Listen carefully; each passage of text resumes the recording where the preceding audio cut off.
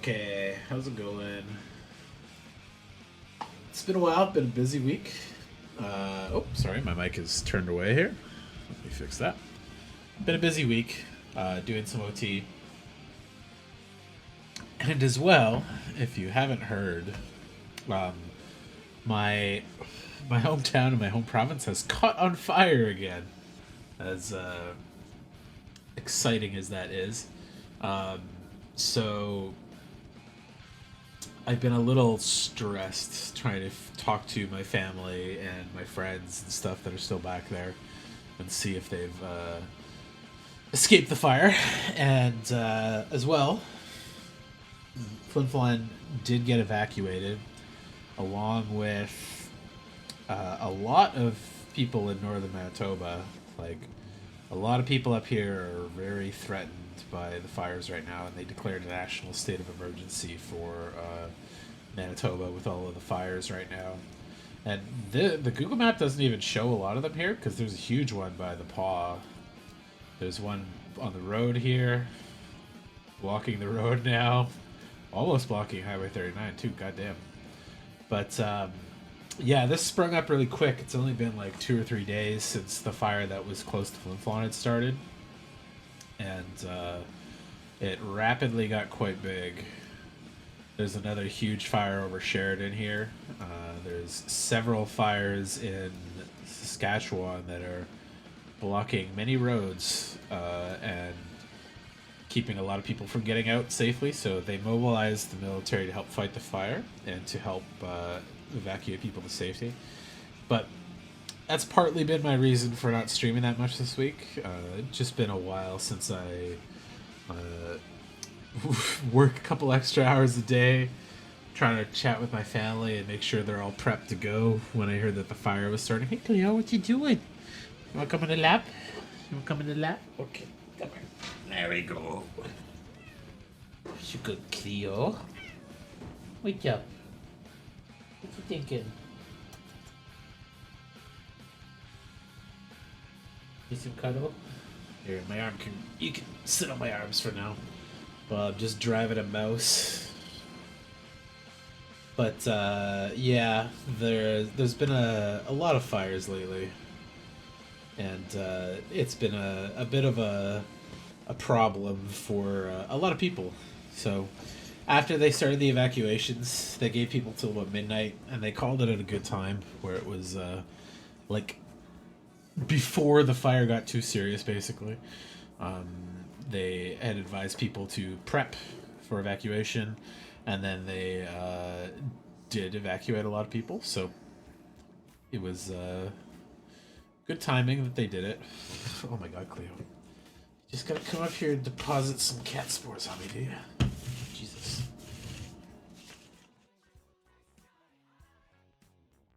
But yeah, I'd been talking with my sister and my parents and friends. Oh my fucking god, what's... Bitch, are you serious? There's no frames dropping. Yeah, okay, it's good. Twitch just give me a fucking scary, faulty... Your connection's unstable, blah, blah, blah, blah, blah.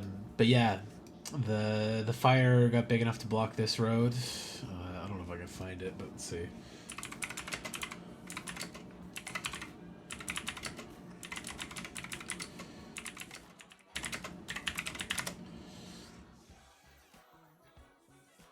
Yeah, so there was a tow truck driver that some people got stranded. He went to pick people up, and I don't know if it'll show it through the login here because I'm on an incognito mode thing, but yeah, he had to go pick some people up that got stranded, and the fires the fuck off Facebook.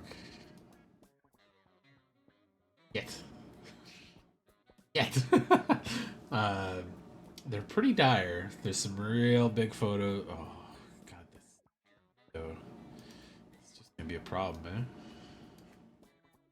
I don't like Google's new AI, or not AI, but I don't like the AI either. But I don't like their display setup for this not being adjustable or movable or anything. Pain in the ass. But yeah, the fire's pretty big. Um, and it's getting bigger, and there is a lot of places that are in very dire straits right now. Like, not only Flin Flon being quite cut off, but they've evacuated most of the people, and they gave extra advisories to evacuate more people so they wouldn't get trapped or cut off there. And some sketchy ass pictures. But yeah, the highway. There's only like two highways out of Flin Flon specifically. One west, one south. There are two minor highways. There's the 167 that goes down to about here. And if you get far enough down on the 10, you can take the 39 to go back up towards Thompson and the other places along here. And then once you get far enough south on the 10, you hit the paw, and there's a whole bunch of different branches you can go on from there. But they advise people to leave Flin Flon, I think 2 nights ago. Rather, like a night and a half ago. By midnight, my parents were pretty well packed and ready to go. My sister was pretty well packed and ready to go. She just hadn't loaded her car up or anything yet. And then I'd been paying attention to the notifications and stuff, so I was like, hey, they sent the thing. You guys got to get ready to go. Like, right now. Don't want sad music for this. Too sad.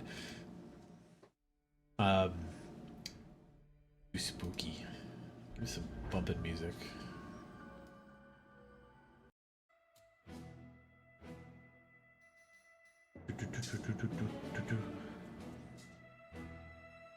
Well, I'm a little annoyed that these videos all have varying levels of volume.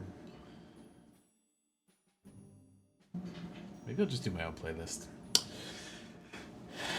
Here, back to my regular playlist then. I'll just select all the Final Fantasy stuff. Also, I'm going to do the Final Fantasy Limited set review in just a little bit of yapping about the fires and stuff, because that's kind of consumed my week. Been a lot of stress and a lot of keeping me up late and stuff, so you know what it is. It's just life when you're dealing with Canada sometimes, but the wildfires have never been this bad before. Oops, not shuffle. Get the fuck out of here. I will loop. Like, they only got this bad in the last couple of years. Like, my whole life living in Flin Flon and when I was living in Winnipeg for college and stuff, they were never this bad. There was never even close to an evacuation thing or anything. And, like, you get a forest fire or something, but, like, rain would be common enough, or the fire bombers would be more than enough to, like, keep it isolated. But they said, too, all of these fires have been man-made. So either bad management of campfires, people ashing cigarettes poorly, improperly storing fuel and stuff. None of these were, like, lightning strikes or anything like that. Just real dangerous conditions in the last couple of years. Climate change has really started ramping some shit up here. But yeah, so the highway west out of Flin Flon got blocked pretty early. They still didn't quite call the evacuation yet, but they did later that day after some people had come back and the winds had shifted. So normally they were blowing northwest, which is why the fire kind of spread this way. And then the winds shifted and they've been blowing kind of southwest a little bit. They called in extra firefighters. They called in military to help evacuate people and to help fight the fires. So the last update I saw was that they've kept the fires roughly outside of the perimeter highway. So there's still quite a lot of danger there, but they've evacuated everybody. They've, or at least everybody they can in the immediate areas here, and they've also started to evacuate the like non-emergency personnel. So people like the mayor or people that like do the reporting and stuff that were staying behind to help facilitate the evacuations and like make sure services are still available for the forest fighters and the military that are helping there. Um, they have left the city now as well, and it's just I think 200 or 300 firefighters, fire bombers, vehicles, stuff like that. So, let's see. One,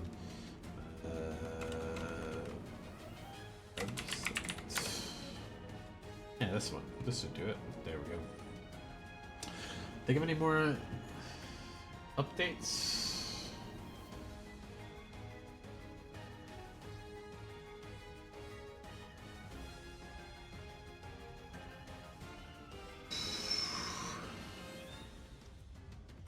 That's not a great update. That's very short. Oh god.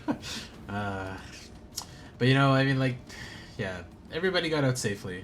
Almost all the friends I know, and like, I'd contact anybody that still had family there. They seem to be okay, and everybody got out pretty well with the evacuation. Let's see if you can see any of the like convoy photos of people leaving.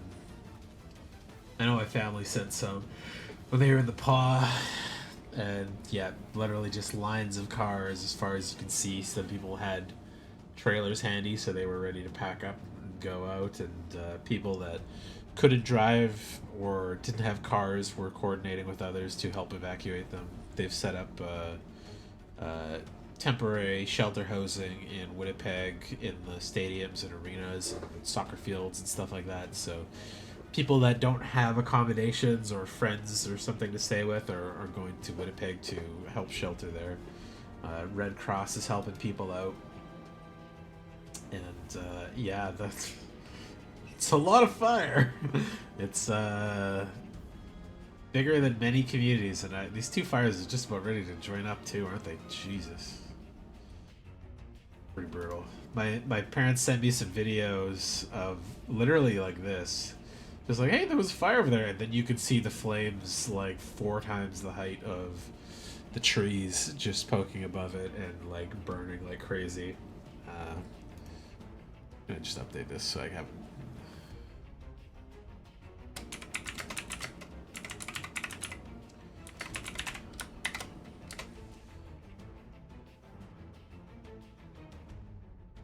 Okay. But yeah, it's definitely been scary, and seeing a lot of the photos and stuff. It makes me feel utterly helpless when I'm not able to go there to help my family pack up or evacuate or anything. And like my family has 2 dogs and 2 cats, and they take care of my sister's 2 dogs, or dog and 2 cats sometimes too. And my sister's got her little son, and they also helped some of their friends that are either too old for, you know, like having their own place or having their own vehicle to evacuate. I thought Bonfire's worse than... Jesus. There's some pretty fucking terrifying videos too of like workers at some of the camps for like the mineral places and stuff, like riding on the back of trucks and like pulling dudes in, and they're driving down these like dirt roads as flames tear up around them. Like it's been a pretty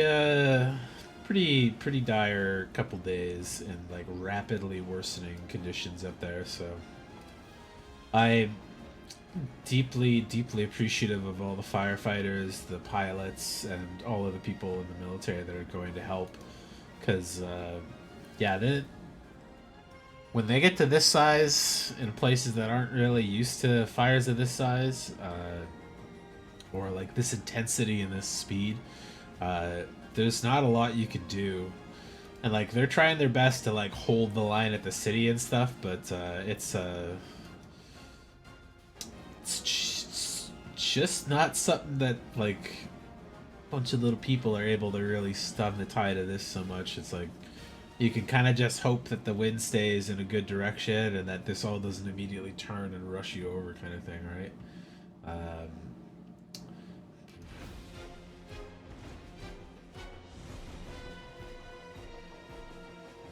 Let's see what the AP10 news says to say.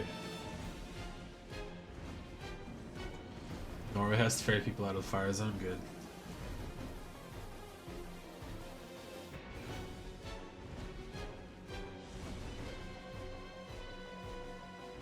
Yeah, and also props to Lab Kinu for making a pretty decisive call to make the decision to declare an emergency and ask for military aid to come in. And I know the military has pretty close ties to Flin Flon because both my parents and other people from Flin Flon are. Cranberry get evacuated too, or was that last year's? Oh, that's last year's. Yeah. Okay, I was like, did they get that bad again? Did it? Jesus. But yeah, I should probably specify like on the tools to this year. Let's say past week.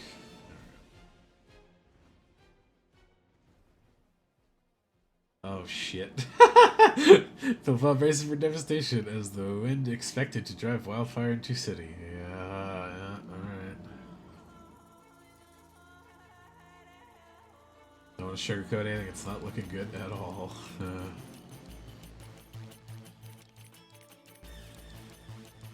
Get the fuck out of here, ads. I can't even close that.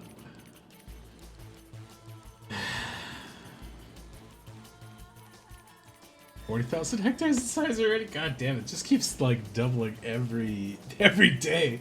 Oh, that's getting absurd. Less than 400 meters. Sorry, I've got a little bit of a crick in my neck too. I slept a little weird yesterday.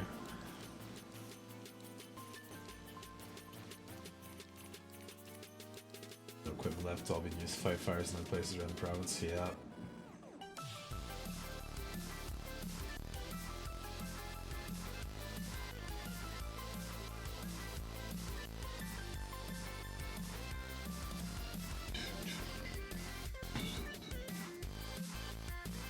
My mic seems overly sensitive today. Maybe I'm just speaking louder or something, but...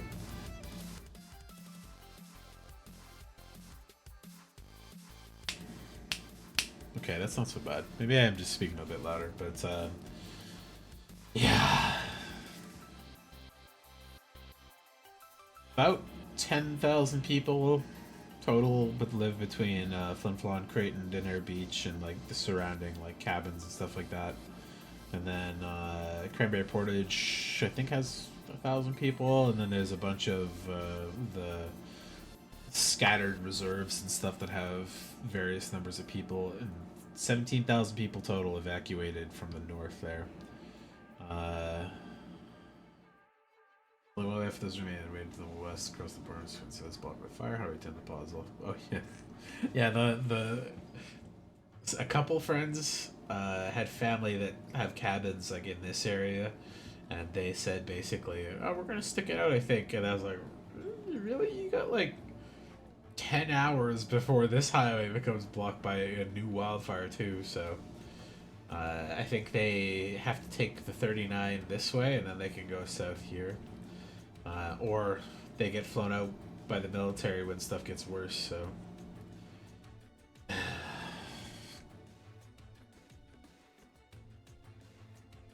Well, he doesn't know if anyone in Flin Flon has decided no evacuation or is high terms have been doing good. Yeah. I hope everybody got out.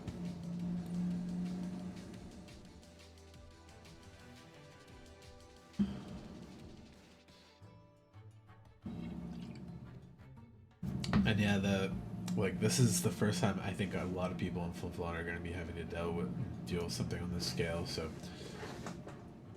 if you want to help out, donate to Red Cross.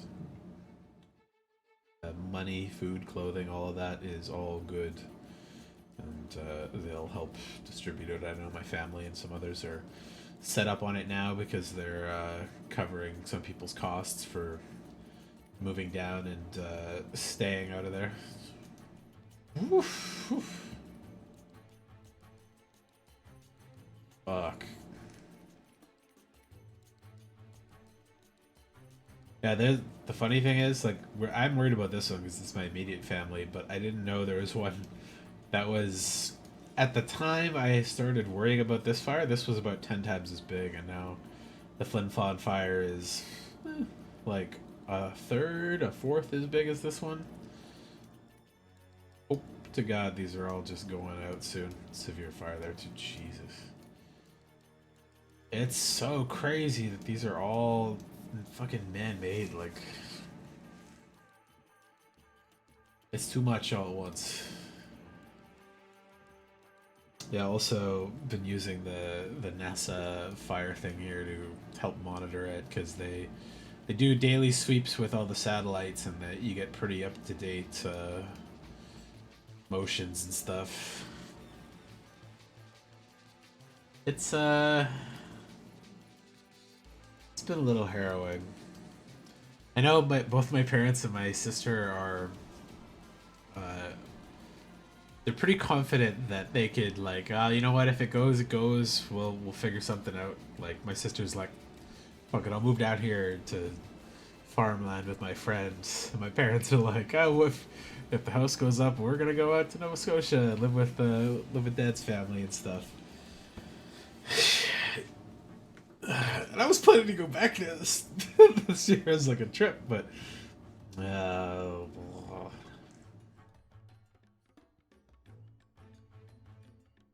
let's go to Friday.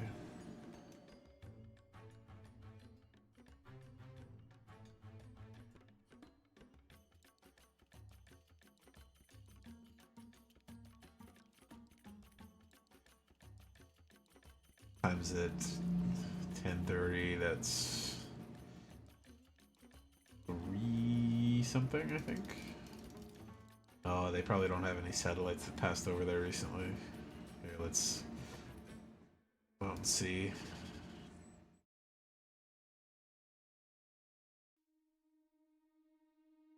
That's northern passes. Going this way. Maybe. Seems like they're all focused on Russia. That one's not even getting fucking nothing. What the hell? Can't tell which direction these are going in.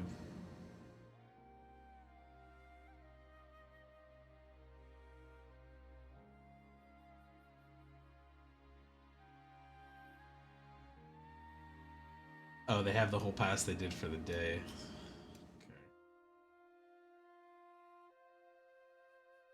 Okay. Oof. That fire. The smoke. It's covering most of the eastern side of Canada and America there. I think they get some of it down in the west side there too. A very high resolution satellite. Well, you can just see all the smoke piling up. And these red spots are like the hot spots. That's too close to the city there. Okay. Let's see. Ooh.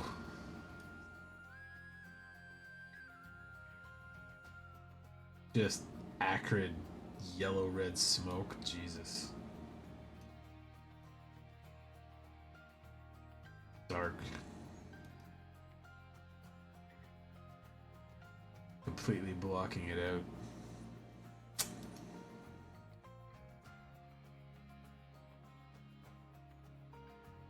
Reflectance? Interesting. Brighter. Different bands of light. Aqua corrected.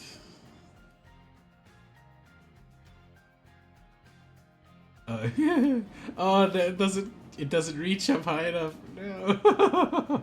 That's a shame. That would be interesting to see the hot spots with the lights and stuff. If I turn this off, yeah, you can kind of see the fire hotspots there. Winnipeg looks like a shining star there. There's Montreal, Toronto, Ottawa. It's a shame that doesn't reach up to like where my hometown is. Oh, that's the same light, or same, yeah, same satellite. That would have the same passes if it's the same satellite, I see. Oof.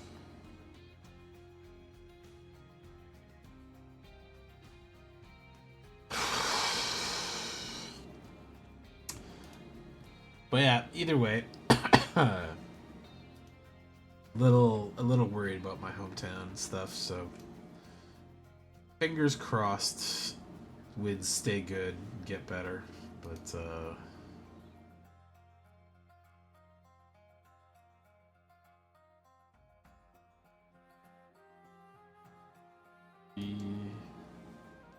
30 range. No update yet? Okay, what if I go a little earlier? An update there?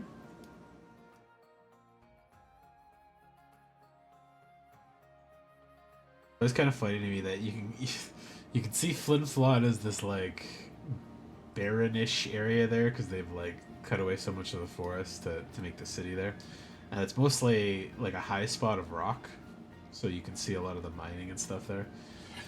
Yeah, let's say what's the last hour of yesterday?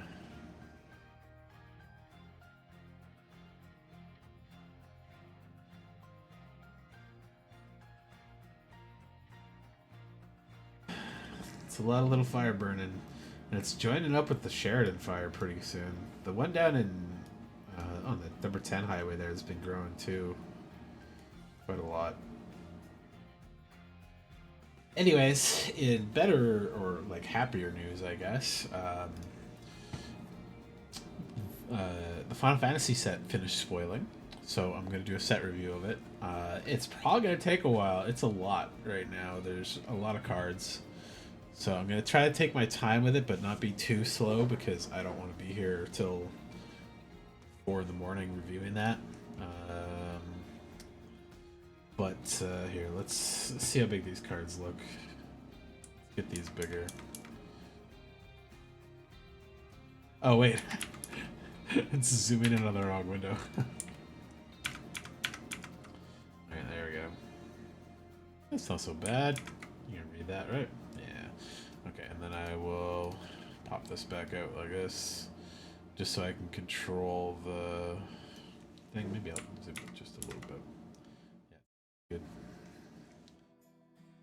But they cover all the games, or rather all the mainline games, FF1 to FF16. Let's see.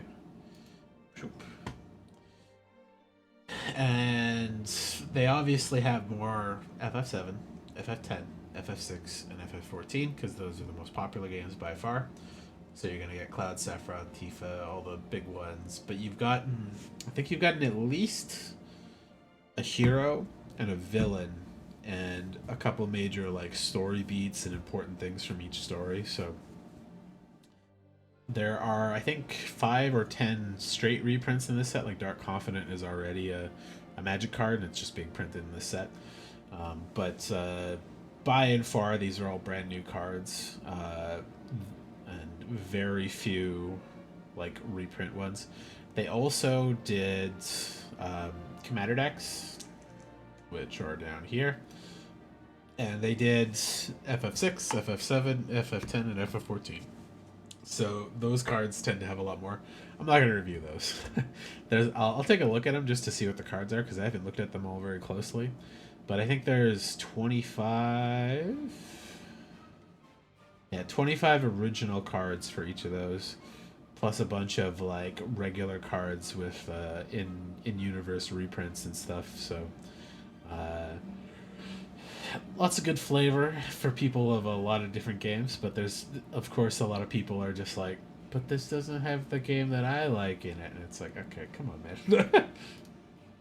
Can't have everybody's favorite game have all the favorite characters in it if they're gonna do a generic FF thing, because FF7 alone could have a whole set and set of commander decks based around it. FF14 could probably have 2 or 3 because it's fucking huge. So they did a really good job on this. I think there's a lot of like good flavor for fans of all levels. Like if you like a certain game, you're gonna see something you like in here.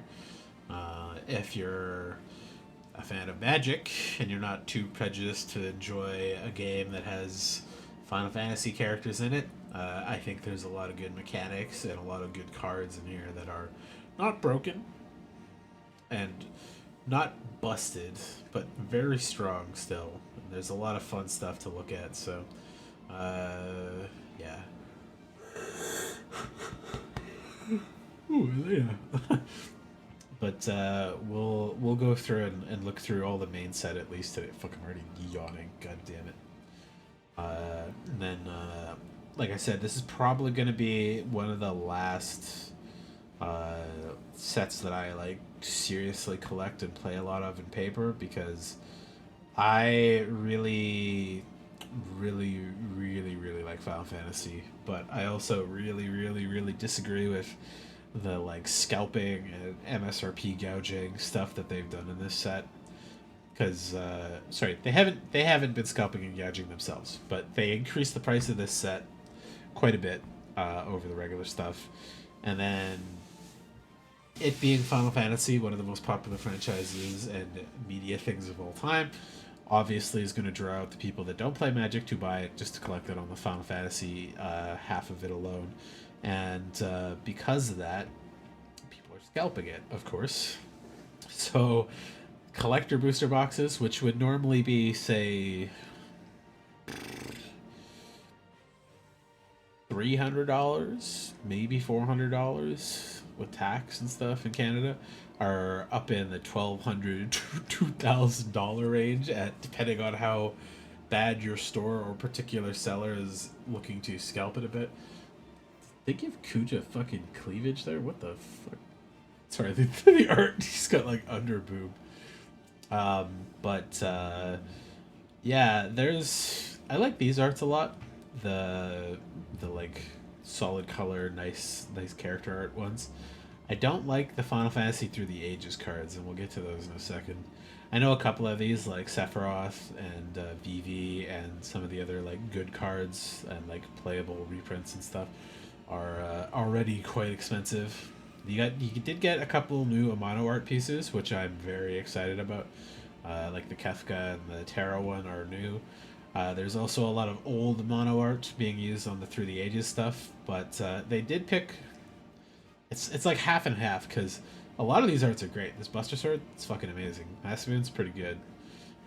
Clive looks great. Some of these are pretty solid. There's some pretty iffy ones that I'm not really a big fan of, but I also like how they did the summons in this one. So it's a saga, which is normally an enchantment that comes down with a counter on it, and then you do the effect on chapter 1. And every time you draw a card, it will go to chapter 2, chapter 3, chapter 4, chapter 5, whatever. And when you hit the final chapter, you put the last counter on it, and this enchantment goes to the graveyard. The sagas are all summons, so they are all creatures. So you play them as the saga, or bring them in, or flip them, whatever way you're getting that summon out. Because some creatures like Clive turn into a summon, because that's what that game has as a mechanic. So you have this creature for 4 turns, plus all the saga effects, which is generally going to be pretty good. Like you're going to play this 3-drop, you're going to get a basic land, which is like a card on its own. Just pay 3, get a land from the deck and put it on the battlefield. But you're also going to get a 3/2 for 2 turns that gives you an additional effect of when the or the creature comes in, you get an extra counter, and then you get draw a card if you control the creature with the highest power or tied for the greatest power on the battlefield. So that's like 3 old cards that are like normally a one-time use sorcery or something like that, stapled onto a 3/2 body.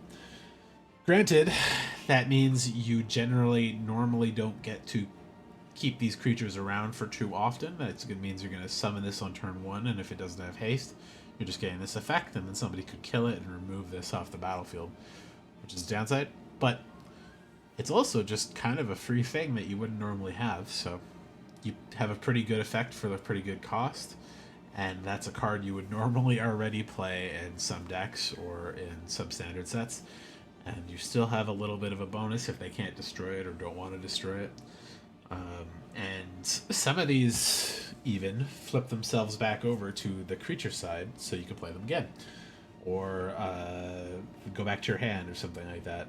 Also, I think this is the only serialized card they have in the set, or at least the one they've advertised. There might be different ones, but there's going to be golden foil traveling chocobos, which I'm sure are going to be a couple $1,000 because this is a pretty solid card on its own, and you've already got the art variants for all the different chocobo colors, or the main chocobo colors, because you can have all sorts of chocobo colors, but these are your regular ones, like your standard chocobo, your mountain chocobo, your ocean chocobo. My third pick right? Regular, ocean, mountain. Black can do mountain and ocean, but can't do something. And the gold can do everything, but I think I've forgotten one. Brain is blanking now, but yeah, you get all the colors here, and of course the best one. And if you get lucky enough and get, like, say, number 1, number 7, or number 77, I'm gonna just say now those prices for those particular ones are going to be very insane, because that's just the good numbers for Final Fantasy. Yeah, some good art here too for these guys. I love it. Also, triple triad card. Good stuff. Jumbo Cactuar gets 9,999 attack when it attacks, +1, because that equals 10,000 needles. Good stuff. And, like, some people might find this to be a joke or something, but I love it. It's very fun. There's some of the reprint art from the Amano stuff, and some of the other ones. The Yasunari, that's Nomura. And so you get some of the good stuff here, and some of this stuff looks a little rough right here. Just calling the artist Square Enix is a bummer for that. Like, these are the ones I wish, like, okay, you only had a render of this thing. You could have put, like, a, somebody's drawing on there. It would have been fine. They've got a couple of really bad ones here. Like, somebody getting this Kuja card. Kuja card, the Garnet card, the Edea Kramer, even the Seymour one is particularly like, oh, this just doesn't feel good. Some of these other ones are great though. The Dawnwarrior's Legacy, the Cloud Jin, Sephiroth. Like, these are good art choices for that. These renders from the game that are like, were pretty clunky looking at the time. Like, they were still groundbreaking 3D, but like, they rapidly got outpaced. Like, this game went to this. This game went to this. Like, surely you could have picked a better art. Have somebody draw this at least, and like, it would have been fine. Noctis one's okay. Hero of Light's okay. The Clive one's okay, but like, there's clearly some winners and losers with the art on these Through the Ages ones, but they picked some really good stuff too. Like, this card particularly is probably gonna be quite expensive. It's an expensive card with good art already. Some nice ones for the Japanese ones. I think they had some new artists work on those ones as well, or like, artists do new renditions of some of those things. Even if these ones were just like their sprites, I probably would have been happier than this, like, badly low res PS1 1999 kind of like CG part for that. This one's fine, I guess, but like, some of these are bummers for what they are. The rest of these though, they're fine. I'm okay with almost all the art on these cards. There's definitely a few that I have like some qualms about, like some hands that don't really like mesh the right way, but I think they got the right ones to do the right stuff overall for most of this, and it's not an embarrassing set to look at for the art for the most place, let's say. Beatrix, Zach, Barrett, oh, this is so good. There's a lot of good stuff here, but yeah. So we'll start the set review. I'll go take a quick cigarette break. Oh yeah, starter kits, right. So these cards are also, you get them from that dual deck where it's like Cloud versus Sephiroth. I think they're quite cheap because I think they're obviously not very powerful, but I'll probably buy them just to see what they look at. I don't know if I want to buy any of the secret layers because I really like the Street Fighter ones because they were really flavorful. They were unique cards, and they had like a art style I was quite fond of. But these ones, it's like hit or miss. Like I like the Mateo Fall because that fucking works really good for Star of Extinction. Like it's a perfect card for what that is. I wouldn't mind one of these Gilded Lotus, the Aerith Flower. Don't care what Spirit's Punishment or Merciless Poisoning or Unseat the Usurper. Absorbent Time I like. BV's Thunder Magic for Lightning Bolt is perfect.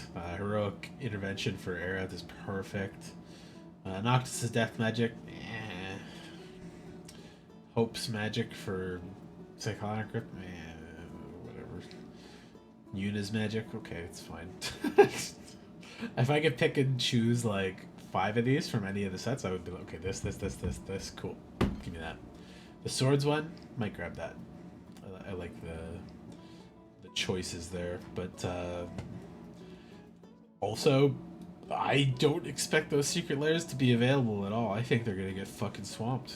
The Marvel ones got stomped and like almost nobody got anything out of that, so I know thousands of people were fucking pissed because it's like, oh, you're in line, you're like 15th in line, and then it just never loaded. And then you found out that like bot dudes like scalped the fuck out of it. So I hope that doesn't happen, but you know, we'll see.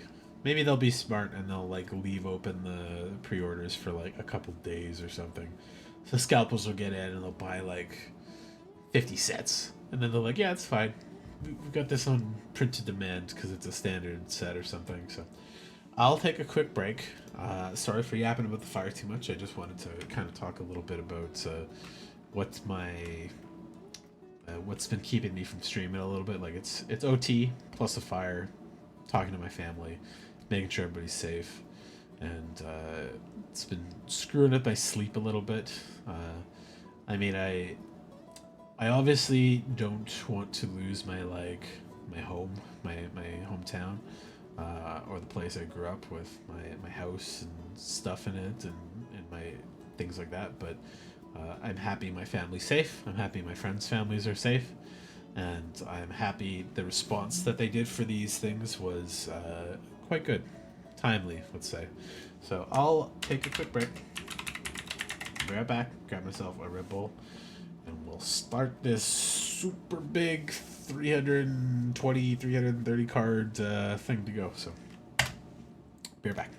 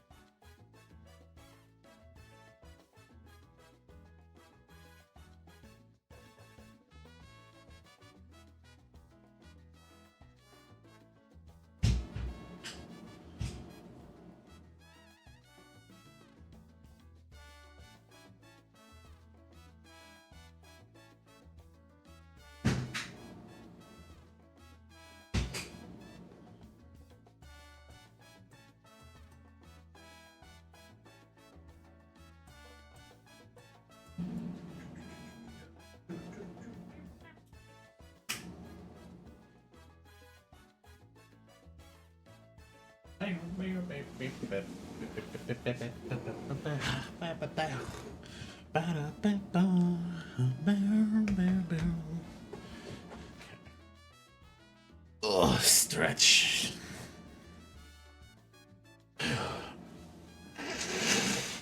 I should probably bring up the themes for draft and limited too. Let me do that.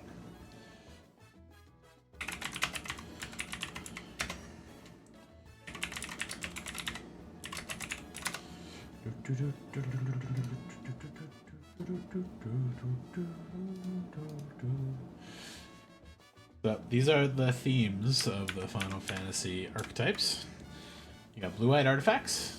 Calling out, I'm not gonna bother reading them. You got blue-black control, black-red black mage aggro, red-green landfall aggro, green-white go wide, white-black artifact and creature sacrifice, blue-red big non-creatures, so spells, instant sorceries, artifacts, enchantments, green-black graveyard value, red-white equipment aggro, and blue-green town ramp. So it's pretty standard themes for draft archetypes. These are all common associated ones, except for the black mage aggro. That one's kind of a new one. So there's a bunch of cards that create, I think 0/1 black mages. That whenever you, or maybe they're 1/1s, but I thought they were 0/1s. That when you cast non-creature spells, will ping the opponent.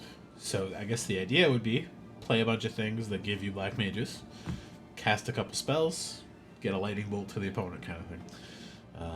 The blue-red ones is the generic is it stuff. Graveyard Valley is pretty normal. Equipment aggro is pretty normal. The towns are what the lands all have. They all have the land town land type, except for the basic lands. So there are many towns that are multicolored, towns that are single-colored. Some of them have adventures tied to them or effects tied to them, and there are cards that care about the town ramp. This plays a little bit with a bunch of the other themes because the landfall aggro stuff, a lot of it's in green. There are some red ones as well. Chocobos have a generic like landfall bump on them of like +1/+0 for any of the generic chocobos you have. There's heroes and the equipment that generate those hero like 1/1 heroes, and that's the filler for a lot of the early game stuff that didn't have like named protagonists sometimes, like Onion Knights or the Heroes of Light and stuff. And also the FF14 cards cover a lot of equipment in these ones because there's like your job select. So you want to be a white mage, you get the white mage staff, black mage staff, the monk fist wraps and stuff like that. So they got some good general archetypes here, and I think there's a lot of fun support for them. So I'm gonna grab one more thing. I forgot my puffers for the day, but I did grab my Red Bull, so good for that.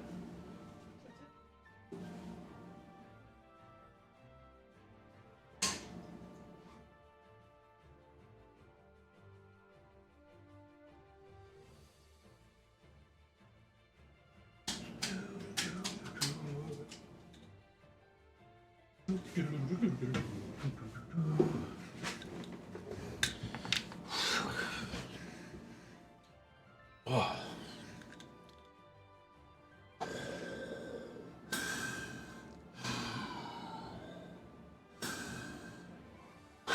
So one thing I forgot with this like kind of shit weather and the prep for the Final Fantasy set and the OT at work and the forest fires burning down my hometown was that there's the overnight tour the night and day versions are happening like tomorrow. And I forgot about them, and I'm not ready for biking for that stuff, so I didn't sign up for those, unfortunately.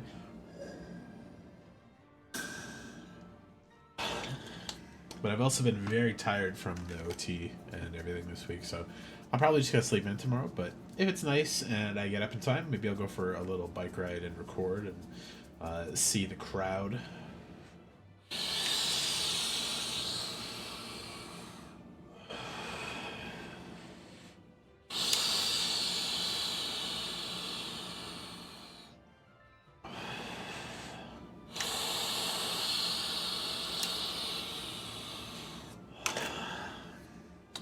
So we'll start this off with the white cards. And the first one on the docket is Battle Menu. Very flavorful. You'll recognize the options as the generic RPG options in a fight. So this is a modal spell. One on a white instant. And you can choose one of 4 abilities when you cast it. Attack, create a 2/2 white knight creature token. Ability, target creature gets +0/+4 till end of turn. Magic, destroy target creature with power 4 or greater. And item, you gain 4 life. It's pretty simple. But I think it's going to be pretty valid, especially just for the attack and magic abilities alone. The ability and item ones are going to be more, let's say, situational. Maybe you need to gain some life, maybe you need to block something big, and you want a creature to survive, but paying 2 for 2 at instant speed is just like a 2/2 with flash. That alone, that you could sometimes use as a removal, is going to be plenty good on its own. So, like I said, normally a good spell, I'd put it like a C. But this one I think is quite versatile, and 2 modes especially are quite good. 2 modes are, yeah. I would put this at like B-, I'd say, because I really like good modal spells that have many good modes on them. Olron's Inspiration. 2 and a white instant. Attacking creatures you control get +2/+0 till end turn. So I shouldn't say you control. So this works well with 2-headed giant as well. And you could also use that on your opponents for some reason if you wanted to blow yourself up, or you needed to pump their creature up to remove it with Battle Menu or something. This also has flashbacks, so you can use it twice. So if you get to swing in and you don't get to finish them off, but you're also not dead on the swing back, you might get to use this again next turn. And it's not expensive. Normally these have about a 4 mana cost to do the same thing. Getting 3 and 4 as the flashback is quite good too. Not that strong, but strong enough I'd put it in C+. And you got Ash, Princess of Dalmasca, the FF12 card. Oh yeah, I should say that which one they're from. This is from FF6. It could be from anything, but FF6 is a good one to show. FF10 for Titus, Yuna, Lulu, and Oron, of course. And you got Ash, Princess of Dalmasca from FF12. Arguably the real main character of that game. Because Van and what's-her-face, the other girl, are like add-ons because they didn't think these guys would be interesting enough to be main characters, so they put in like a little bum street rat thief kid that I just don't like. Okay, so she is 2 and white for a legendary human rebel noble. She is a 3/2, so she's pretty on cost for 3. There's a lot of legendaries in this set too. Like, I think 80% of the creatures are legendaries. Maybe 70 if I can't remember the exact calculation. But whenever Ash attacks, look at the top 5 cards of your library. You may reveal an artifact card from among them and put it into your hand. Put the rest in the bottom of your library in random order. So her ability is pretty narrowly tied to the artifact aggro stuff. But you're still going to be pretty happy to play a 3/2 for 3. Like, that's not going to be a problem. And legendary, I think, is not going to be too much of a problem in the set, because I don't think you're going to see a lot of doubles of a lot of these cards, especially the rares and the mythics. But I would put her, I think, as a C, because at the base level it's a 3/2 for 3. Her ability doesn't trigger, or it always triggers when you attacks, but it might not be viable in a lot of cases. In the really odd case that you don't draft any colored artifacts that are in your colors, and you don't get any of the non-colored ones, she's like super dead card, for the ability at least, but a 3/2 for 3 is passable. Like, you're still going to be happy to play that. So Ambrosia Whiteheart. So this is one of the special chocobos from FF6. Sorry, I gotta sliver in my thumb here or something. 2 mana, 2/2, legendary creature, bird. It has flash, so you can flash her in an instant speed, which is really good. I'm always happy for creatures with flash that are in blue. When she enters the battlefield, you return another permanent you control to its owner's hand. And that can be your summons, it can be your artifact, it can be your enchantments, or another creature, or a land specifically, because the birds care about landfall.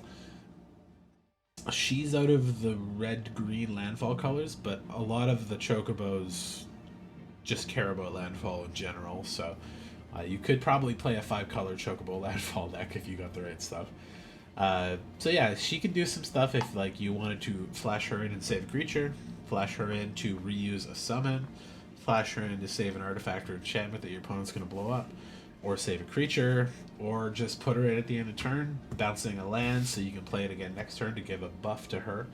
And so she's got the generic chocobo landfall buff. I would put her at, I think, B.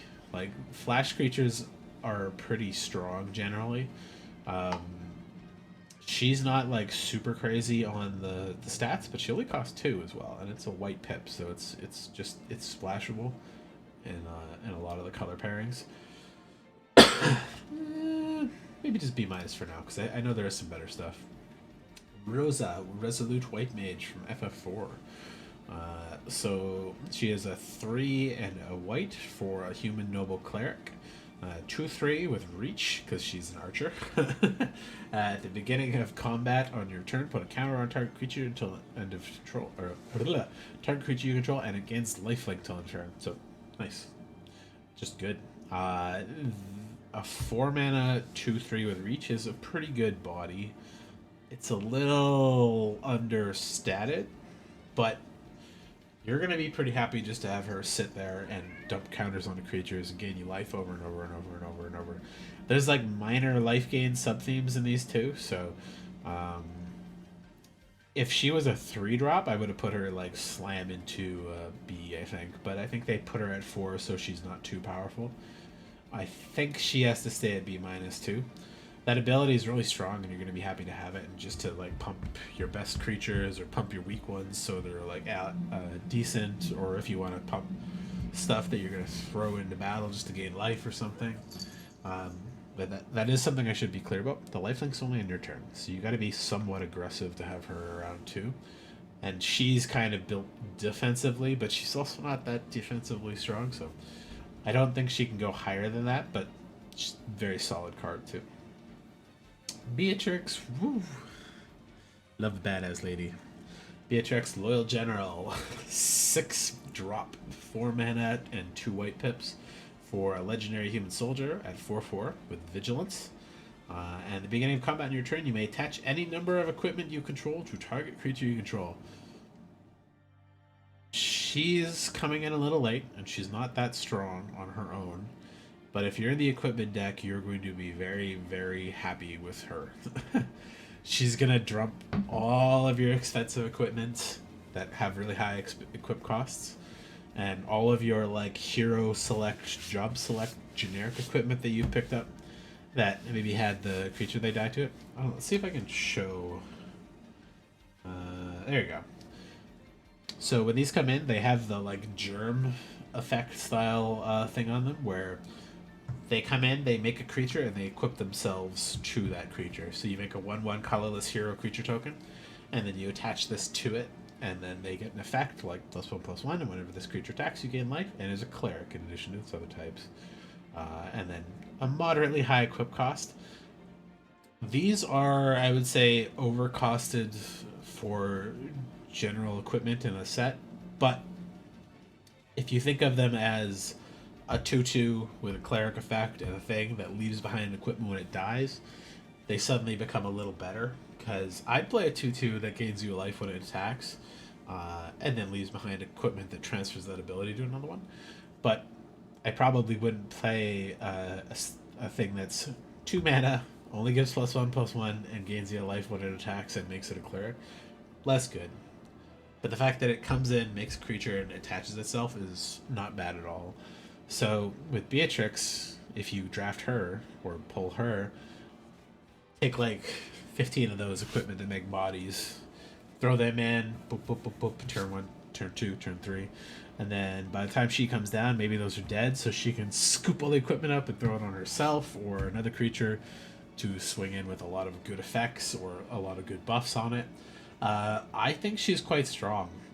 She, again, is a little narrow because she needs to have stuff that works with it. So, like Rosa and Ambrosia, I don't think she quite fits into B.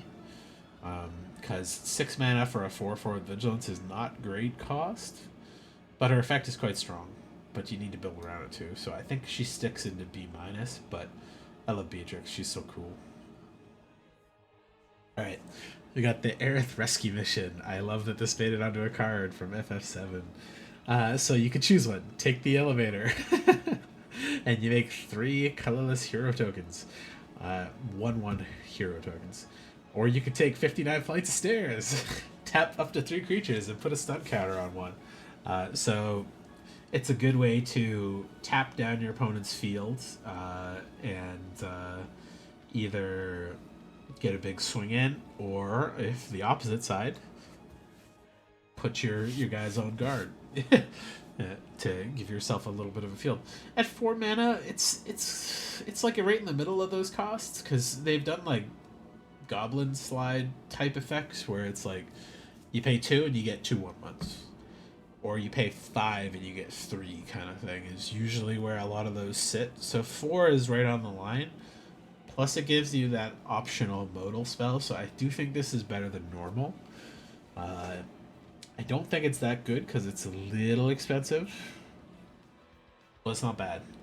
Tapping down, say, their 3 best creatures and keeping their very best down for another 2 turn cycles is not bad at all.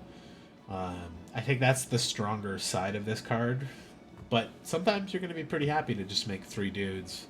Like, especially if you're in the go wide deck. So I think this is just sitting in a C+. Oh, sorry. Yeah. I was going to say Ash was the one that's dependent on that deck being built correctly. She goes up to C+ or B-, but Beatrix stays solidly, I'd say, in a B- there. She's a little better, but that effect is very strong and I think easy to turn on. So Zach Fair, 1-drop human soldier 0/1. I'm surprised they didn't put like hero or something on him. I think that's his whole thing, right? Zach Fair enters with a counter on it, so he is a 1/2 for 1.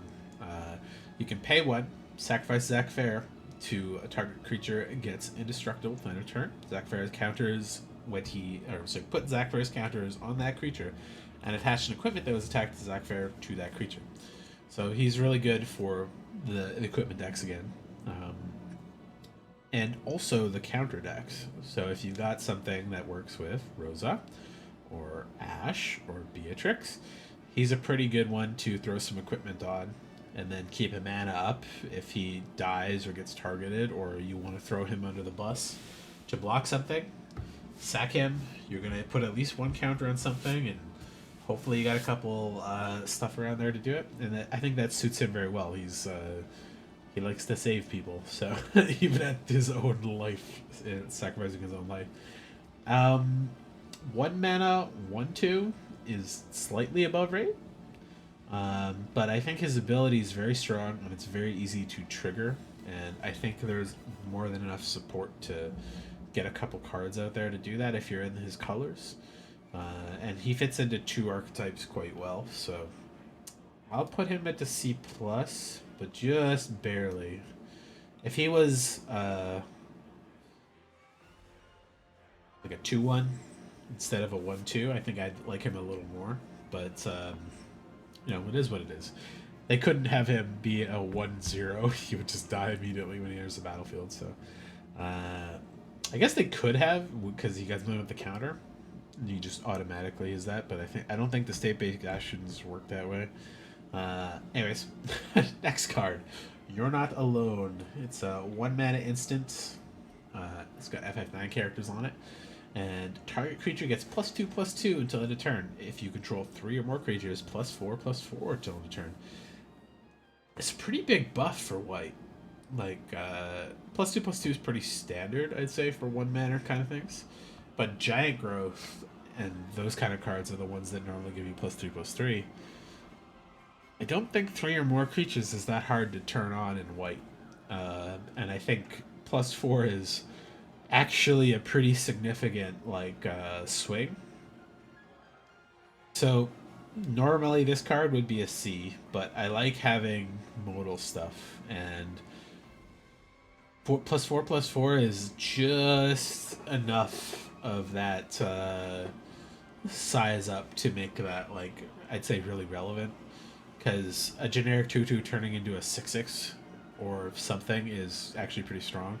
And this being 1 mana and common, you could probably dump 2 or 3 of these out and make a lethal swing in like one shot.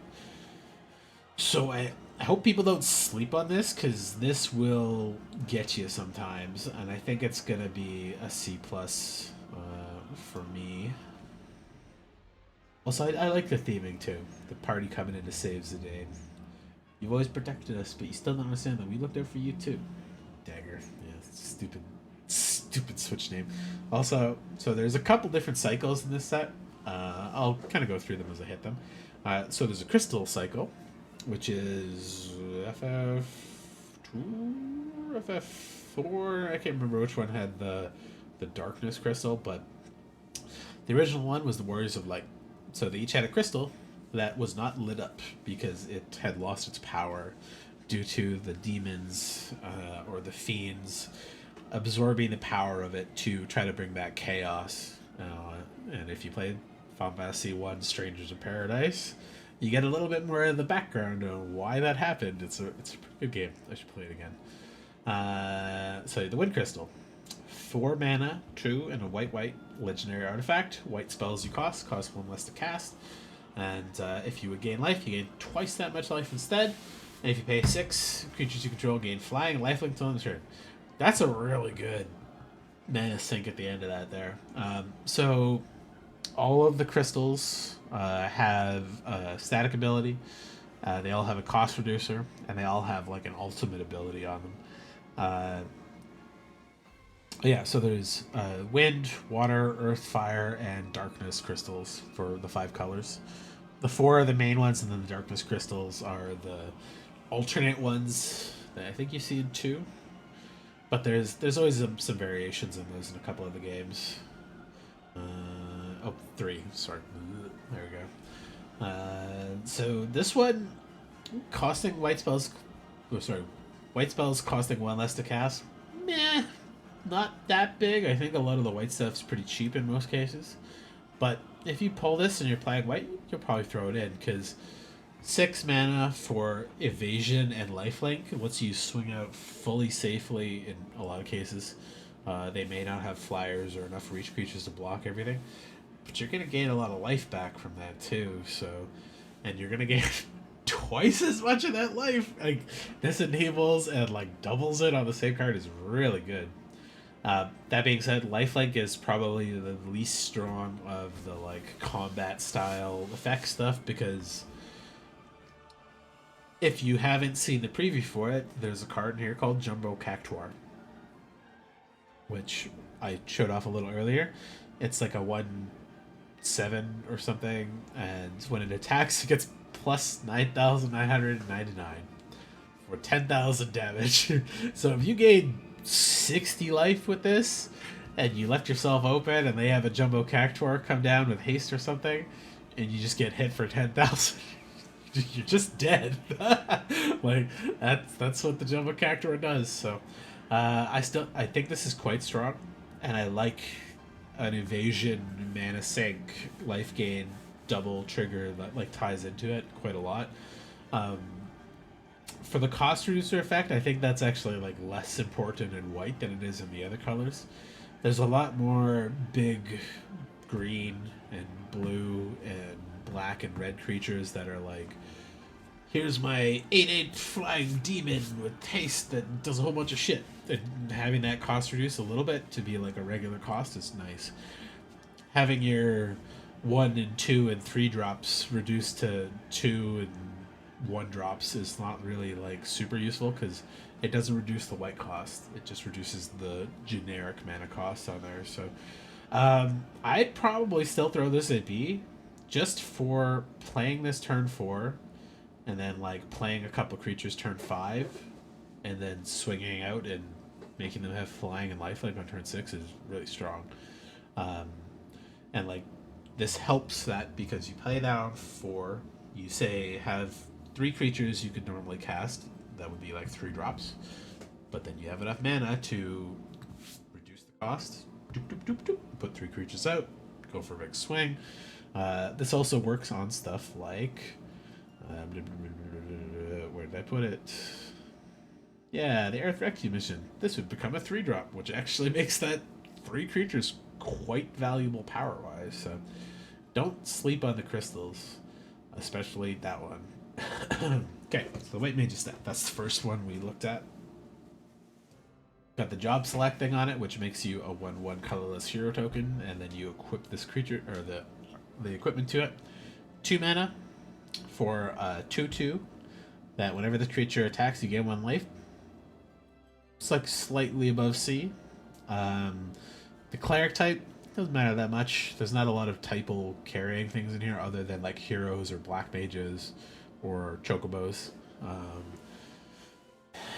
So like I said, if this was just the equipment, it didn't have the job select, this would be like a C- or D, because that's not a great effect. But having this and treating it as a 2-drop for 2 with slight upside that leaves behind an artifact, that's good for a lot of things. There's the artifact stuff, there's the go wide stuff, there's the equipment stuff, minor life gain triggers.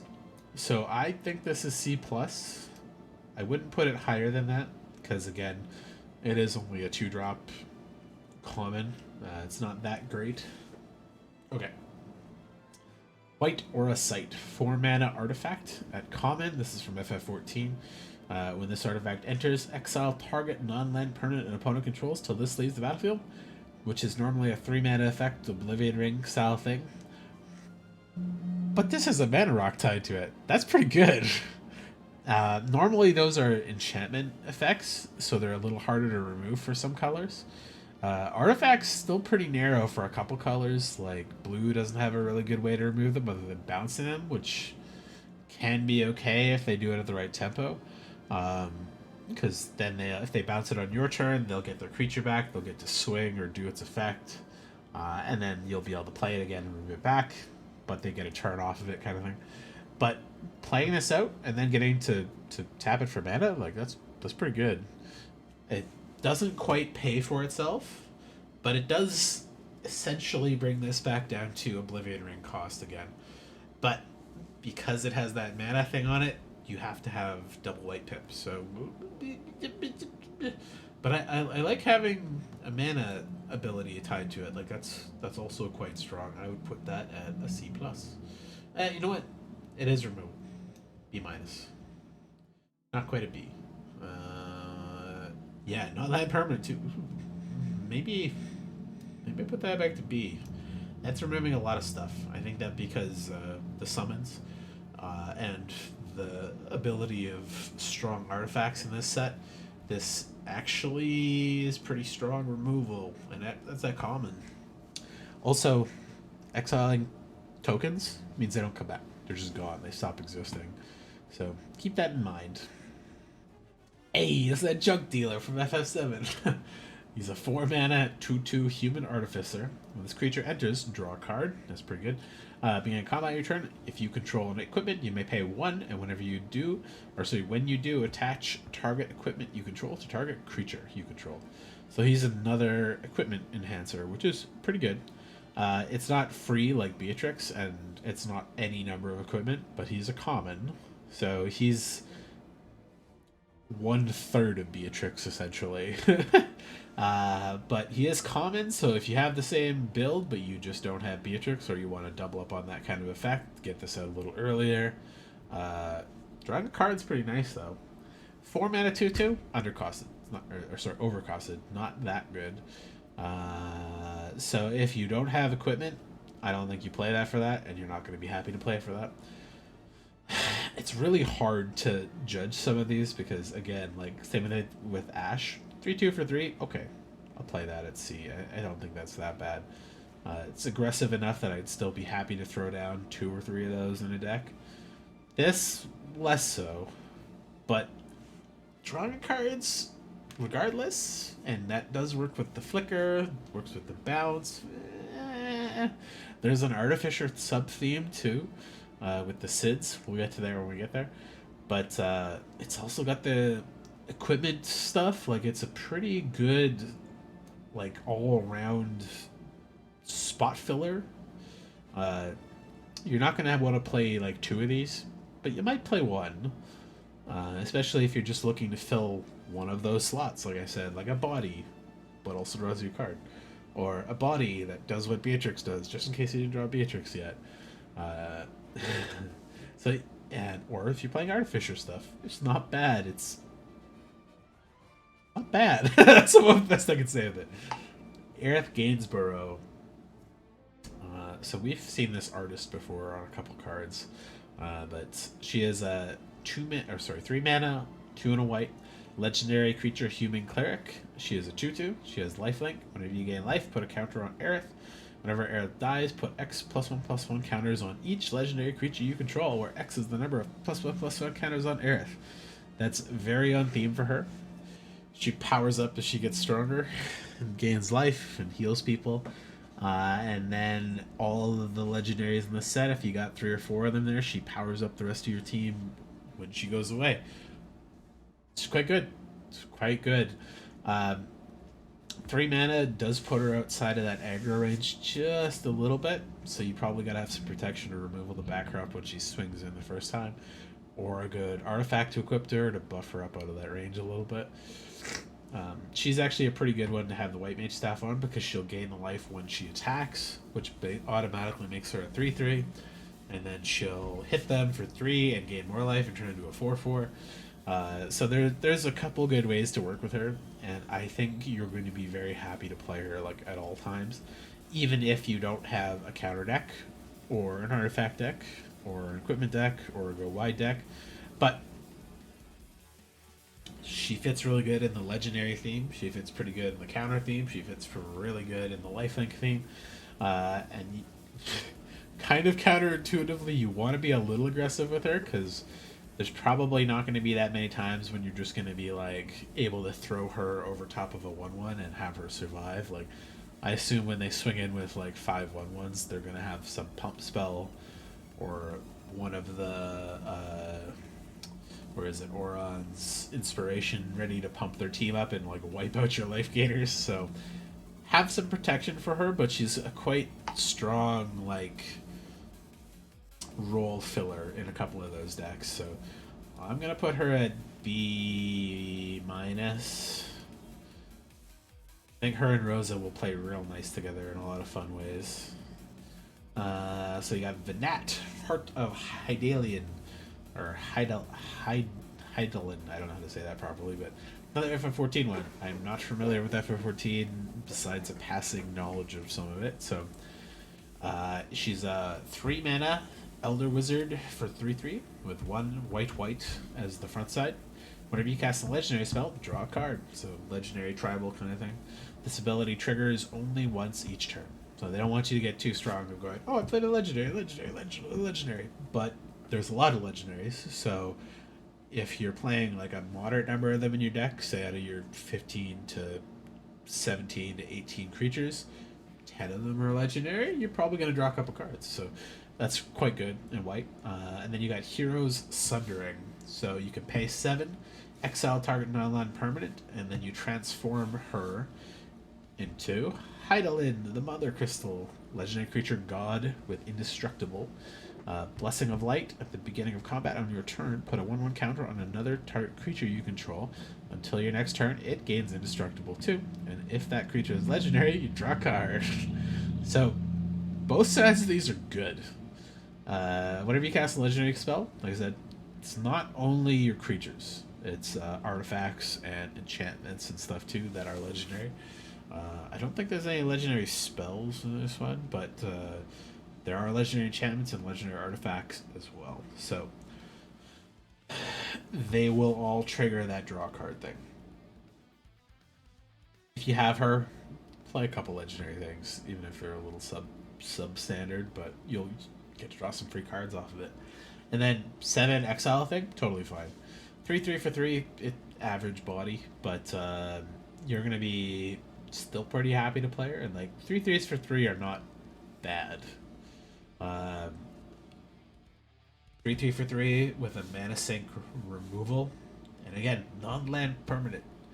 You can hit enchantments, you can hit artifacts, you can get a lot of stuff with it. And exile is really strong because it gets around stuff like indestructible. So if they have a Heidelin, but you get to flip yours first, well, you can remove theirs from the game. But when she's on the god side, indestructible. I feel like she should have flying, but whatever. A 4/4 indestructible is pretty strong. And whenever you get to put another counter on another creature you control, and then sometimes make them indestructible and sometimes draw a card, very, very, very good. I would even go so far as to put that into a B plus. To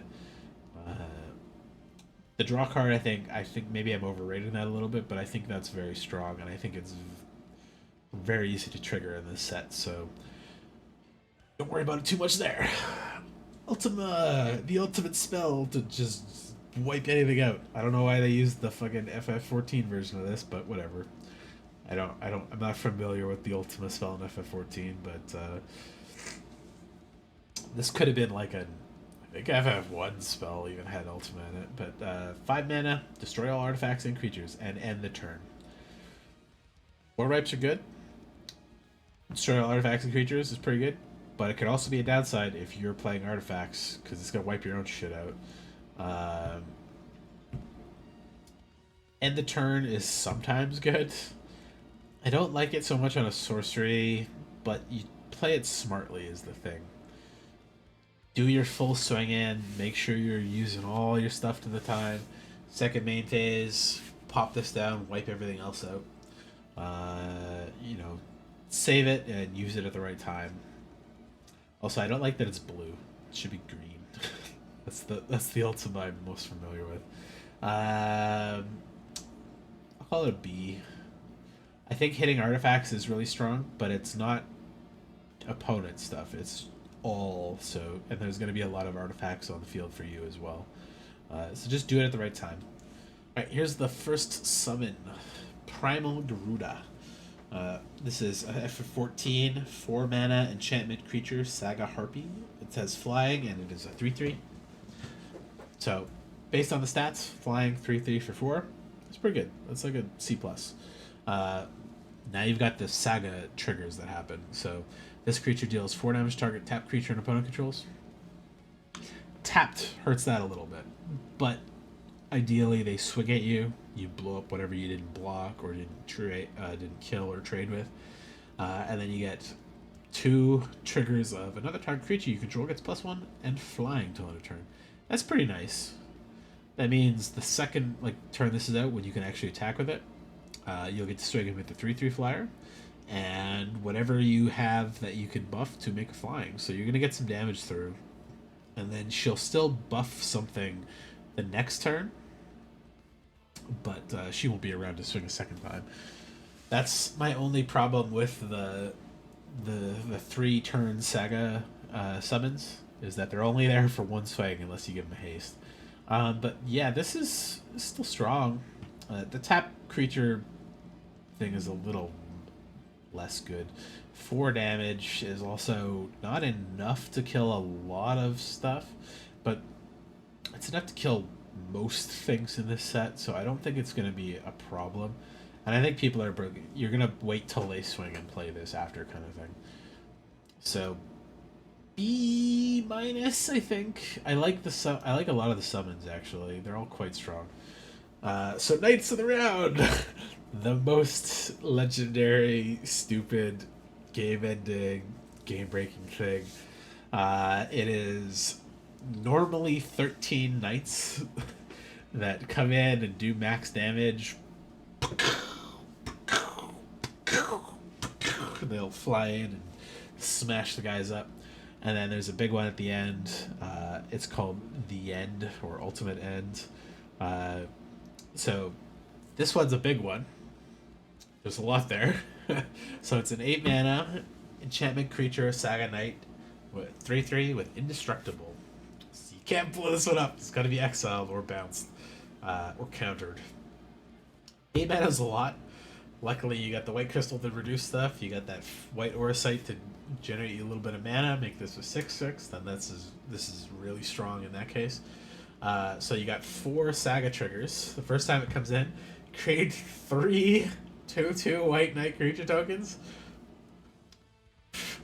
So this comes in, it makes 9 power on the first turn because it makes 3 2/2s when it enters, and it is also a 3/3 indestructible. That's already really strong. And then you make 3 more, and 3 more, and 3 more. And then you get the big buff of other creatures you control get +2/+2 until turn, and put an indestructible counter on each of them. So they're all indestructible forever.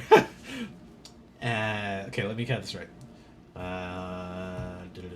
3 times 4, you get 12 plus this guy for your 13 knights. And 13 times 4 is 40. Sorry, my brain, like I said, I'm a little tired already. But 53 damage, I think it works out to. This is a game ender. If they don't answer this or deal with it like on the first trigger, or have a board wipe ready before the final one, like, even if this is the only thing that survives, well, I guess it won't survive. It's got it goes away on that final trigger, but sorry, not 53. 50 damage. It's pretty good. That's an absolute A+ for me. I really like that thing. And in limited draft, I think it's going to happen less. But I think in pre-release or sealed or two-headed giant, I think this is an instant slam. You play this card no matter what if you open it. You're going to make your deck either play white or be able to generate double white so you can throw this down and end the game, basically. And that's what that summon's supposed to do. So I think that's a good one. Making 12 dudes, 2/2, so it's 24, 48. Sorry, not 50. It would be 51 damage if he survived, but ideally you get this down, 4 triggers go past, and then you hit the ultimate end. But before it resolves, or before it gets to the 4th trigger, you Ambrosia Whiteheart, bounce back to your hand and play it again. You know, if you get to that point, the game should be over. But okay, another summon with Chocomog. This is an FF7 summon. You get 3 mana enchantment creature Saga Bird Moogle. 3/3, no flying, nothing like that, because they're running birds. They don't fly normally. So 3/3 for 3, pretty good. It's got 4 triggers. Stampede, other creatures you control get +1/+0 till a turn. Nothing fancy, nothing crazy. He's also like the 2nd or 3rd summon you get in FF7. He's not meant to be super strong, but he's meant to just give somebody a little bit of a buff, and I think he works for that. 3 mana, 3/3. That'll stick around for 4 turns. I'm okay with that. The other creature buff is pretty good, especially if you're in the go wide decks, and he'll last long enough to let you build up a decent board to do that. Yeah, C+.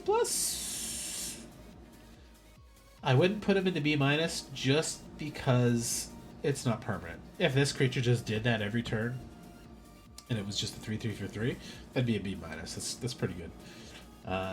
Stiltskin Moogle Merchant. 1 mana, legendary Moogle.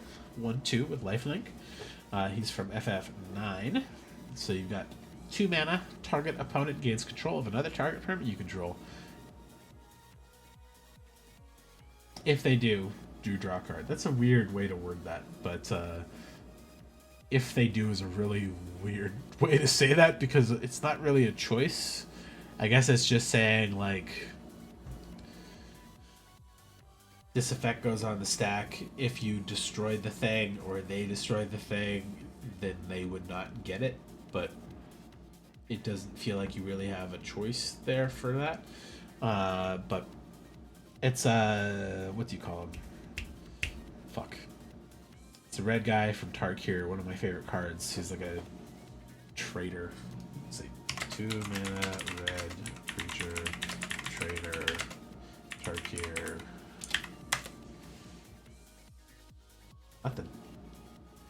What the fuck? Google AI is dog shit, man.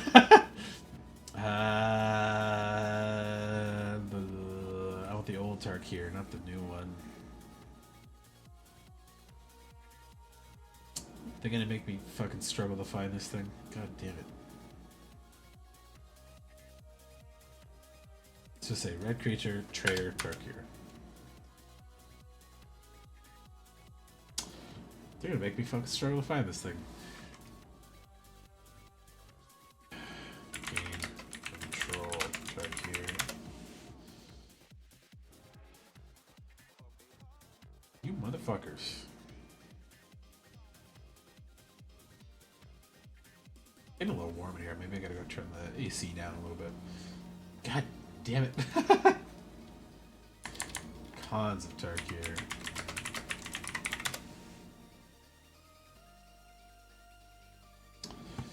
Is it from the second set and not this one? I think it is. What was the second called? Fates Reforged.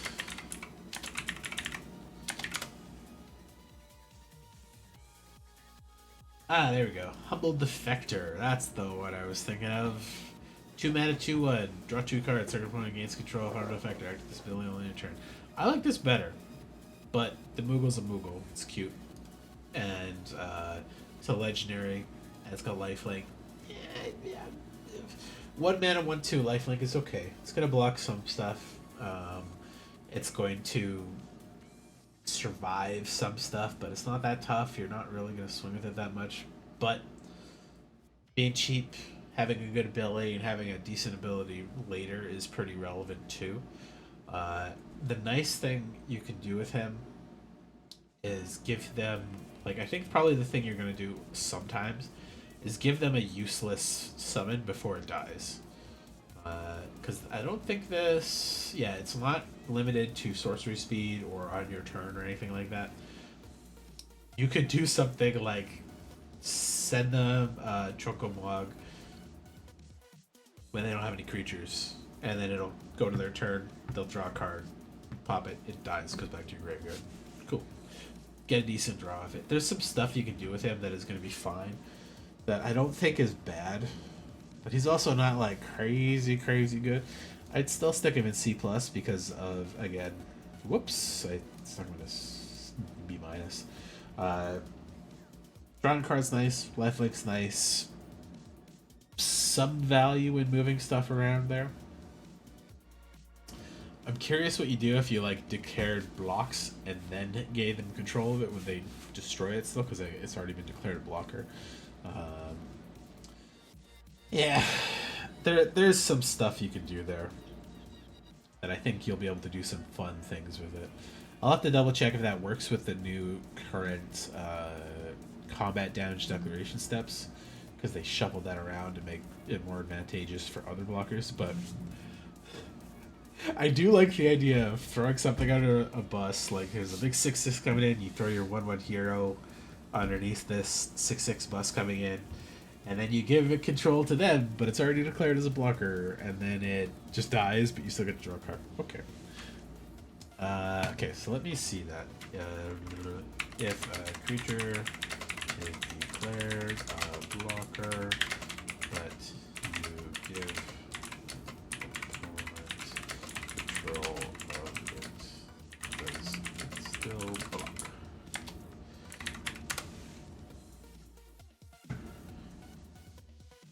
I need to see.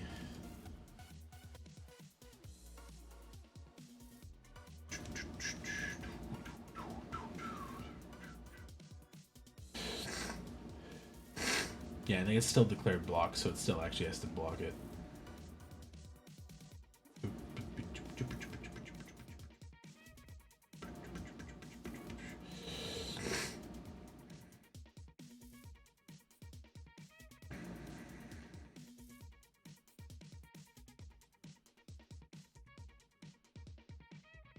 think that's probably going to be the best case for a lot of uses on him, is when you throw something under the bus and then give control over to the opponent. Draws, it dies.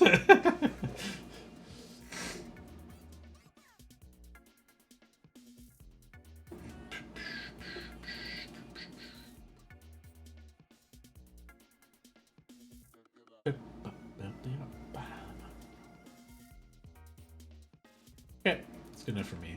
I'll treat that as what you do with it. Still, not quite good enough to be Beam Menace. If he had some stats on him or a way to increase those stats, maybe a little better. But Snow Villiers' first FF13 card I think we've seen. 3 mana, legendary creature, human rebel monk. He is a star and 3. Vigilance. Snow Villiers' power is equal to the number of creatures you control. That makes sense for him. He's like a wannabe hero, so he does better when there's people like relying on him, basically. All I can do is go forward, keep fighting and surviving till I find the answers I need. You're not fucking Ryu, man. God damn it.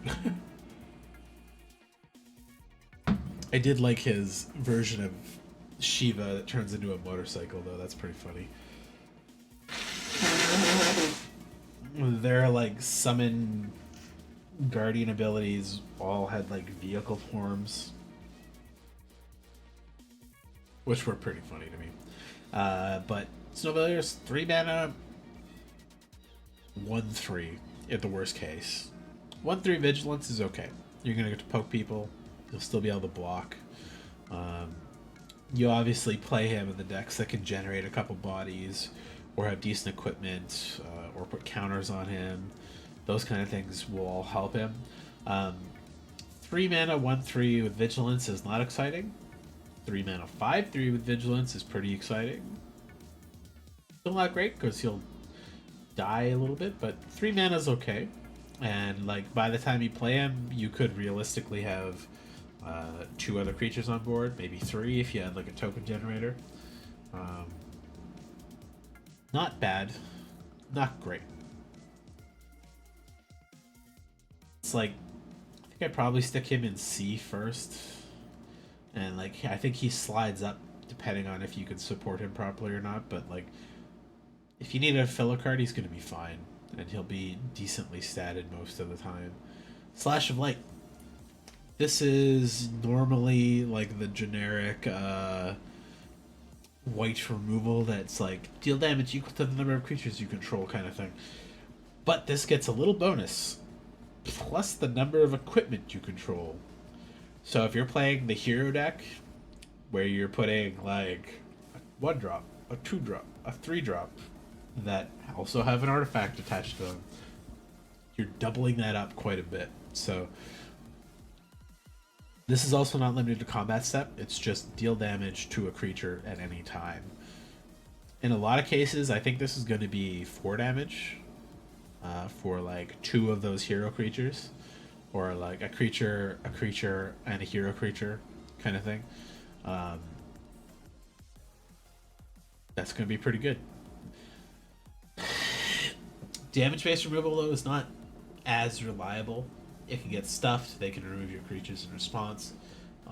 Damage-based removal that's based on the number of creatures and things you have is not as reliable as just deal 3 damage to something. Like, that's the red stuff you get. But still not bad. Still quite good. And I like that counting the artifacts makes this more viable than you'd expect, I think. I'm going to put that into C+. I think a lot of stuff's going to sit in C+, because this is technically like a premium set. Like, it's more expensive than a regular standard set, so I feel like they probably had to bump the power level just a little bit.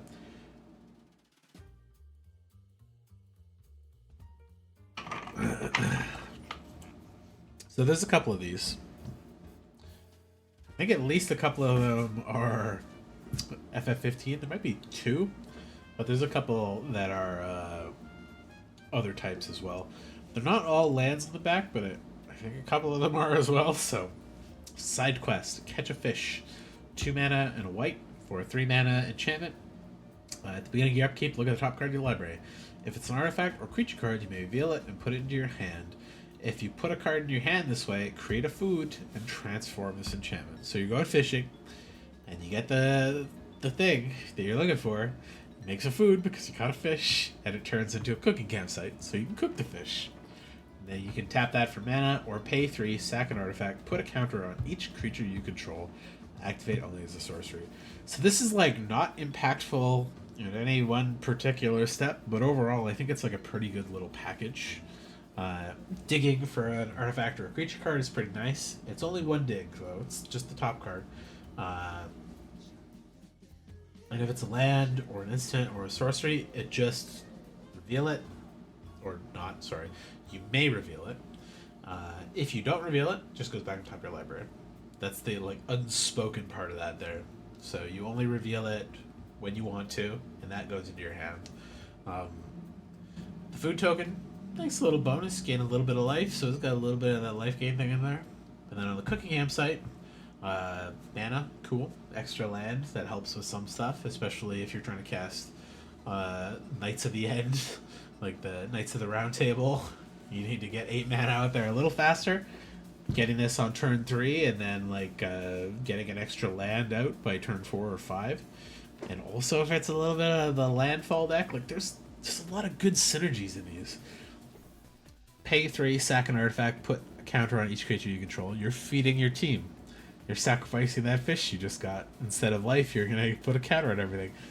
That's pretty good too. Like it's a lot of good little things there.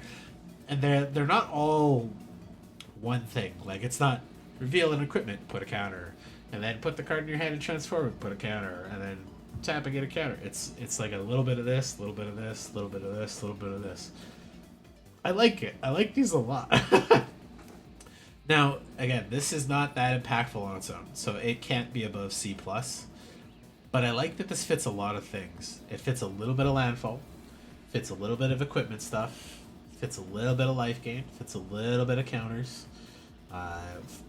Just helps you filter your deck a little bit too. Like it's just good. It's a good side quest. It's a good side quest. So this is the first of these types of spells too.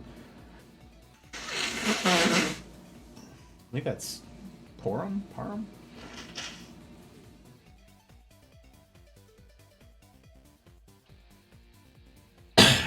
So they've got a couple of the different magics in here. So Kiraga. You've got Firaga. Blizzard, Blizzaga kind of stuff. Like they've got the increasing step of these. They're tiered spells. So Restoration Magic at 1 white and instant. And you choose an additional cost to get that effect. So 1 and 0. Target permanent you control gets hexproof and indestructible in a turn. Really good. I think that's the first cheap version of that White's got. Normally Green has had like, I think they've gotten like 7 or 8 of these now that have that effect at 1. But you do Kira, target permanent you control gains hexproof and indestructible, and you gain 3 life for 2. And then for Kiraga at 5, all permanents you control gain hexproof and indestructible on turn, and you get 6 life. That's just good.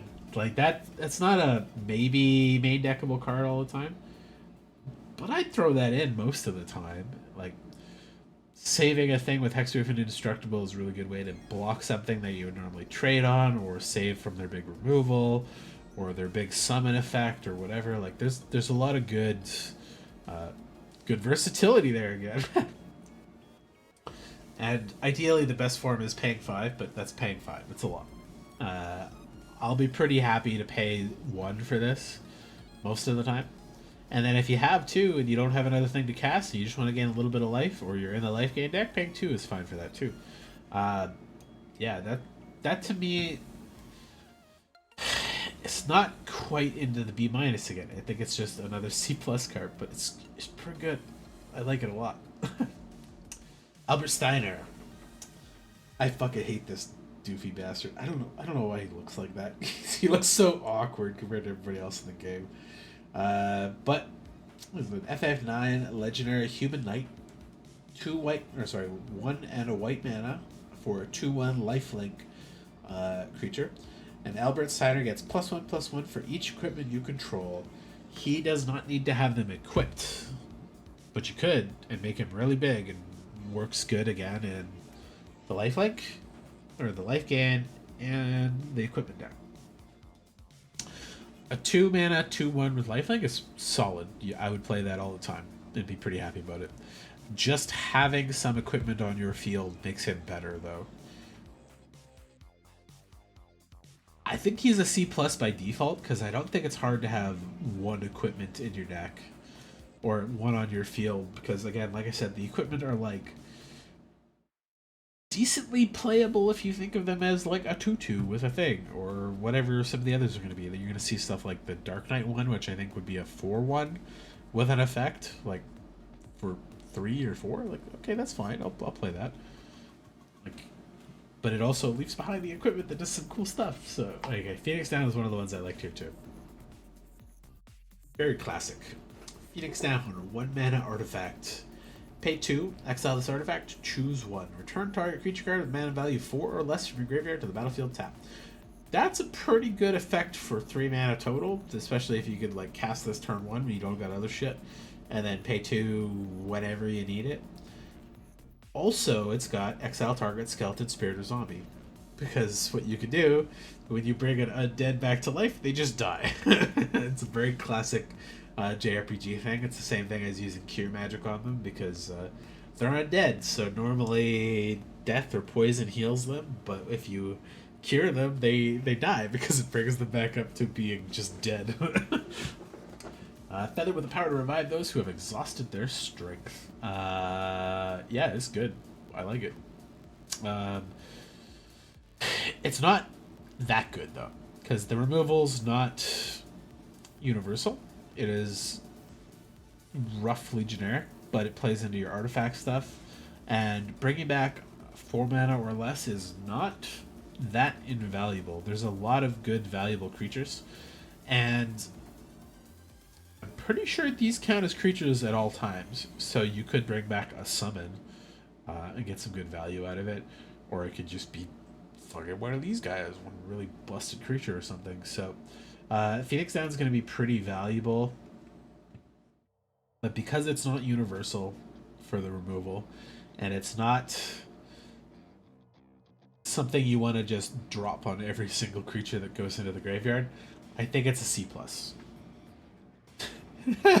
A lot of these are going to sit in the C+ range, like a lot of them. Paladin's Arms, 3 mana artifact equipment. It's 2 and a white. Job select. So equipped creature gets +2/+1, has ward 1, and is a knight in addition to its other types. This is Lightbringer and the Hero's Shield from FF14, and it's equipped 4. Pretty expensive equipment, but as a 3-drop, 3/2 with ward 1, I'd play that pretty good. I'm okay with that. Like, that's pretty much what what's her face is. Where's Ash? I put her as a C.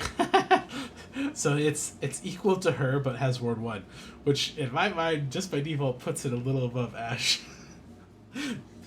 But leaving behind an equipment that you can reuse later for other effects, I think is good. It doubles up your artifact stuff. It's interesting. I like that better than Ash though, so it goes into C+ for me for having the ability of having ward 1 and leaving behind an artifact when it dies.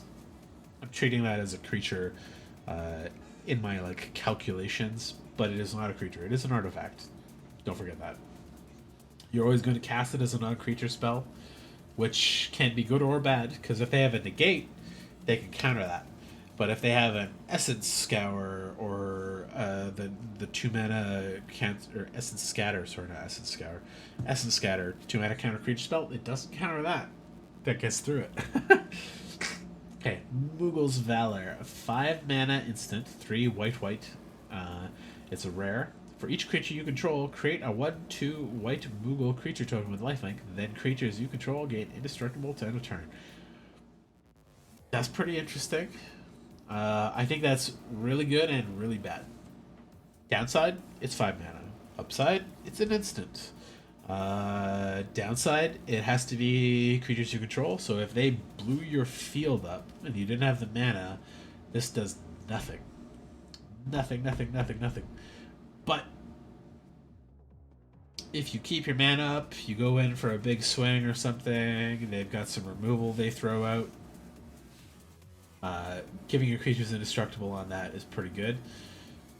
This is so swingy, like it's going to be in two spots. Like on the upper side of this, it's a B minus kind of thing. Like it's going to shield your stuff from Ultima if the opponent has Ultima. But on the other side, it's a fucking F when you don't have a set of bodies to work with it. I think the only fair thing to do is stick it in C, because it's so ping pongy between being like amazing and literally useless. Um, yeah, damn, it's a bummer that it's like so flip floppy. Minwoo's fucking awesome. He's so good. Sacrifices himself, the badass. Minwoo, the white mage. He is a legendary human cleric at rare for 5 mana, 3 white white. Vigilance, lifelink, 3/3. Whenever you gain life, put a counter on each cleric you control. One of the very minor tribal things. I'd say most of the tribal things tend to be on the birds for chocobos, and for black mages, and then I guess a little bit of clerics for lifelinks and counters. Sorry, for life gain and counters. 5 mana for a 3/3, not great cost. 5 mana Vigilance Lifelink, pretty okay. Whenever you gain life, so at least one swing. And this is why I like this one a lot, because it's very loreful of him to get thrown under the bus, gain life, and buff everybody else. Or have him swing, gain some life, and then get thrown under the bus on the block, and then buff your team. Like, they did a really good job with the flavor on these. I just like him. He's going to be a B minus for me. I would be very happy to play him in most white decks. And very, very happy to play him in life gain and counter decks. And it's just flavorful. It works really good with him. I like it a lot. I shall remain here and devote myself to care for the wounded. It's perfect. Minwoo, you're great. Magitech Infantry. It's a 1 mana, 1/1 artifact creature, robot soldier. This creature gets +1/+0 as long as you control another artifact. And you can pay 2 and a white to search your library for a card named Magitech Infantry and put it on the battlefield tapped and then shuffle. So it's not +1/+0 for each artifact you control, just as long as you control another artifact. But the nice thing is it searches for one on its own. You have to pay for it, but it's pretty good. Not great, but it does double duty in a couple decks. Like there is an artifact deck.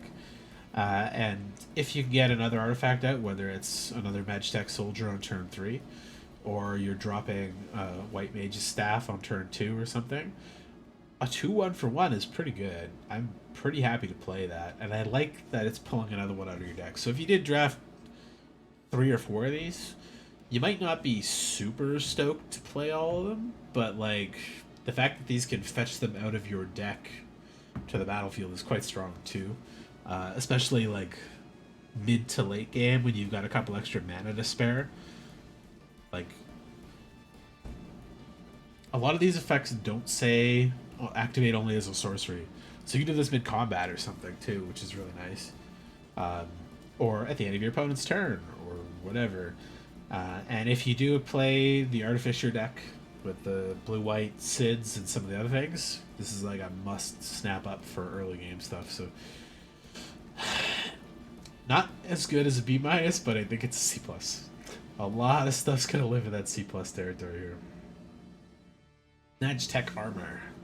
That's a 4 mana vehicle. I think it's the first vehicle we've seen. 4/4, and it also, when it enters, create a 1/1 colorless hero token, and it accrues for 1.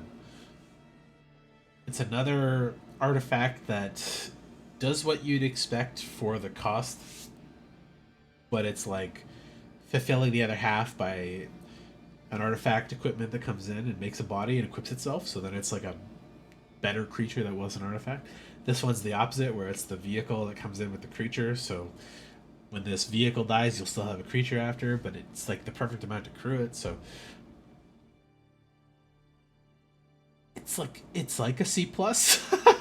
I like having an extra body on it, and vehicles tend to be fairly strong. This doesn't have any like super good effects on it, but a 4/4 is not insignificant. And even if you use this to chump block something or swing in and trade with something, you'll still have a hero after that you can use for other stuff too. So it's like, I don't think it could go above a C because it's just on cost for what it is. But it's just barely not a C plus. Like if this had menace or something or trample, I would have slammed it into C plus like easy. Sheena's Arsenal, another FF14 card. 5 mana artifact equipment at rare, 4 and a white. Job select.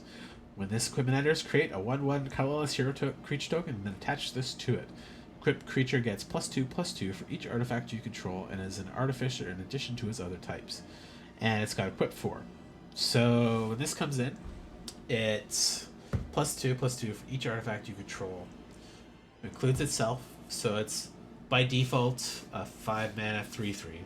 At very worst, at the very worst, that's not that good. Leaves behind the artifact that can re-equip something else. But if that's the only artifact you're playing, I don't think it's worth playing. Paying 5 for a 3/3, and then paying 4 to equip that something to get +2/+2 is like pretty iffy. But if you got a couple other artifacts again, or some Magitech armors, or some of those guys that care about equipments, this suddenly goes way up in value. So it's very dependent on the deck type. Just getting a combat buff with no trample or anything, though, like no evasion or no lasting effect after, is a little weak, but I think there's enough cheap ways to equip it that I almost don't care about the equip cost in a lot of these. Because again, this comes down as a creature on its own, essentially. So they're weird, but they're all pretty good. It's a pretty good card, but it's not. It's useless if it's your only one, and it's really, really good if it's not your only one. Gala Cat. 3 mana creature cat, one of the non-legendaries. A 1/3 flying vigilance cat, and as long as you control 2 or more artifacts, this creature gets +2/+0. So, again, 3 mana flying vigilance, 1/3. That's not bad. That's a C. Decent blocker. You'll get some pings in over the game, and you'll get to block some cheap stuff, bounce against a couple things. 3/3 flyer for 3 with flying vigilance. That's suddenly like a C plus B minus kind of card. And I like the theming of the Gala Cat from FF5. That's the ticket. Let's get moving to the North Mountain. Do I want to put this at B minus? No, I think the fair place to put this is C plus because the flying and vigilance is pretty strong. And I don't think it's hard to get 2 artifacts out on the battlefield to make this a 3/3. For a common, that's pretty strong flyer. Grahatia, another FF14 guy. Legendary creature, Cat Archer for 5, 4 and a white. Uncommon, 3/5 with reach. And the Elegant Eye is his ability. So whatever 1 or more other creatures and or artifacts you control die, draw a card. This ability triggers only once each turn.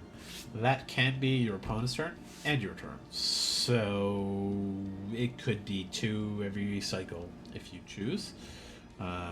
Whether that be like chump blocks or sacrificing a food. Oh yeah, sorry, this is a wording change they did here. Like, some cards now say when this creature enters, it doesn't say enters the battlefield, it just says enters because everybody knows it enters the battlefield. It's not referring to enters the exile zone or exile enters the graveyard or enters your hand. It only enters the battlefield and leaves the battlefield. So when artifacts and creatures you control die, that does refer to, say, destroyed or sacrificed whenever your artifact is leaving the battlefield to the graveyard. That will count. So it doesn't only apply to creatures, it applies to sacking a treasure or sacking a food as well, which is a little bit of a weird wording change that I don't think works as cleanly as enters does, but that's not a hard thing to turn on every now and then, especially if you're being aggressive and wide, or you've got a couple chunk blockers that need to go under, or food, or treasure, or a clue, or whatever. So that's a pretty nice incidental card draw. And a 5 mana 3/5 reach is like kind of a weird stat body, but it's a really good blocker. It'll deal with a lot of the flyers at default. You don't need to swing at him most cases to be pretty happy to have him out. It's not a B minus, but he's better than a C, so he's in the B plus with almost everything else. Here's another FF15 card, From Father to Son. A sorcery and 1 white at rare. Search the library for a vehicle card, reveal it, put it into your hand. If this spell is cast from a graveyard, put that card onto the battlefield instead, and then shuffle. So it's got a flashback cost of 7, which is a lot. But 2 to a vehicle card up, that might not be the best in limited. You might not have good vehicles, but there's a couple pretty solid ones around. Flashback, it's pretty expensive. You gotta be really heavy into white to do that well.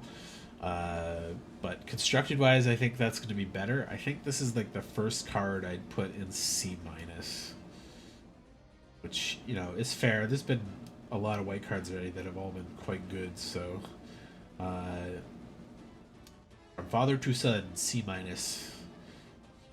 I'd say you want to have at least 4 vehicles, hopefully some of the good rare ones, to really kind of make this sing. The unfortunate thing was, if this fetched it from the graveyard or the deck, that would have been okay. But just from your library is a little bit narrow. So ideally you get to play this early, get something that is appropriate for your turn, and then later in the game, if you still haven't hit your big airship or whatever, like rare giant thing you're gonna vehicle out, you can flashback this. But triple white's hard, so yeah. Fate of the Suncrist, 5 mana instant at common, 4 and white. This spell costs 2 less to cast if it targets a tapped creature. So paying 3 to destroy a tapped creature, not bad. It's not specific to any like power or toughness, which is pretty good. Destroy target non-land permanent, enchantment, artifact, or creature, or other if there's another thing out there like a planeswalker. But there aren't planeswalkers in this set, I'm pretty sure. But very good. 5 mana, I'd happily play like 2 of those probably. 3 mana, not bad. But 5 mana to destroy anything. Jesus, sorry. How's it going, Brandon? That was good, piercing, loud sound thing. Also, it's fucking toasty in here. I'm gonna turn my AC on a little bit.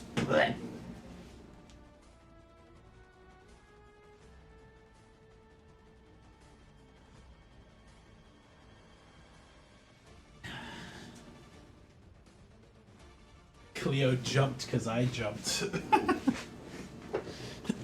Was this Weibo bullshit? It's more classic fantasy than Magic. Yeah, Fate of the Suncrist at common. 5 mana instant, non-land permanent destruction is pretty strong. It's a little expensive, but at 3, pretty good, so C+. A lot of C+. Dwarven Castle Guard. A 2 mana, 2/1 Dwarf Soldier at common, and when this creature dies, create a colorless hero token. It's okay. Lally ho! It's from FF4. It's like the first kind of C+y creature I think I'd really put in there. Not quite good enough for C, but not C+. I don't know if we've seen anything you particularly remember. I know you've seen some of these things, Brandon. But, not a lot of the early FFs that we played there on stream. Trying to see if, I know Rydia's in here. She's in the green. You remember Rydia, right? Your green summoner girl. They've got a couple cards for her on her. Next time you're done this, you want your own Weevil shit? Sure, I'll send you a message when I'm done. Dragoon's Lance. 2 mana artifact equipment, common, 1 in white with job select, so it comes in as at least a 2/1 in addition to its other type. And during your turn, this creature has flying. That's pretty good. 2/1 flyer on your turn is decently strong. And again, kind of expensive equipment cost at 4. Yeah, 2/1 flyer on your turn and a 2/1 blocker on not your turn. It's valid. I would be happy to play that as a C+. Dion, Bahamut's Dominant. The FF16 card. It's a legendary creature, human noble knight, 4 mana at rare, 3 in a white. He's a 3/3 by default, and during your turn, Dion and other knights you control have flying, so another minor tribal thing. When Dion enters, create a 2/2 white knight creature token. So 4 mana for 5 power, split across 2 bodies, that gives flying to all of knights is quite strong. And then he has the 6 mana ability to turn into the summon, and that's something all the FF16 creatures share. So pay 6, exile Dion, return to the battlefield, transformed under its owner's control, activate only as a sorcery. And he turns into Bahamut, the Warden of Light, which is a 5/5 legendary enchantment creature, Saga Dragon. And Wings of Light is put a counter on each creature you control, and those creatures gain flying until end of turn. And then he's got Giga Flare on his 3rd Saga step. Destroy target permanent, and then exile, and it returns back to Dion Bahamut's Dominant. This guy is fucking great. I don't think there's that many knights, maybe 10, but there's like a bunch of cards that make knight tokens too, so like it's quite strong, just for the flying ability alone. But on the basis of a 4 mana 3/3 that makes a 2/2 when he comes in, that's already like above rate 2. So the flying on your turn is very strong.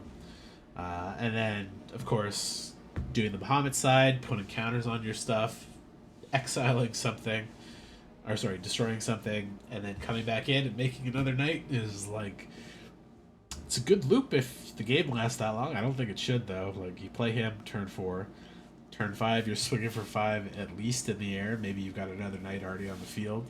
Turn 6 you're flipping him to Bahamut side, buffing all of your things, giving them flying again, swinging in for 2 more turns, and then he's a 5/5 for the next turn he swings in. He's a beater and a half. He is very much in that strong B+ side of these cards. Delivery Moogle, another Moogle card. 4 mana creature Moogle, non-legendary at uncommon, 3 in a white. He's a 3/2 flying creature. And when this creature enters, search your library and or graveyard for an artifact with mana 2 value or less, reveal it, and put it into your hand. If you search your library this way, shuffle. I like that wording, actually, for that. So if you don't search the library, you don't have to shuffle. And then 4 mana 3/2 flyer is pretty okay. Like, it's about rate for that. You got a couple artifacts, either in your graveyard or you know you still got something decent in your library. That's not a bad search. Like, it's a C+. If he was a 3-5 or a 3-4, I think it would be a B minus, just because it can block a little better. But 3-2 is not very survivable. But you like him in the air for being kind of aggressive too. So, all right, it's the first, not first FF3 card, but the first one that shows all the main guys there. So this is a 7 mana uncommon sorcery, 5 white white. Create 4 colorless hero creature tokens, and then put a 1/1 counter on each creature you control. That's the right cost for this card, but I don't think it's that good. It's a little expensive for that ability, but it fits both the go wide themes and the counter themes. Ideally, you have a couple other creatures already on the battlefield that like could make use of that, but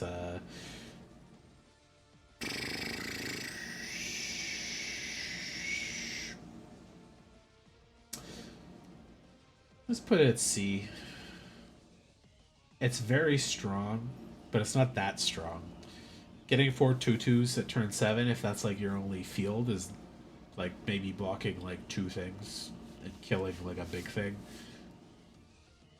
But with the right support, could be really strong. I think that's how a lot of these things are, like the Mugo's Valor and stuff. It's just like not quite a win more card, but like it's very similar to a win more card. Like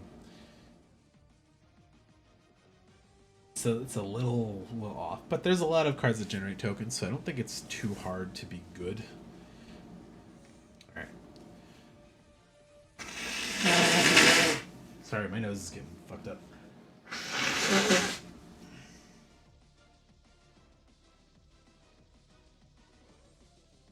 One more. Sorry.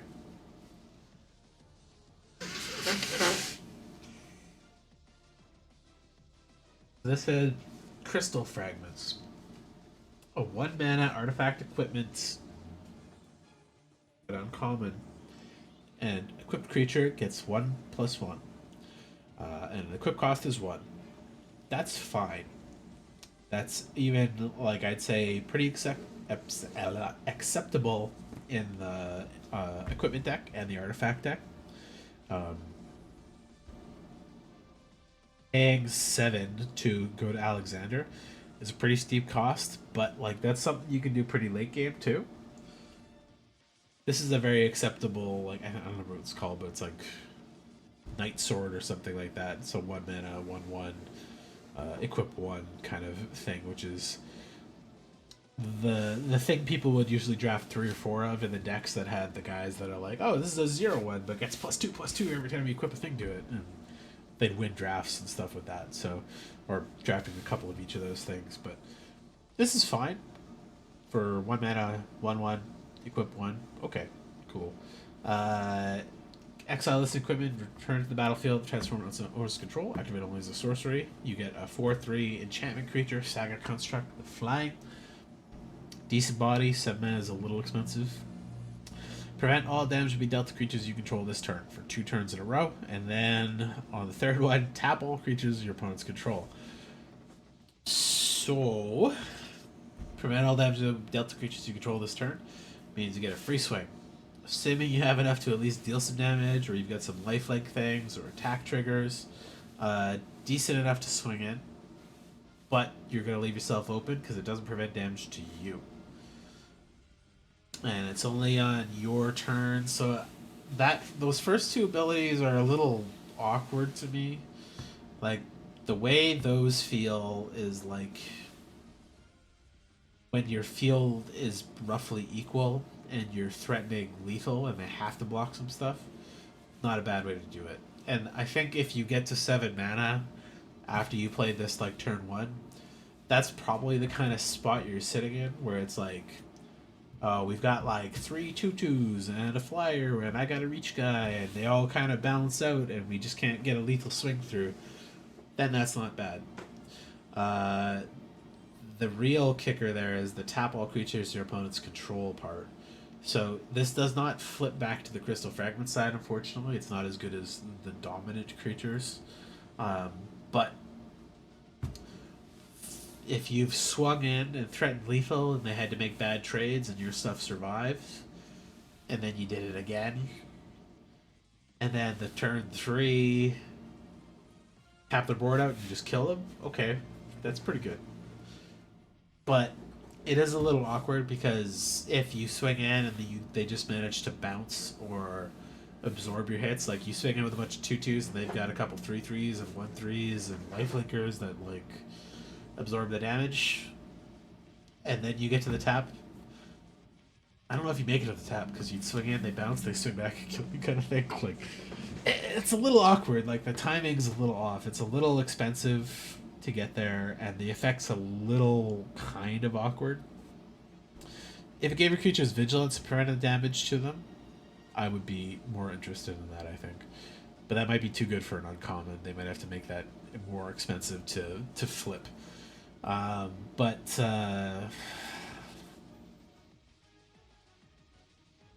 it's interesting because it's a pretty decent but not exciting equipment on the front side. And it's a pretty decent but not that exciting thing on the backside because it's just a little awkward. I'll put it at C. Because it's expensive enough that I don't think a lot of people are going to get to do the Alexander side. But it's decent enough on the front that people will probably play it in an artifact deck or an equipment deck and be pretty fine with it. It doesn't give you the job select, though. That's one of the downsides to that one. Here's a Coral from FF15. In my brain, I always thought of a Coral as a straight black creature. Normally they got purple and like dark spines as their like little tentacle things on their face flip around, and they usually just kill you. Like they straight out have like death touch on a lot of their abilities. So I don't think the tap target non-enchantment creature is not bad, but it also just feels like a little off for what this creature is. It's a cat beast, 2 mana 2/2 with tap. That's pretty good. It's going to be valuable and limited pretty often, I'd say. 2 mana and tap itself is like a downside, but it's still strong enough that you'll probably play it. I feel like that's one of the few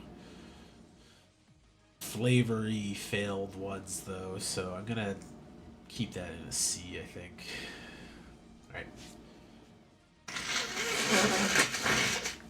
So there's a couple basic land cycling cards here. Usually they're pretty decent creatures with a basic land type cycling on it, and that's usually so if it's too expensive to play when you get it, you cycle it away and you get a basic land that allows you to continue playing with it. I love those cards.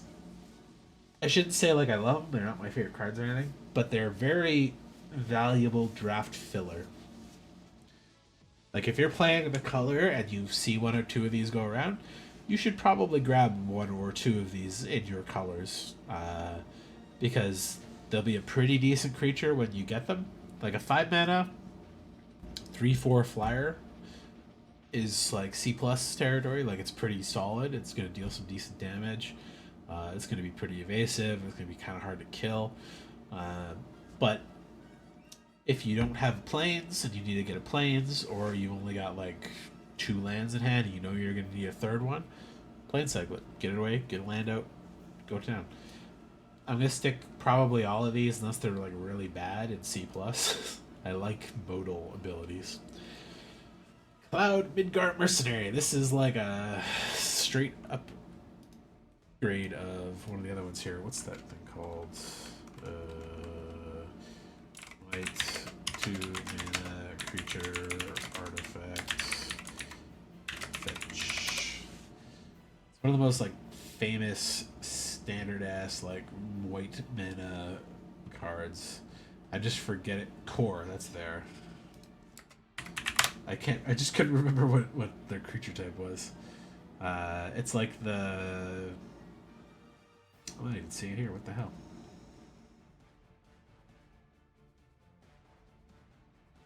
Go fetch.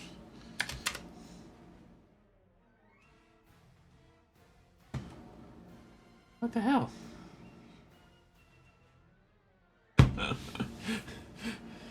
Brandon, if you're there, you know that 2 mana core creature that like fetches artifacts for your deck.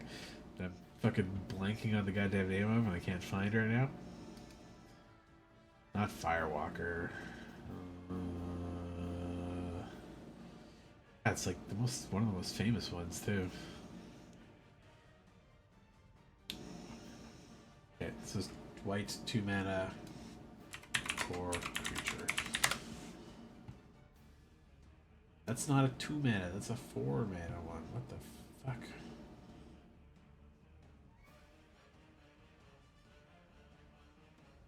Not Spirit Dancer either, but that's a pretty good one as well. God damn it. Giver of Runes. No! Google, you're failing me. Okay.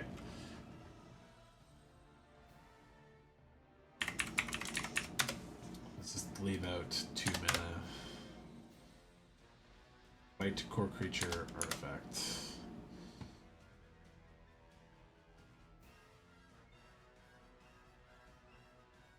Gonna bug the fuck out of me if I don't find it.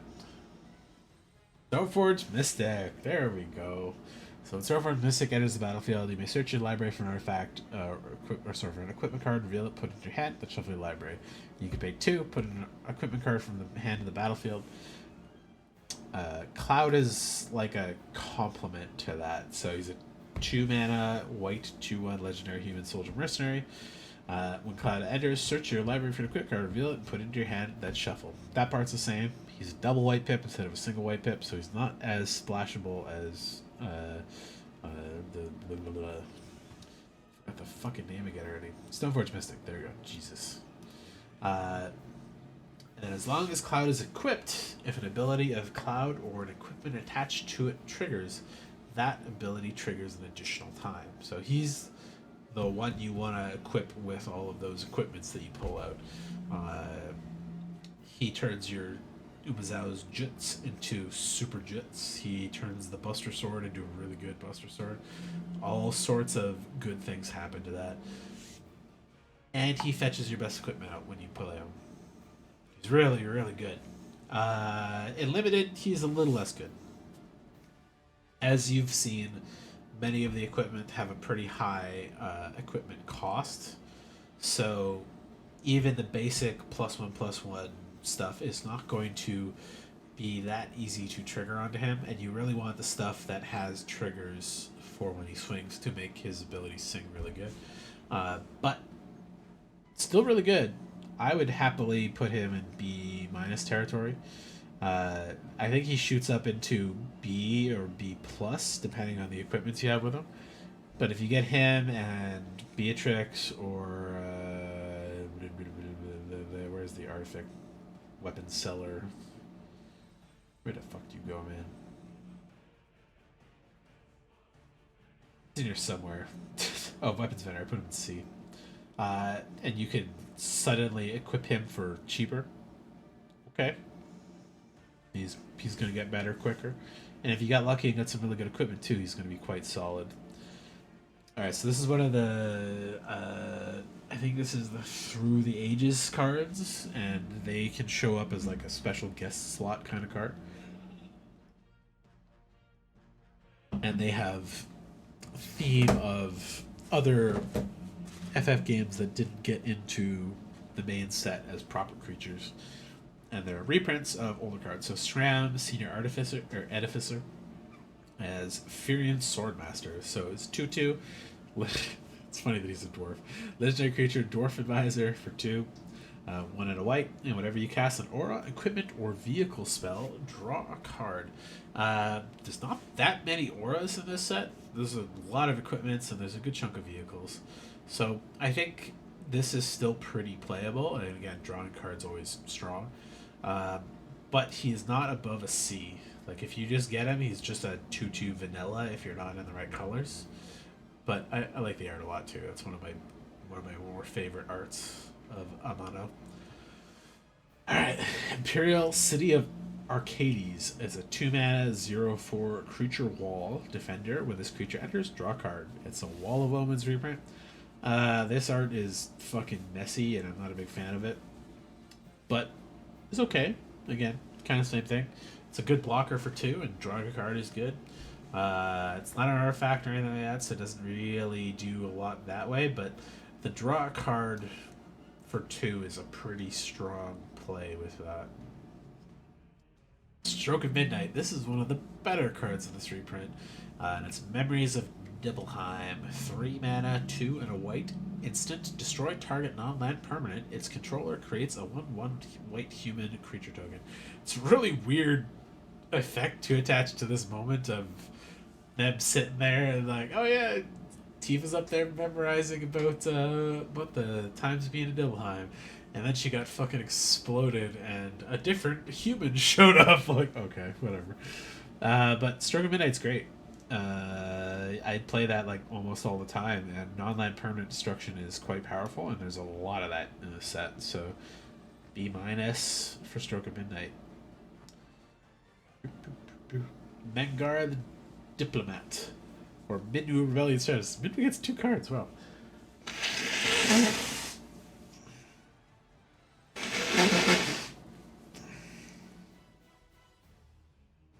So, Mengar the Diplomat in Limited is a little hard to play around. You go in your cave, Cleo?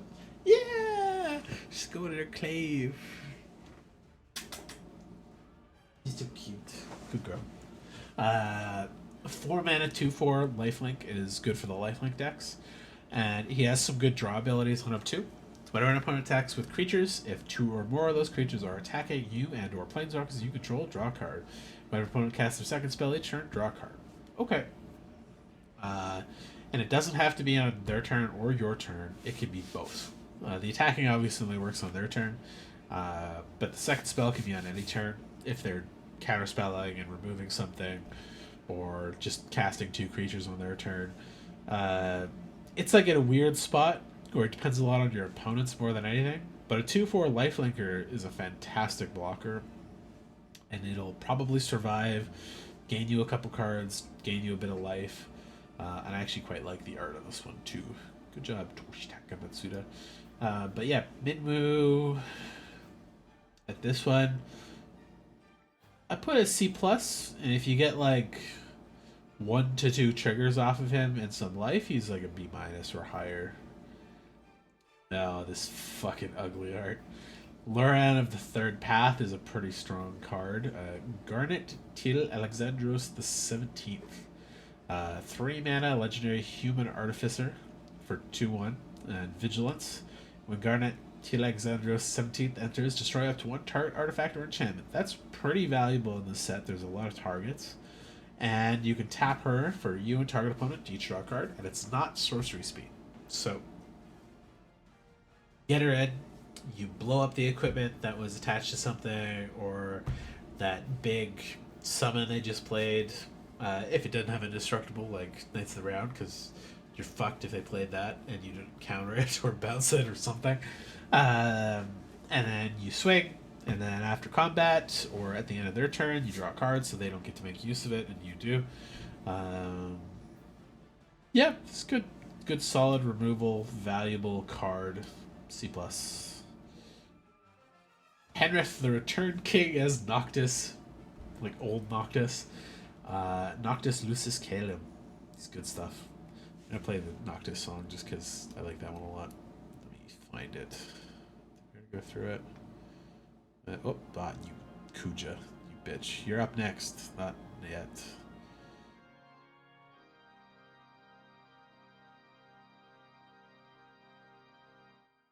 What? Do I not have Noctis Eternius on there?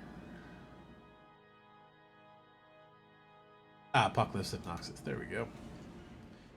This fucking song is so goddamn good. Noctis Lucis Caelum as Kenrith the Return King, a 5 mana, 5/5 legendary creature human noble. He's got all the 5 color abilities. Pay 1, creatures gain trample and haste till end of turn. Not just yours, you can use it on your opponent's turn if you wanted to for some reason. You can pay 1 and a green to put a counter on target creature. You can pay 2 and a white. Target player gains 5 life. That's pretty good. If you're playing 1 and white, 3 and a blue, draw a card.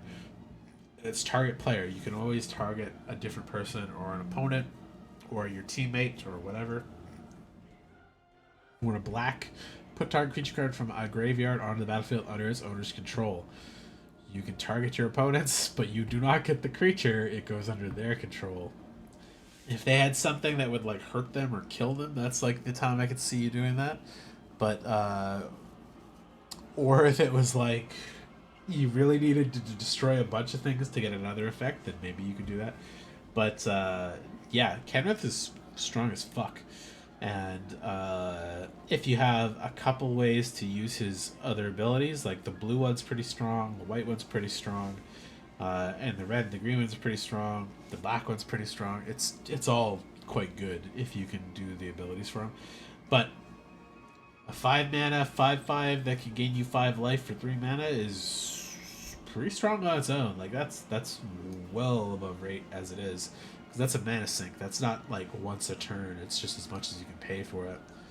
You can easily keep the game from loss range, and like keep yourself alive very easily with that.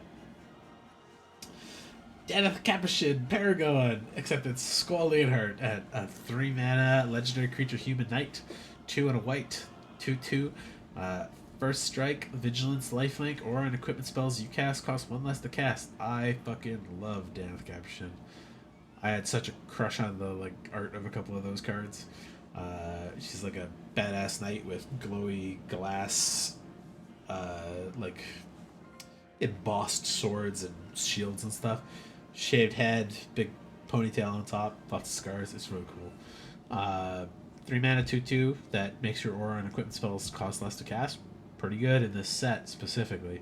And also, First Strike Vigilance Lifelink is not an bad set of abilities to have. Like, you get 1 equipment on her, she's a blocker, she's a swinger, it gains you life, dealing with stuff all the time. It's really strong if you can turn her on even a little bit with a good couple artifacts. And she helps you get there too. These special guest cards are hard to rate because I don't know exactly where they sit on the rarity scale here, but like on her own, a First Strike Vigilance Lifelink 2/2 for 3 is like absolutely C+ territory. The equipment reduced cost and like 1 to 2 good equipment, she is a very strong beater on the field. So, and I think this is a set that can support her quite well. Chroma's Will, except it's Blessing of the Oracle, 3 mana and a white instant. If you choose one, if you control a commander as you cast the spell, choose both instead. That is not applicable in limited in any format that I think will be able to play with this. Creatures you control gain flying, vigilance, and double strike till end turn. That's a game ender. Creatures you control gain lifelink, indestructible, and protection from each color until end of turn. That's a good one to counter a board wipe or something like that. And I think both of those halves at 4 mana are quite viable. Like 4 mana instant end the game is probably going to be fine, and 4 mana instant keep all of your stuff alive from a board wipe or something is also quite viable. It's a shame you can't do both, but you know, commander specific. This art is also whatever. It's a real mixed bag for me because FF15, they met for like 2 minutes before she got fucking killed, and I don't remember any of those Magitech guys being there. I feel like this is a promotional art thing where they set them up just for that. I wish it was drawn instead of the CG render. The Through the Ages ones, I'm really not that big of a fan of. This is C+. Not better. Could be better if commanders existed in these formats, but both halves are strong. You'll be happy to play both halves well, I think. Ranger Captain of Eos is a very strong, very classic card, though. And this is the Knights of Sandoria, Human Soldier Ranger. At 3 mana, 3/3, 1 white. When this creature enters, you may search your library for a creature card with mana value 1 or less, reveal it, put it in your hand, and then shuffle. And then you can sacrifice this creature. Your opponents can't cast non-creature spells this turn. That ability is going to be pretty valuable in a lot of situations, I'd say. Also, a 3 mana 3/3 that fetches a 1 drop out of your deck. Okay, you're going to be fine with that. Don't think there's any 0 mana creatures in this set, but there's a couple 1 drops that you'd probably be happy to play. It's a fucking little moth here now. Fuck. Oh, I got it. Yeah. Gross. But I'd be happy to play this on its own as a 3/3 for 3. Like, both of those abilities are nice upsides, and they're not hard to trigger, and at the very least, the sacrifice to prevent them casting any more spells is strong enough on its own to put it in C+. I would think it goes higher, because 3/3 for 3 is not, like, unbeatable, and it's also just not in that range of being unblockable or anything. Hero of Light from FF3. This is. He did have a name, technically, but. Maybe he didn't? No, he didn't. The FF3 was the Onion Knight shit. 3 mana, star 4. This is Adelaide the Resplendent Cathar.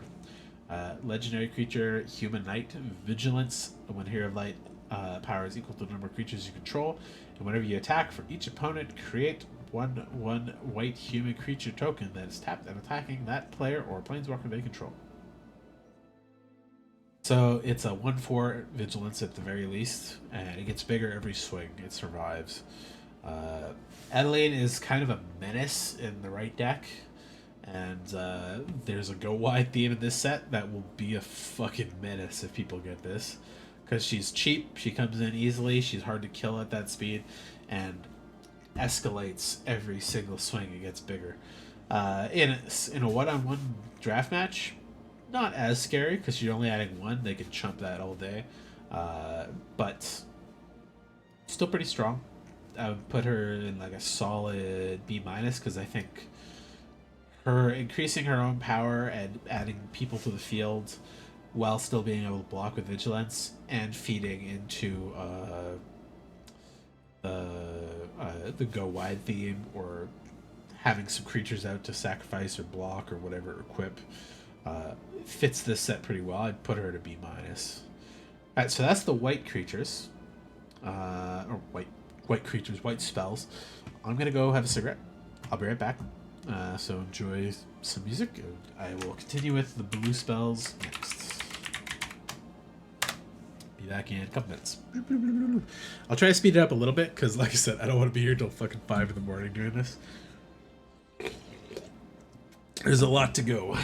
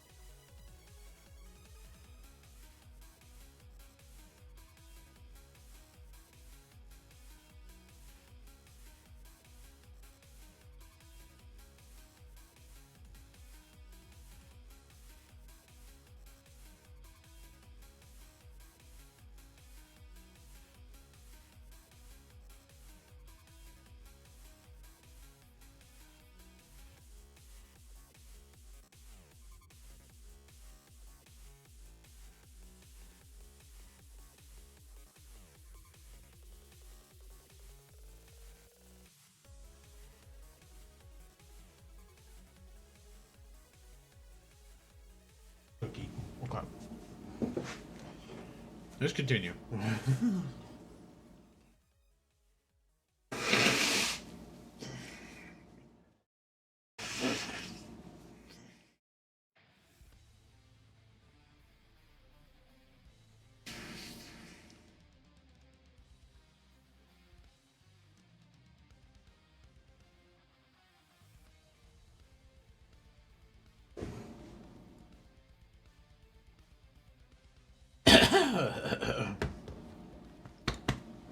Okay. Starting off with blue and the mythic Ishtola rule.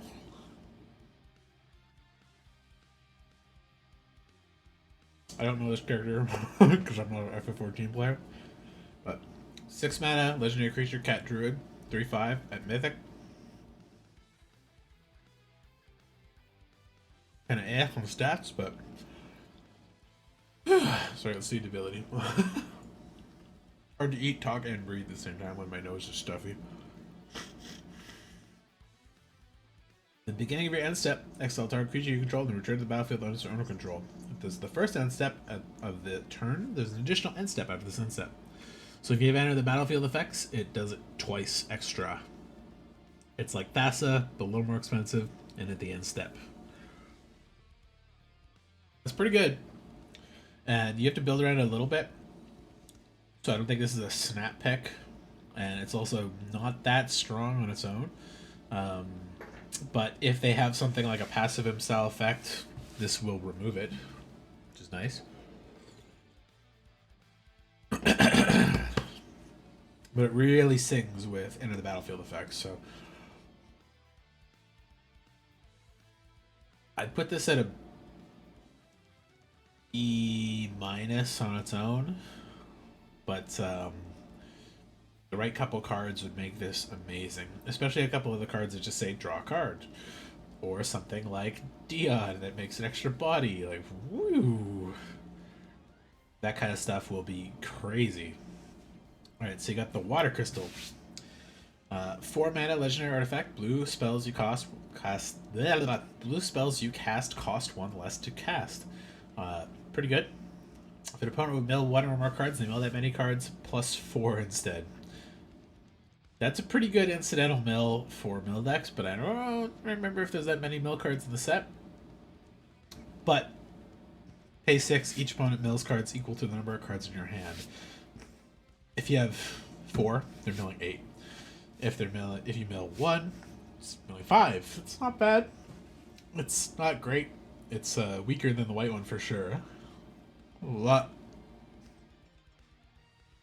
Mill in limited is quite doable, and it's each opponent. So for two-headed giant or commander or something, that's quite strong. Just on the cost reduction, I think I only put this as C+. It's pretty expensive to drop a cost by 1. And I don't remember how many mill cards there are, but I might kick that up later. What's up, Akuyo? You wanna come up and cuddle? Come here. Come on. Oh, you're a good girl. Good girl. The Valkyrie aerial unit from FF7.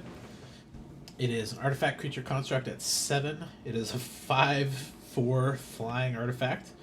This creature enters Surveil 2, but it's got affinity for artifacts, which could drop this as low as 2 as a blue casting. And I don't think that's that hard in this set. I think you'll be hard pressed to not cast this for less than like 3 or 4. Especially if you're obviously building around that. 2 artifacts makes this like a 5-drop, but that's pretty good for a 5/4 flyer. That surveils a little bit. 3 and 4 make this really good. Can't have my cookie, Cleo. I see you staring at it.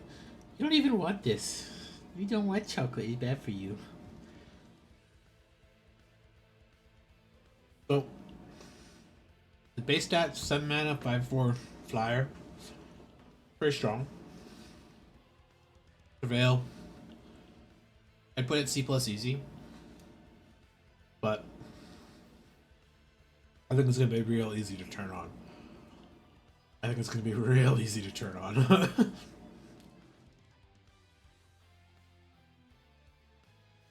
Ultros, Obnoxious Octopus. 2 mana, 2/1, uncommon, legendary creature octopus. They don't have any space for it, but he's got many funny quotes in game from FF6.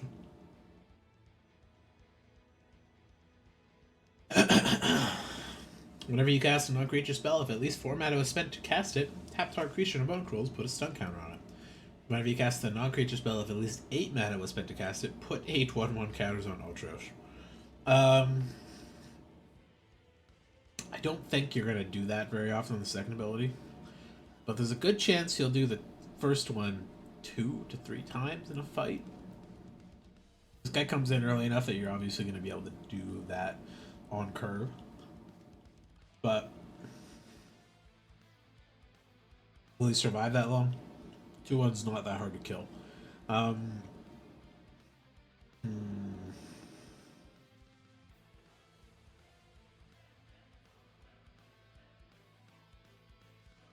spot. I'd still put it C+. Is a 2 mana 2/1 is fine. That first ability, I think, is easy enough to trigger. There's going to be enough 4-drop plus things that you'll want to cast that you'll probably get to stun a couple things nicely. Not many you're going to double cast. I think very rarely are you going to spend 8 mana to cast something without like multi-kicker or additional cost or something. Travel the Overworld. It's Bart's from FF5. 7 mana sorcery and uncommon. Affinity for towns, draw 4 cards. This could be a 2 mana draw 4, which would be really good. It depends on how many towns you open, how many you keep, and how many are in color, obviously.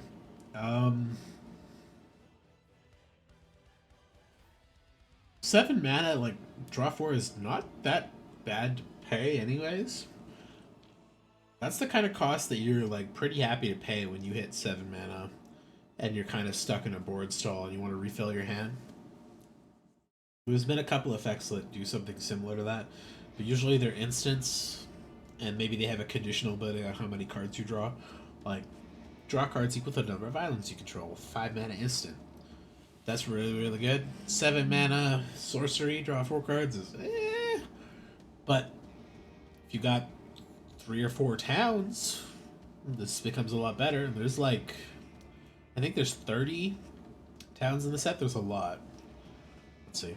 I think these are all towns. Yeah, they got all the dual colors, and they've got a couple colorless and a couple gold ones. Let's see. 1, 2, 3, 4, 5, 6, 7, 8, 9, 10, 11, 12, 13, 14, 15, 16, 17, 18. Oh, Blob's not a town. So 16? Okay, that makes sense. One for every game, probably. FF3, FF4, FF16. Oh no, I meant 2 for FF16. Maybe that's why there's 17. FF2, FF13, FF5, FF7, FF7, 10, 15, 12, 14, 1, 9, 6, and 11? Was there no 8? Wow. I guess there is 8 in Command Beacon. Is that just in the set? That'd be funny, because it's actually like a dead card. I guess that it... oh, sorry, Command Beacon, not Command Tower. Command Tower would be a dead card. Command Beacon actually has tap add a colorless. They could have just made that a Bland Garden reprint instead. I don't think I saw FF8 otherwise. I don't know why they didn't just print that in set. Oh, whatever. Okay. So like 17. So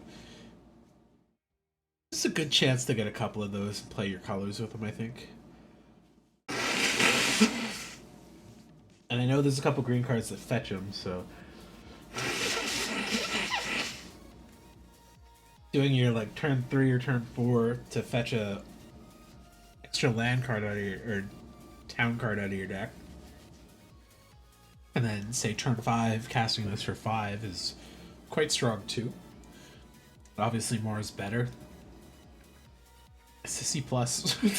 It's not bad. It's not divinity cost. It's a little expensive for that, but it's I think it's quite easy to reduce that cost too. Thief's Knife, 3 mana artifact equipment with job select, 2 and a blue. So when centers make a 1/1 colorless hero, equip this to it.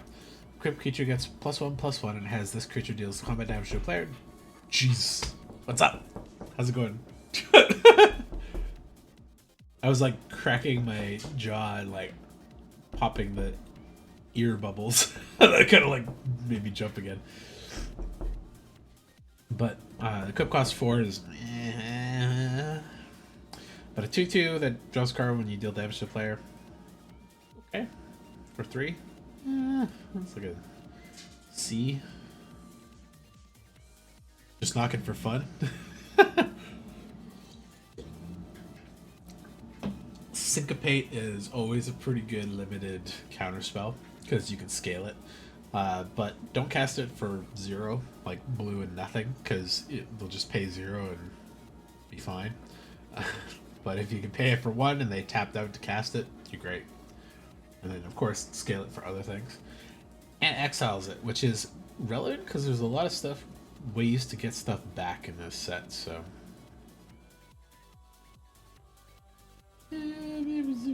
Put it C, because it depends a lot on how you use it, but it could be very good.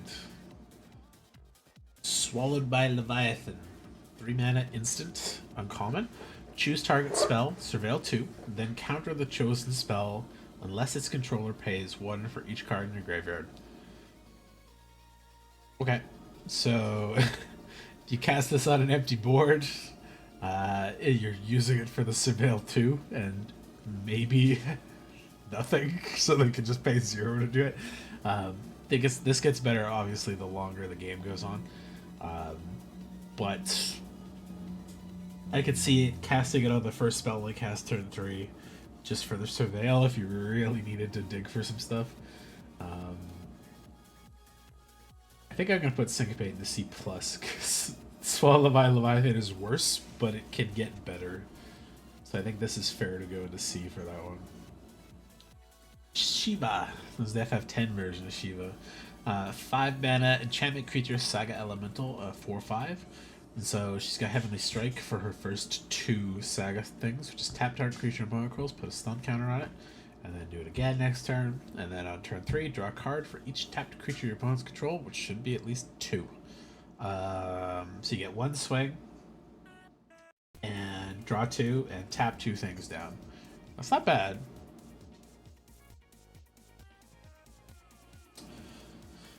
It's a shame it takes 3 turns to getting those tap down things.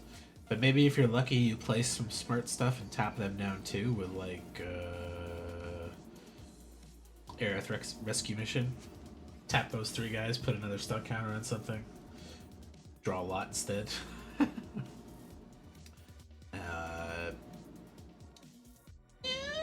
C+. 5 mana, tap a thing down, it's not good. 5 mana, tap 2 things down, swing with a 4/5, and then draw a card. It's better. It's not my favorite of the summons, but Shiva's usually one of the weaker-ish ones too. Alright, Leviathan. 6 mana enchantment creature Saga Leviathan at rare. 6/6 with ward 2. Return each creature that isn't a Kraken, Leviathan, Merfolk, or Octopus, or Serpent to its owner's hand. So there's a couple of those in blue already, like with Ultros. 6 mana, bounce everything. That's pretty good, because especially when you're going to be left with a 6/6 ward 2, so they'll have to pay quite a bit to kill it. and stop it from getting into swing at them. But until end of turn, whenever a Kraken, Leviathan, Merfolk, Octopus, or Serpent attacks, draw a card. So you get to draw a card at least once. Maybe more if you've got a couple things that can fit the bill. That's a weird one. Better than Shiva. For a similar kind of effect. But they're kind of in the same cost range. I think that's just straight up she's a C+, he's a B-. I like the bounce better than the tap. And I think it's easier to get some things to trigger on attacks there. Stuck in the Summoner's Sanctum. Enchantment aura with flash. Enchant artifact or creature. When this aura enters, tap enchanted permanent. Enchanted permanent doesn't untap during its controller's untap step, and activated abilities can't be activated. So if you've got Shiva, you should play this, because you'll get to draw some extra cards off it. These kind of effects are always pretty good. Normally they're 1 blue, and normally they don't have flash. So this is a kind of an upside to that. And you can also use it on summons to like stun the summon for the duration of it being there. Also, watch out though.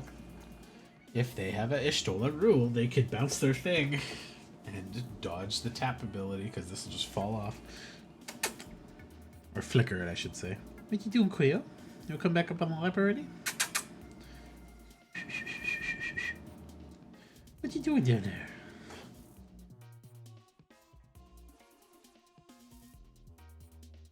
Okay. She's doing her own thing. I think the thing that's really taking this up into C+ for me is that it's got flash, and it's not double blue to cast it. So it's a strong upgrade to the drown effects normally that they have. Stolen Uniform. 1 mana blue instant at uncommon. Choose target creature you control and target equipment. Gain control of that equipment until end of turn. Attach it to the chosen creature. When you lose control of that equipment this turn, if it's attached to a creature you control, unattach it. That's interesting. It's narrow, so I don't think you should play it in your main deck. Unless you're playing expensive equipment, like a couple of the really big ones in this that you can't equip easily on your own. This is a good cheap way to equip it to that creature and get some effects off of it. One's a pretty easy cost for that, but I think it is narrow enough that you don't play it main deck unless you build around it. So I'm going to put that at a C-. It is actually in the same spot as like what I call Father to Son, where it's like, you can get vehicles, this is a dead card. If you have a couple good vehicles, this is a better card. But it's not good unless you got a really good vehicle and you're heavy enough into white to maybe get the flashback too. So, all right, Sleep Magic. This is, I think, the best one of these cheapest effects that we just had a similar one up there with Stuck in Summoner's Sanctum. Sleep Magic is a 1 mana enchantment aura at uncommon. When this aura enters, tap enchanted creature. Enchanted creature doesn't untap during its controller's untap steps. When enchanted creature is dealt damage, sacrifice this aura. So you get woken up from the sleep. That's how it works in the games. I like this at B- because it's cheap as hell. There are a couple things that can ping, and there are cheap spells they could shoot their own thing with to make this a little better. For them, I should say. But don't equip it to stuff that has abilities that trigger regardless of taps, like you stole a rule. Use it on something that's like a scary flyer that you can't really deal with easily. Because, again, also pretty good on the summons if you can pop it on them after they enter the battlefield, because then they won't get an attack out of them at least. You're nullifying a bit of their ability. Side quest card collection. So the fishing side quest was really good. Just generally really good. Let's see how this one is. What are you doing down there, Cleo? She's like staring at my subwoofer. 4 mana enchantment of uncommon, 3 in a blue. When this enchantment enters, draw 3 cards, then discard 2 cards. Okay. At the beginning end step, if 8 or more cards are in your graveyard, transform this enchantment into a 4/4 flying vehicle with crew 1. I like draw 3, discard 2, and I like that it's easy to flip. I think it'll fit in the blue-black, blue-green, whichever one of the ones had the slight graveyard themes. 4 mana, draw 3, discard 2 is like kind of a bad rate for blue. 4/4 flyer is pretty strong. Crew 1's pretty easy. 8 cards in the graveyard's pretty easy. It's interesting, and I think there's enough value in the vehicle on the other side, especially if you've got some blue creatures that are like maybe not up to swinging in anymore. That's not a bad thing. And of course, you pick the best cards out of it. Discard like 2 extra lands or whatever the fuck you have there, and hopefully that fills your graveyard up. It's an odd one. It kind of sucks that this only flips at the end step, but at the same time, if you cast it, do the discard, and then it can flip at your end step that turn. You can swing with this thing next turn. Walk with it even. I think C plus again. I think all these side quests are going to probably sit right in that C plus zone. Scorpion Sentinel. Attack while its tail's up. One of the most classic mistranslation misunderstandings of the wordings in a long time. 2 mana artifact creature robot scorpion at common for 1/4. As long as you control 7 or more lands, not artifacts, weirdly, this creature gets +3/+0. So it's not defender, and it could be 4/4. It's interesting because the artifact's nice, and as the game goes on, it goes from being like a decent defender to a pretty strong attacker. I think limited wise, this is going to be not, I wouldn't call it a house because it doesn't have trample or any evasion or anything like that, but it does a lot of work. It's the artifact stuff that matters. There's creatures that buff the artifact things. It fits in the land decks where it's going to get a little stronger as things go on. And a 4/4 is not nothing to sneeze at. And I mean, like, especially drawing this late and playing a 2 mana 4/4 is pretty good. Not that strong, so just C plus. A lot of C pluses. Sagan, 2 mana creature merfolk at common 1/3. Or merfolk warrior, I should say. Whenever you cast a non-creature spell, if at least 4 mana was spent to cast it, put a 1/1 counter on this creature, and it can't be blocked this turn. Silent Swordwalker, tried to escape, I'll slice gills into your neck. Not as fun as like, but for 14, I guess they maybe fill the same role. So that's part of the, is it big non-creature spells? A 2 mana 1/3 is like a C at best. If you can cast the non-creature spells, 4 mana. Curve wise, this probably works out nice, but I don't like it on its own, so it's a little awkward. Sage's Nuliths, like floating knives, I guess. 2 mana artifact equipment at common with job select, so it's at least a 2/1. Equipped creature gets +1/+0 and has, whenever this creature attacks, untap target attacking creature and is a cleric in addition to its other types. So it's got pseudo-vigilance if it's the only creature you have, or you untap your best creature for blocking or whatever. It sucks a bit that this has to attack to trigger that, but again, a 2/1 for 2 is okay with a slight upside on some effects. Yeah. I don't know if I'd quite put that into C plus though. I think all of the blue ones so far have been a little worse than the white ones, which makes sense for equipment, you know.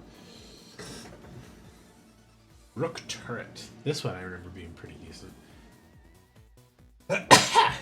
4 mana artifact creature construct, 3/3 flying. So 4 mana 3/3 flyer is already, I'd call above rate. Whenever another artifact creature you control enters, you may draw a card. If you do, discard a card. That's good. That's really good. It's repeatable. If there's multiple artifacts there at the same time, you can draw a couple cards, discard a couple cards. That's a pretty solid one. C plus. Discarding is not even really that big of a deal because you're filtering for your best stuff, ideally. Yeah, it's good. It's solid. Retrieve the Esper. 4 mana sorcery. Create a 3/3 blue robot warrior artifact creature token. Then, if this spell is cast from a graveyard, put 2 counters on that token.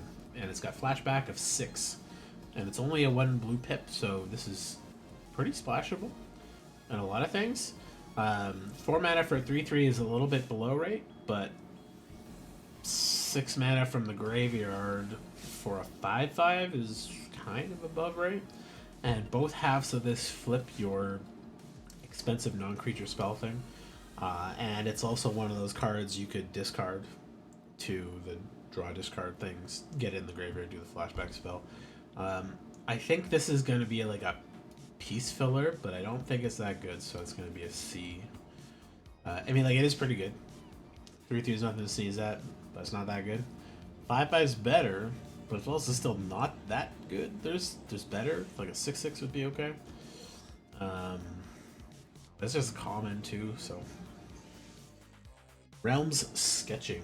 It's one of the Picto whatevers, I forget the thing. From FF6. 4 mana, create a token that's a copy of target artifact, creature, or land. This I like. That's a lot of variety to that. And it's a shame it doesn't say non-legendary if it was legendary. Because there's a lot of legendary creatures in this, so you might not be able to get the best thing, but there's a lot of good artifacts. But there's also a lot of legendary artifacts. Copying a land is not the worst case, especially if you're looking for a town thing or something. It's weird, because normally this kind of effect I think is actually quite strong.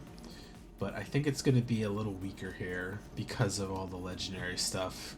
So you're going to end up with a lot of things that die. But if you got tokens, okay, copy a token. Cool, great. This is Trepe, Blue Mage.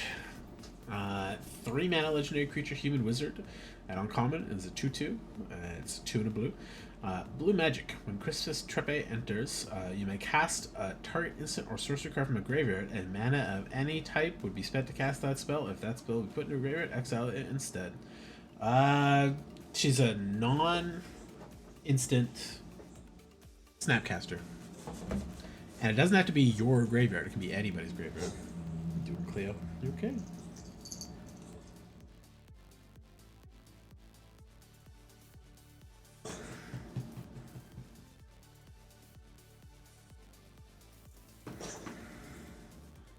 Coughing up a hairball or something. I think in the blue deck, on the blue-red deck, this one's gonna sing. And if you got a good couple instant sorceries that work well with your deck, or the opponent does, you don't have to have the right colors, which is really good. Situationally amazing, and standardly a little above rate. Just wait to play her, obviously. You don't want to waste her on the dropping her on curve if you don't have something to cast with it, kind of thing.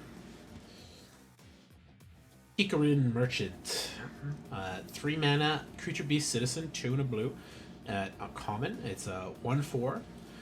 Pay 1, tap, draw a card, discard a card. Okay. Pretty standard filter mill kind of thing. 7, tap, sacrifice this creature, draw 3 cards. This ability costs 1 less to activate for each town you control.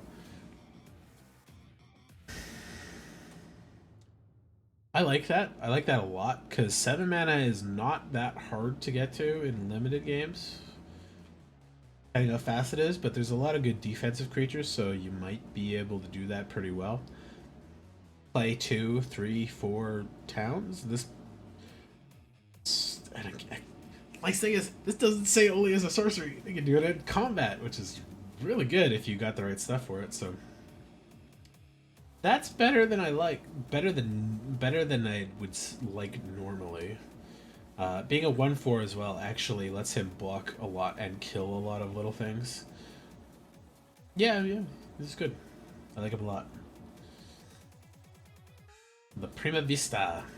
It was the FF9? Yeah. Cool, yeah. 5 mana legendary artifact vehicle at uncommon. It is flying 5/3. 5 mana flying 5/3 is pretty good, right? Whenever you cast a non-creature spell, if at least 4 mana was spent to cast it, Prima Vista becomes an artifact creature till end of turn on its own. That's a pretty exciting effect. Although I wish this was a little cheaper for that, but I guess it's only an uncommon. Career 2 is not bad either. There's a lot of easy to play and easy to get 2-drops or 2/2s that will be able to crew it. But if you're in that expensive non-creature blue-red deck, I don't think that's that hard to do either. And a flying 5/3 is a fucking house. That will get you there for sure. A little expensive though. No. 5/3 flyer is pretty strong. It's like the only card selfies in, I think. Memories Returning. 4 mana blue sorcery at rare. Reveal the top 5 cards of the library, put one of them into your hand, then choose an opponent, they put one on the bottom of your library, then you put one into your hand, then they put one on the bottom of your library, and put the other into your hand. So, look at the top 5 cards. You get 3. Okay, well, I'd play that. I think in a lot of cases I'd be very happy to play that. And then flashback for 9. Yeah, expensive. But both halves of those play into that spell thing again. And that's a pretty good draw one as well. I don't know if I call it B plus though. Or B minus. Toya, Archon Elder. 3 mana legendary creature human warlock at rare. She is a 1/4. Whenever you scry or surveil, draw a card. Haven't seen a lot of scry, and there has been a couple surveils. This might not be the kind of card that like fits all these like limited things. This might be more of like a commander thing, but it's a pretty good effect. If you can get enough scry or surveils, I would easily put her in C plus, and maybe even B minus if you've got a lot of them. Magic Damper. 1 mana blue instant. Target creature you control gets +1/+1. Gains hexproof until end turn and untap it. So it's not a counter, unfortunately. But hexproof on tap is pretty strong, especially because there's a lot of decent tap abilities. And just stuffing a removal or an expensive spell that was targeted at one of your best creatures for 1 is really nice. Normally green gets this kind of specific effect. Usually they get like reach instead of +1/+1. But I like that enough that it's a C. But it is a little narrow. Worst case, you're playing 1/1 and untapping it, so you're like swinging with a 3/3, they don't block it, you make it a 4/4, and then you're ready to block after kind of thing, or you're stuffing combat removal, or blocking another thing that they thought you wouldn't be able to block. The Lunar Whale. This is from FF4. It's a 4 mana legendary artifact vehicle at rare. It's a 3/5 flyer for 4. Pretty good. You may look at the top card of your library anytime. As long as the Lunar Whale attacked this turn, you may play the top card of your library, and it crews for 1. I like big flyers that crew for like nothing.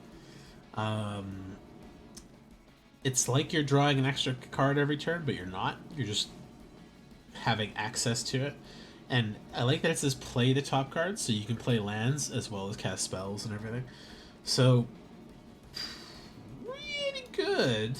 Not quite the Loot Copter, because it's a little expensive, but still quite solid.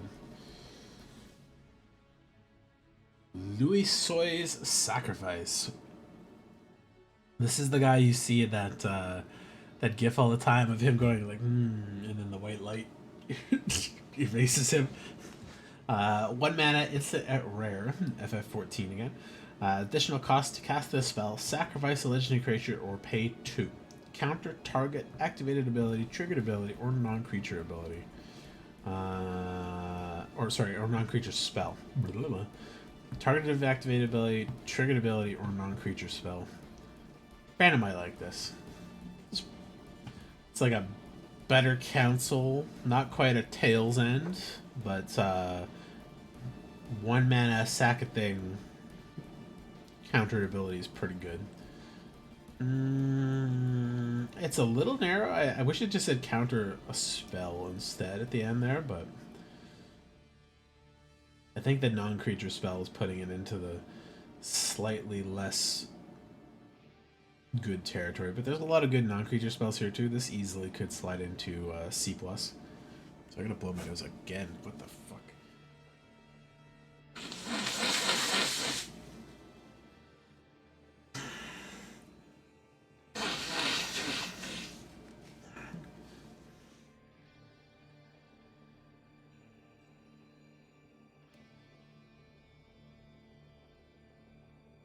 Jill, Shiva's Dominant.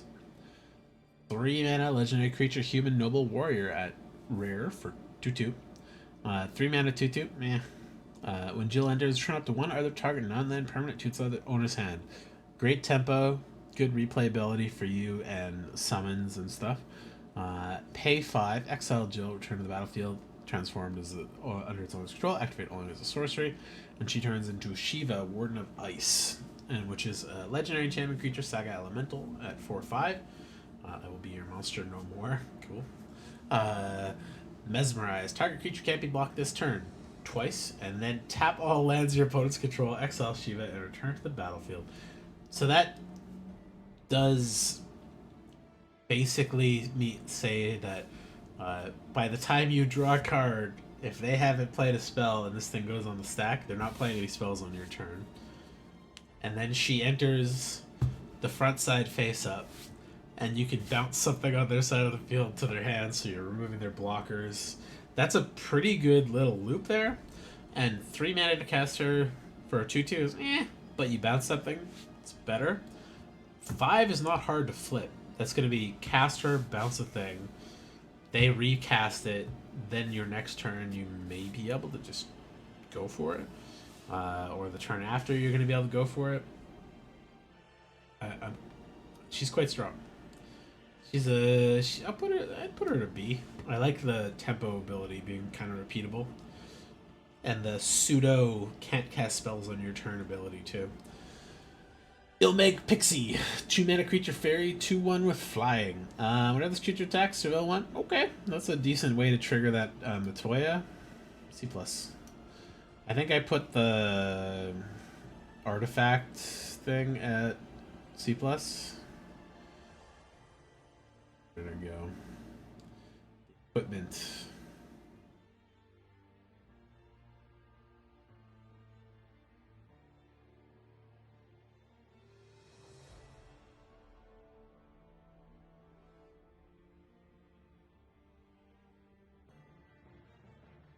Did I fucking lose it? What the hell? Dragoon thing. Am I fucking blind? Hey David, how's it going, man? It's good. It's a lot of cards, and I started pretty late, so I'm already kind of sleepy, but I will tough it out. You missed the intro about me talking about how my hometown's burning to the ground this year, and my parents had to evacuate their hometown along with 17,000 other people in Manitoba there. So yeah, that's a thing that happened this week while I was doing OT. So it's been a stressful week so far. Yeah, last year, I think I still got it up here.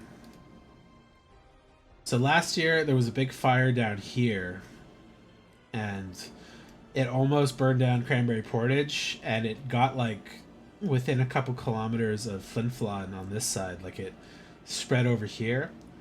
But this year there's a whole bunch of big wildfires all over the province. There's not even all listed here. There's like a couple more that are missing on this map, but these are all man-made.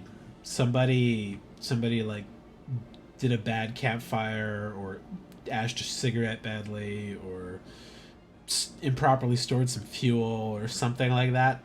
And these are all man-made fires.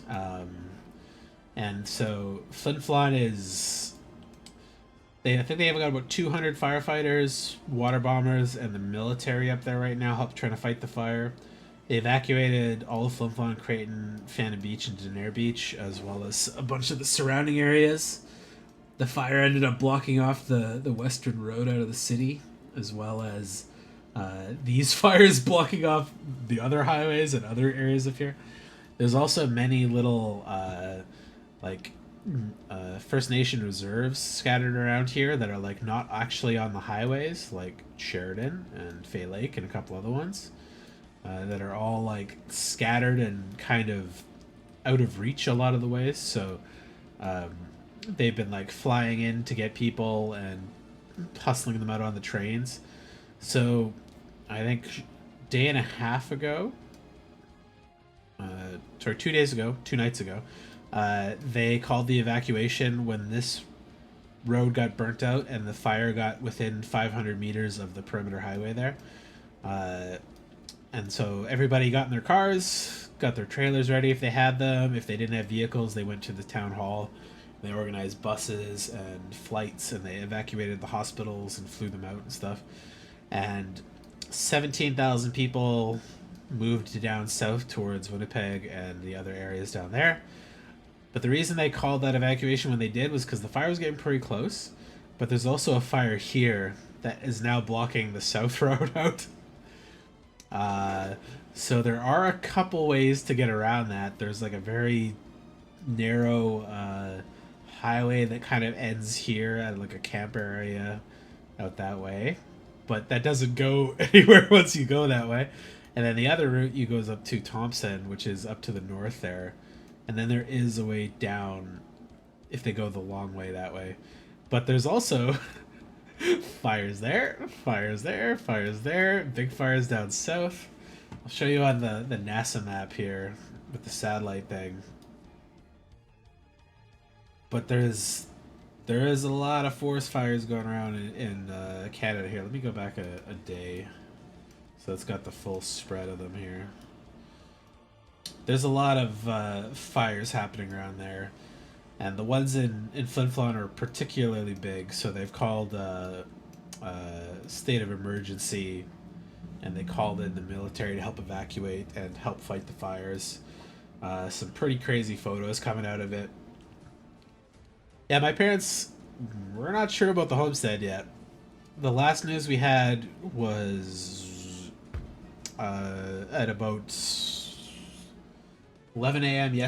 this morning, and they said for now it's within 400 meters of the perimeter highway. So this highway here is, they call it the perimeter highway because it goes around the outside of the city, obviously. And 400 meters is about this little mark right here. So like that far. So the fire is within this range on the map right now to getting to all the city stuff there. Like my parents live at the south end here.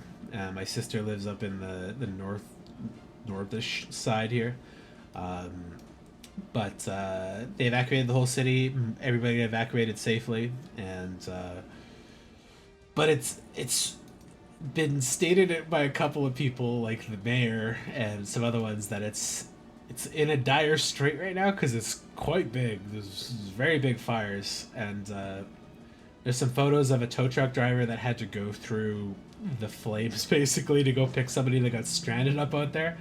It was very dire looking flames in some of the photos as he's like driving through the highway with like burnt down signs and like just flames and smoke from the horizon.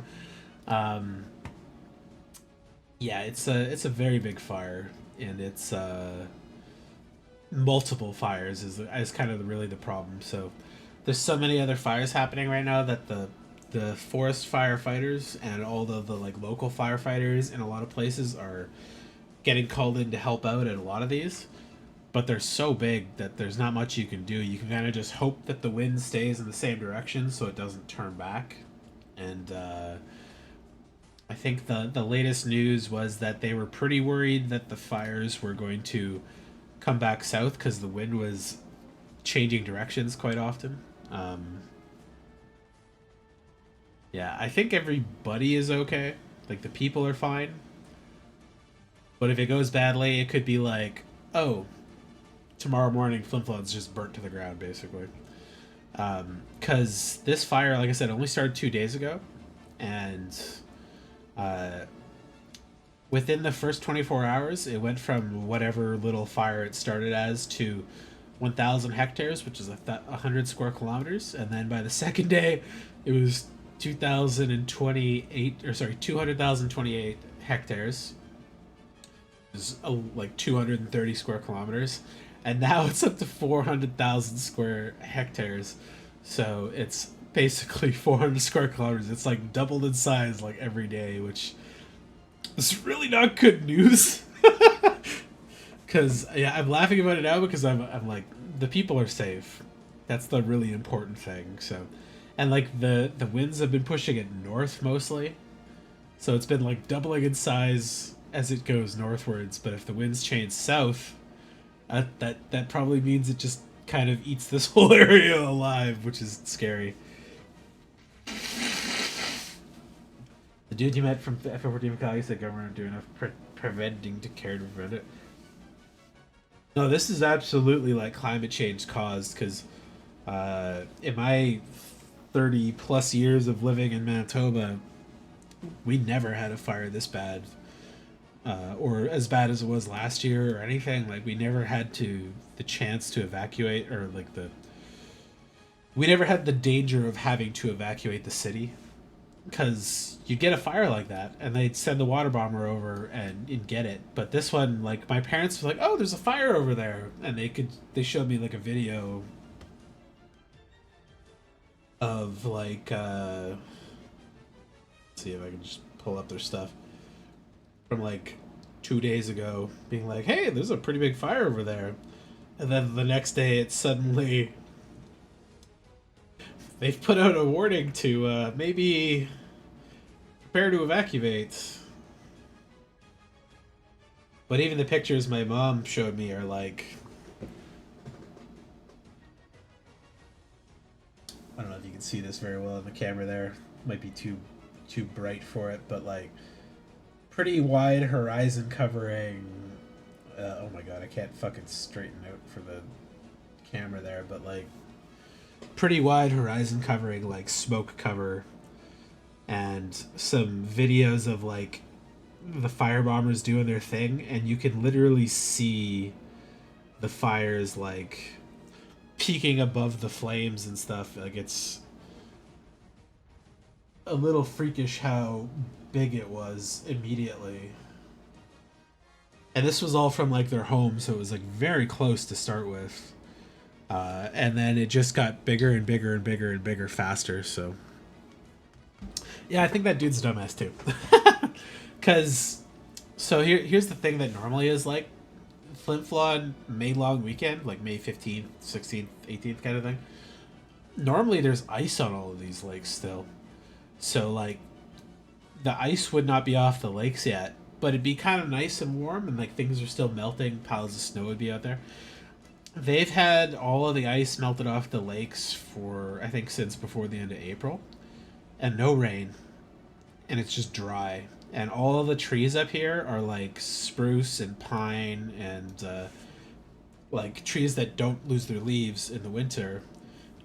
They tend to have a lot of oil in them, and when they dry out, the oil like soaks into the like pine like bark and needles and stuff, and all the dry needles that fall when it gets too dry, those things go up like matches. They just go and if you take a bunch of dry like spruce and pine branches with all the needles and stuff and throw them into a fire, it just goes because it's just an oil soaked piece of wood basically.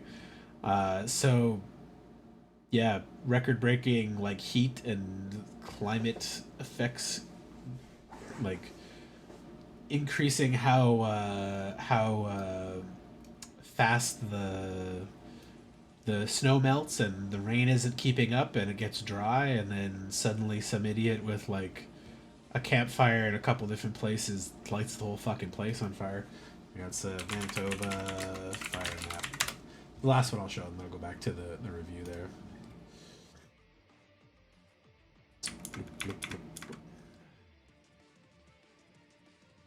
This only shows the Manitoba ones, so it doesn't show the scope of a lot of the fires that are in Saskatchewan and stuff, but there was the Sheridan fire, which is north of us a little bit, and there's the Flin Flon fire, which is about here, and you can see that there are...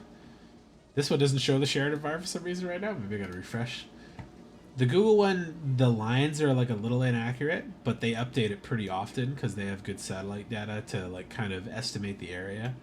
So the Sheridan fire and the Flin Flon fire are like just about joined right now with the positions they're on the map there. But this is why they told people to evacuate, because the fire down here has now covered the whole road here and is like rapidly coming to block off this thing here too. So there's a good chance anybody that didn't evacuate in this strip, like at Cranberry Portage or Baker's Narrows, there's campgrounds and a lot of people with cabins and kind of like fly-in homes for hunting and stuff like that over here that might not be able to get out if they don't get out before the roads get blocked there. Also, down at the paw here, which is normally where a lot of the other highways converge and you can split off, this one's under control. So they've had this one kind of hemmed in and keeping it from expanding anymore, but that's still a very large fire that is still burning as it goes right now. So 17,000 people evacuated down south. They called in the military, set up a national emergency. The mayor and premier, or sorry, not the mayor and premier of Manitoba, talked with the president and set up national emergency, called in the military. We have the 21 Field Engineer Squadron was based in Flin Flon initially, so they're familiar. And I know the division commander because of my parents, and they know him too. But yeah, flying in military to help fight the fires, flying in military to help evacuate people that are from areas that can't go down. They're setting up like temporary housing and shelter in the stadiums and arenas and fields down here for people, because 70,000 people is not that much, but when you don't have 20,000 homes to house people randomly, it's a lot. But my family's staying out in one of the smaller towns over here with some of my sister's friends. I know a couple people that are stopped off in Dauphin. They found like a hotel to stay at. Some people stayed up in the Paw. A couple of people are in Swan River. Some other friends went straight to Winnipeg and stuff. So, yeah, the biggest problem is some of these fires wouldn't be so bad because when Manitoba gets a big fire, they can call in Alberta, Saskatchewan, and Ontario firefighters to come help out with it. But they've got fires too. Alberta's got big fires. Saskatchewan has huge fires. Like the one that was over here, when the Flin Flon fire started, this was like 20 times as big. Now it's maybe 4 times as big. The Flin Flon fire is getting rapidly larger.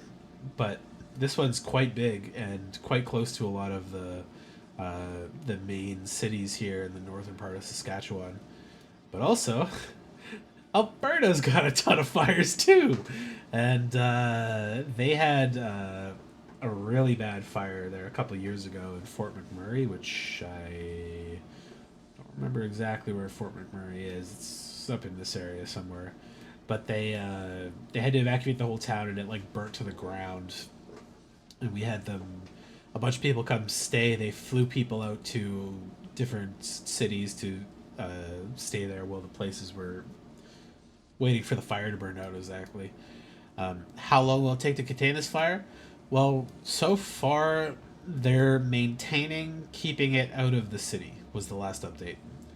But we really don't know, because it could be like the winds change tonight and it all faces towards the city. The firefighters got to evacuate. They'd have to leave. And then that would be probably the end of Flin Flon, because this fire is so big. The instant this turns and like pushes south, it's just gonna like burn all of this, and that's like the whole city gone like in a matter of hours. So it's a little bit of luck, and I think they said there's 175 firefighters and bombers and some of the military personnel that are staying up there to continue like holding it out of side of the city bounds. But the fires are so big they can't use the water bombers right now, and so it happened 2 nights ago. On the second day, there was a problem with people using drones to try to get good shots of the fires, and they can't use the water bombers when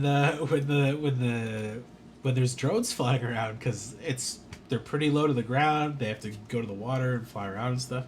So when people are flying drones over trying to get photos of the fire and stuff, they had to ground all the water bombers, which just like probably made it worse. It's like, oh, they couldn't suppress the fire in this area because idiots were trying to fly drones over, and they had to ground the bombers while they waited for the drones to clear, or they destroyed the drones and stuff. Like it's been a rough couple days trying to like help prep my parents and check in with people and like figure out the procedures and stuff. But yeah, Flin Flon's right on the verge of this right now, and that fire is rapidly coming closer to joining that up. Let's see, is there a yeah, let's see the APTN news. I like them. See if there's anything new.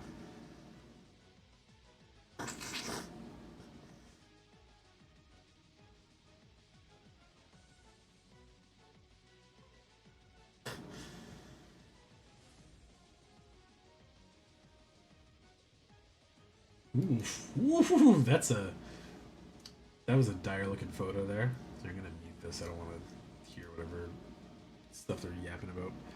Dangerous to scare most come off in Manitoba. Province from Missouri. People not panic. Keep calm. Carry on. Web Kinu says blah blah blah. Yesterday is third day on this provincial state of emergency.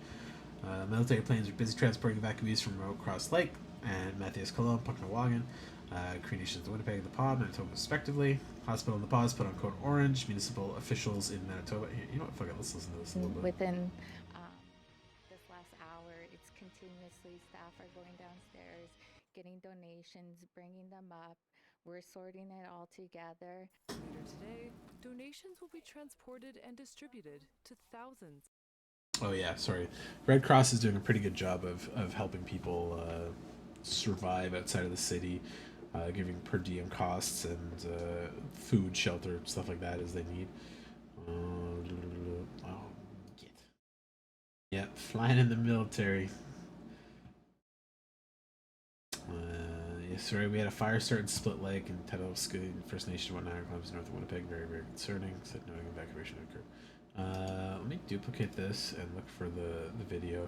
There's a really scary video of a dude in one of the northern areas there. A bunch of like work truck guys like jumping in the back of their truck and like pulling their camera out, and as they're zipping away down these dirt roads as like flames tower over the roads. It's pretty fucking freakish. Even more was the fire threatening Matthias Colomb overnight. Many calls for help. Report was being threatened. There was a lot of concern, desperate need to accelerate the movement of people in the community. Now it was recorded 2 fire-related deaths. Oh shit! The battle blaze from east to west. Husband and wife died in connection with the fire that struck Lac du Bonnet. Yeah, that was early this month. There was like a small town had a bad fire that killed some people, unfortunately. Kenya declared a state of emergency May 26th, asked Prime Minister Mark Carney to send in the military as the fire cut off highways, boxed in isolated communities, including First Nations. Evacuees are also being received in centers like Thompson and Port Superior, he added. Yeah. Manitoba is in its third day of a province-wide state of emergency due to numerous out-of-control wildfires. More communities and First Nations have been evacuated as fires continue to ignite and grow. Yesterday we had a fire start in Split Lake, Tatasqueyak Cree Nation. The situation there was very concerning for residents and for leadership. And then we turned to Puckatawaga, where the situation is very, very dangerous and scary for people in that community overnight.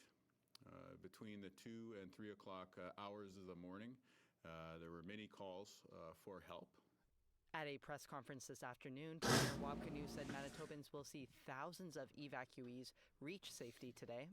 On Wednesday, we said 17,000 people are being ordered out of their homes or being put on notice. Today's the day where the vast majority of those folks will actually have moved from their homes to safety.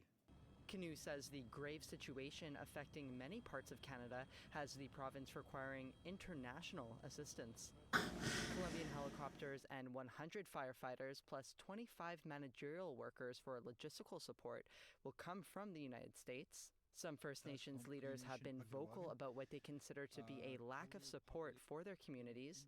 Puckatawagan Matthias Colomb Cree Nation Councillor Kelly Linklater says only about 150 of 3,000 community members have been evacuated since the state of emergency was called. We're trying to convey the concern for the community members that are in the line of danger, that they need to be moved. We need more resources. We need to move them immediately. He says helicopters that can only move a few people at once are being used since the airstrip is covered in smoke, and that local firefighters need more equipment. I just think of the elders and our children and just everybody that is just sitting there and waiting, and they shouldn't be waiting. Why are these people sitting there waiting to be rescued? When asked about First Nations leaders criticizing the provincial and federal response to the fires, Canoe said Manitobans need to keep calm and carry on and give space for officials to respond to the crisis. Questions about accountability, I'm happy to take, and we will have plenty of time to be able to sort. Yeah, so it's a weird, rough situation right now especially for like Webb, because he's kind of the face of it. Like, people are obviously upset that they don't have like all of the immediate ways to like evacuate mass amounts of people at a time, but like they're in a really remote part of the country. They don't have road access, and there's so many fires going on right now. It's absurd. Like, it's a real bad situation for a lot of the north parts here, and I just don't think there's enough stuff to really help in a lot of these places. So it's like, I can only hope they can get evacuated on time, and I hope they can help mobilize more people. But like, I don't even know how many helicopters like our armed forces have. And if they're going to some of these really remote places, like 300 or 400 kilometers there and back with full weight on the way back, I don't know where they'd be able to like fully refuel properly either. Like Thompson, but I don't know if they have the the facilities for it. I know Flin Flon, we used to have like the militia stuff set up there, but they removed that a couple years ago and like shut it down. So using Flin Flon as like a stopover point is not possible right now. And a lot of these fires are like so big they can't use the water bombers on them anymore either. So it's rough. There is like train lines to some of the places like Puckatawagan, but the places where the train lines would go would be like through Sheridan and through Flin Flon and through the Paw, which are just like covered in fire anyways. So it's like, it's a really rough, dire situation for a lot of people there. Yeah, so my family is down here in the south, the western part of Manitoba. My sister has some friends down there, and my parents packed up their camper before they went, so they have a camper to basically just camp out in, and my sister is staying inside the house, and they picked up a family friend who was like too old and was living on like assisted living, and they scooped her up, brought her and her dog down with them too, and a lot of people like brought in other people and friends as well. But yeah, it's a it's pretty dire situation in a lot of places, and the Flin Flon one, it's like if those fires turn south, the town could go up in like a couple hours. So we'll see. I'll let you know in a couple days if like, oh yeah, my hometown burned down, or not. Hopefully, but yeah, the stretched thin amount of resources, stretched thin amount of vehicles, stretched thin amount of rescue for people. It's pretty rough in a lot of spots there. All right, I'm gonna take a quick break, go to the bathroom, and then I'm gonna continue with this. But good to see you again. And yeah, now you know. Now you know what my week's been up to. Plus the OT. So I worked OT every day this week, and then I Wednesday, like Tuesday, we learned about the fires. Wednesday, I was like helping my parents like gather smart things and prep to go and stuff. And then by the end of Wednesday evening, it was like, oh, you guys gotta evacuate. As soon as I saw the notice, because I had like refreshing the page and stuff, it's like, get packed up, guys. You gotta go. They'd been prepping and packing already, but like they didn't, put the immediate stuff they needed in to vehicle out. So, but yeah, they're safe for now, so that's good. And most of my friends and friends' families are safe too, so that's also good. But yeah, obviously there are still some stranded communities that didn't have the road access, so hopefully they keep getting them out of there. But like, helicopter 6 people at a time is not good, obviously. But yeah, I'll be right back. I'll turn the music back on too. How far down am I? Yeah, okay, we got some more.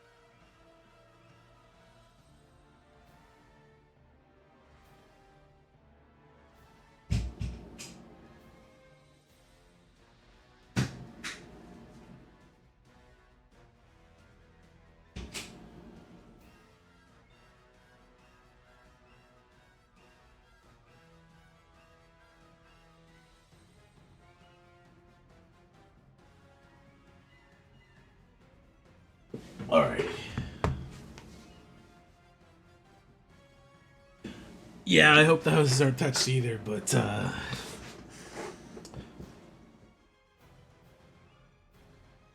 it's gonna be a rough couple days. It'll take a while for those fires to burn out. And how big they are, even if that area burns out and the winds turn south, it could easily send sparks and stuff all the way back into the city too. And even once the fires are out, it'll be a couple days or longer before people are allowed to return back home, kind of thing. It's gonna be a rough one, but I appreciate the thoughts. All that they can really do right now is wait. So, the hospitals and SPCA evacuated a little earlier than the people did, so they got stuff done in the right order. Fuck, my eyes are tired still. All right, back into set review.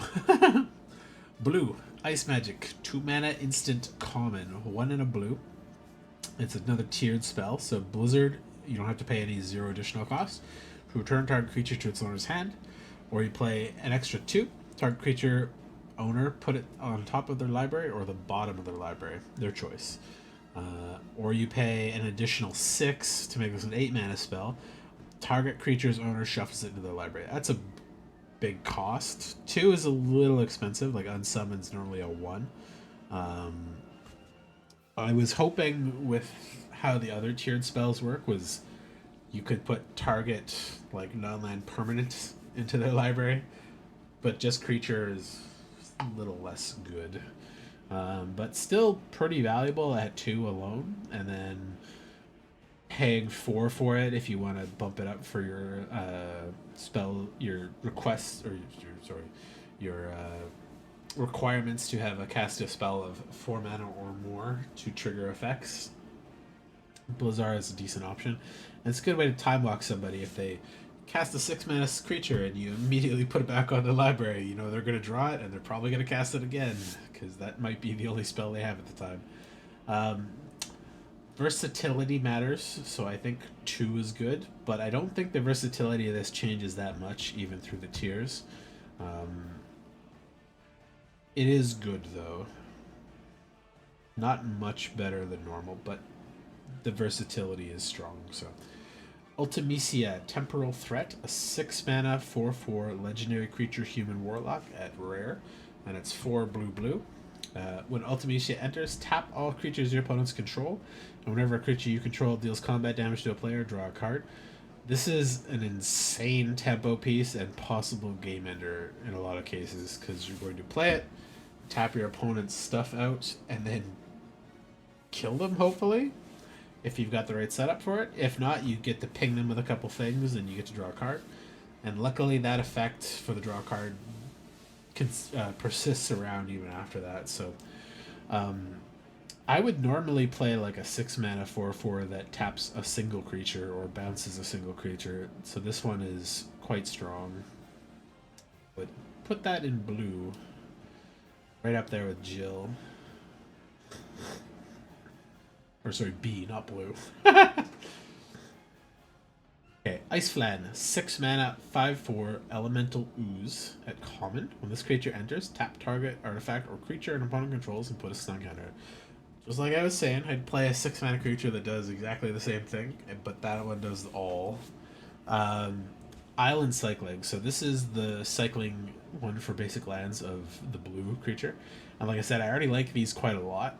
I would consider them usually pretty decent, because having an expensive creature that you drew early but you don't need it yet, or you need to get a land, or you're off blue or something, this is a great thing to have in your opening hand to discard it, get a land instead, let you ramp a little bit, or it's a pretty decent creature on its own. I actually think this is better than the white one, enough that I'd put this at B-.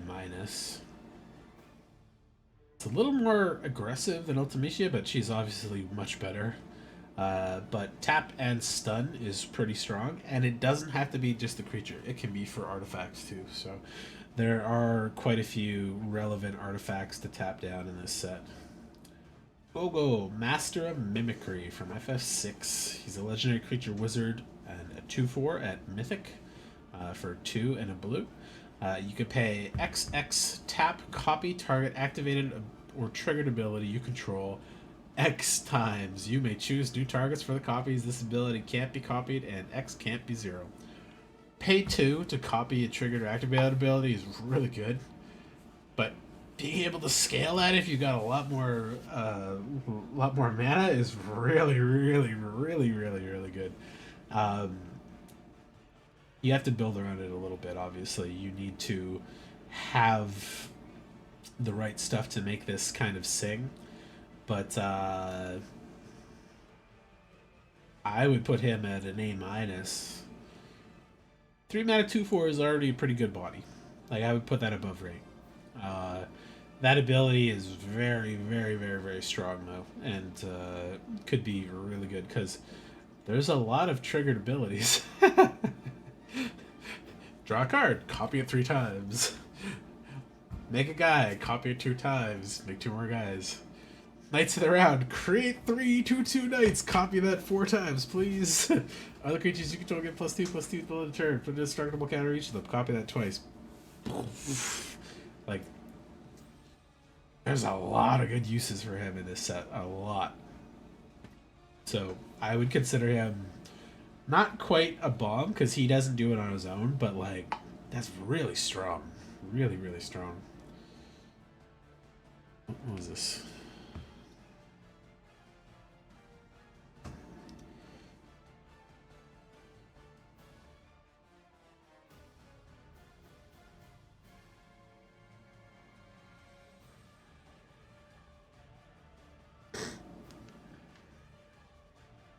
Ether. 4 mana, blue artifact, uncommon. 3 and a blue. Tap, exile this artifact, add 1 blue. When you cast when you next cast an instant or sorcery this turn, copy that spell and you choose new targets for the copy. So we've had copy effects before for instant sorcery spells that normally cost 3. And you would like flash them in or cast them at instant speed, or a sorcery card that you cast pre-casting the other one, and it says the next one you do, copy that. I like that you can offset this. So casting this and then getting a little bit of mana to cast your next big spell is pretty strong. Paying for to have this do nothing for several turns could be bad, though. But there's enough artifact shenanigans and synergies that I think this is okay too. And yeah, obviously it fits the theme of Restore MP. But yeah, this is expensive enough that you don't want to drop it without a game plan. But it is quite good. Put it at C, because it does require setup first. I think I just accidentally switched the card I was looking at there. Ether to C. Edgar, King of Figaro. A 6 mana legendary creature, human artificer noble. 4/5 at rare, and he's 4 blue. When Edgar enters, draw a card for each artifact you control. That's a good payoff for artifacts. 2-headed coin. First time you flip 1 or more coins each turn, those coins come up heads and you win those flips. Okay. That's got a lot of effects outside of limited. There are a couple coin flips in this set. I know there's one on the land for Golden Saucer, and there's a couple other ones too. So that second ability I think is less relevant. Oh, sorry, itchy back. But still somewhat relevant. I'd still be pretty happy to play him as draw like 4 or 5 cards though. And a 6 mana 4/5 with draw a bunch of cards on it is not that bad. C+. He's a little undercosted for the stats, but assuming you have a couple artifacts, he's paying for himself pretty well. Like, getting a 4/5 for 6 and drawing 2 cards, I'd call that pretty equal. Getting 3 or 4 is above rate, and getting to flip and guarantee that they come up heads and you win the flips is pretty good. It's pretty fun for the right thing with it. This is eject, so this is when the Midgarzola would just fucking kick your crew out of the battle, which is pretty fun. This spell can't be countered. It's a 4 mana instant at uncommon, 3 and a blue. Turn target non-land permanent to its owner's hand and draw a card. Can't be countered. I love it. It's a fun card to have. This one, I think the can't be countered and draw a card pushes it up to B- for me. Like, this kind of effect at 4 at instant is pretty regular, but the can't be countered and draw a card is a nice bonus to that. And there are certain things you're really gonna stuff with that when they do it wrong, but you could also do it at the worst time and kind of they'd still get the good effect. You'd only be like delaying things a little bit, but plan it out, you'll do well. Dreams of Laguna. It's a 2 mana blue instant at common, 1 and a blue. Surveil one, then draw a card, and it's got flashback for 4. Both of those are valid. Normally I like these kind of effects at 1, but 2 is still pretty solid. The flashback makes that part better, because again it brings it up to that 4 mana cost that a lot of those cards require for the synergies. And then yeah, getting to do it twice is pretty solid when you got the mana for it. So C. Hazy, it is going okay. How's it going for you? Dragoon's Wyvern, 3 mana Drake, 2/1, 2 and a blue. It's a flying creature. When this creature enters, create a 1/1 colorless hero creature token. 3 mana 2/1 flyer is okay. It's not the best. It's a little overcosted, but getting an extra body out of it is pretty nice. It's a shame it doesn't make like the creature fly or something, but splitting the power up like that is always a strong thing to have in limited. Just enough that I'd probably put it in C+ as well. 2 bodies for 3 is solid, especially if one of them's kind of aggressive and flying. So, combat tutorial. 3 mana sorcery at common, 2 and a blue, and it's target player draws 2 cards. Put a counter on up to 1 target creature you control. That's pretty good. It's divination, but also gets a counter out of it. And it doesn't have to have a creature available, so it's up to 1. So if you don't have a creature, you still get to draw 2 cards, which is good. C+. Cargo Ship. 2 mana artifact vehicle at uncommon, and it's a flying vigilance 2/3 for 1 and a blue. Tap it to add 1 to spend this mana only to cast an artifact spell or activate an ability of an artifact source. I like how all of these vehicles have been mostly like crew 1s or crew 2s already, which means they're actually going to be very playable in limited. And a flying vigilance 2/3 is pretty strong because it has the tap ability after. It's not that aggressive at 2/3, but the fact that it has vigilance means you can crew it to swing, and then you can crew it to block the next turn too, as long as you're not using it for the tap ability as well. 2 mana is a pretty decent, cheap cost for that, so pretty good. I think it's a C+. I don't know if I'd be higher though. Don't think it's lower. It's good. Guess dumb question about the Magic Boost Box? Yeah, go for it. What's the dumb question?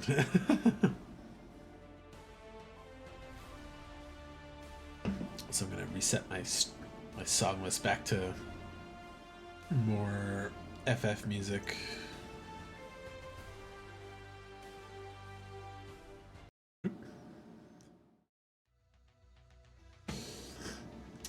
Astrologian's Planisphere.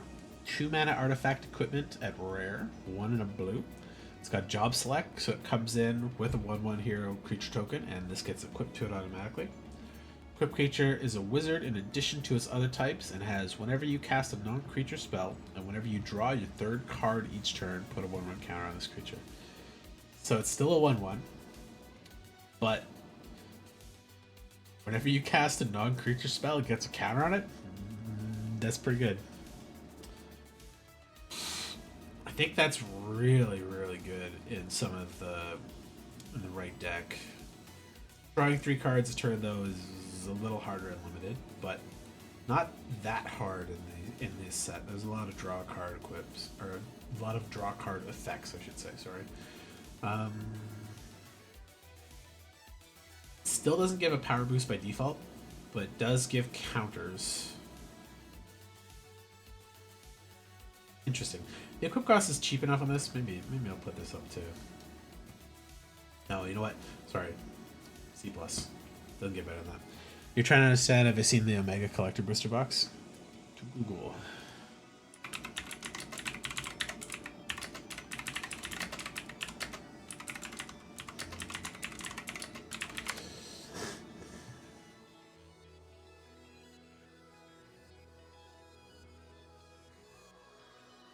Why does that seem so cheap?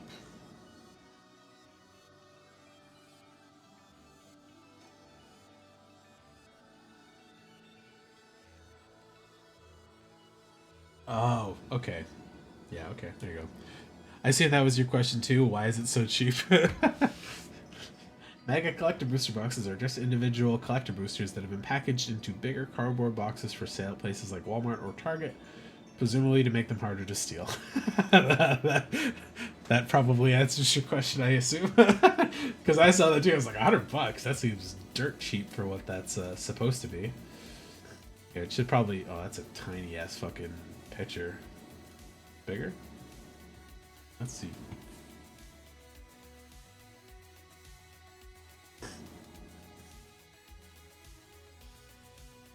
One booster. Yeah, okay. So it's just one collector booster packaged in a big box. Yeah, that's it. Yeah, because I know these were getting fucking crazy in the prices right now, like 1,000 plus USD. So I'm not getting one of these unless the prices drop back down to like $300 Canadian kind of thing. But I might get like one collector booster. But we'll see how the pre-release goes. Maybe I'll win some value and trade it in for some collector boosters later. But single collector thing being priced as an Omega collector booster box is a weird way to word it to probably trick some people, I think. I don't like that wording, actually.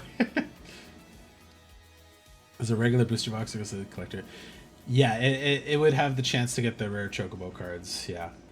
So all the collector boosters of this initial printing will have the serialized ones in it. I'm not exactly sure how they do that. Like, I don't know if they, like, put one in every 600 boxes or something like that, or if they put all 77 in the initial first run of several thousand packs, or if it's like the first 1,000 packs they put in a couple of those, and then the next 1,000 packs they put in a couple. They haven't been very clear on how they spread them out, but or how often they're going to print collector boosters, because this is a standard set. So in my mind, that would mean they continue to print collector boosters, but that obviously wouldn't work for the serialized cards. Not as it is either. So Wizards is pretty. Oh, thank you for the follow. I'd say Wizards is pretty like tight-lipped about weird things sometimes when they just don't feel like telling you, oh, hey, what we do is actually we print 10,000 collector boosters at a time, and we stick in like one serialized card every 200 or 300 things. Oh, you Scarlet Pipe too. Thank you, man. All right, I will add that to my exercise list. I really appreciate it. Normally, I do exercises on stream here. Oh, I gotta add extra 100 too for that. But my apartment is fucking tiny now, so I don't really have space to do it. But I am moving in a couple months, so that might come back. So you can add extra bike time or push-ups, sit-ups, or squats to my exercise list if you like. Only person that's actually do. Oh, well, I didn't know about it either, so it was good for me to figure that out.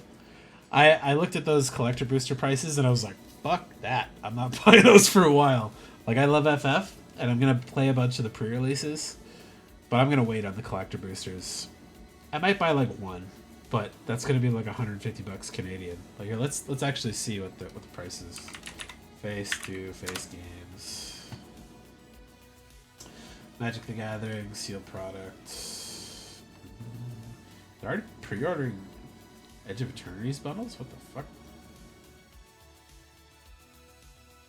Japanese collector booster pack for 74 bucks. 849 bucks is actually not that bad, weirdly.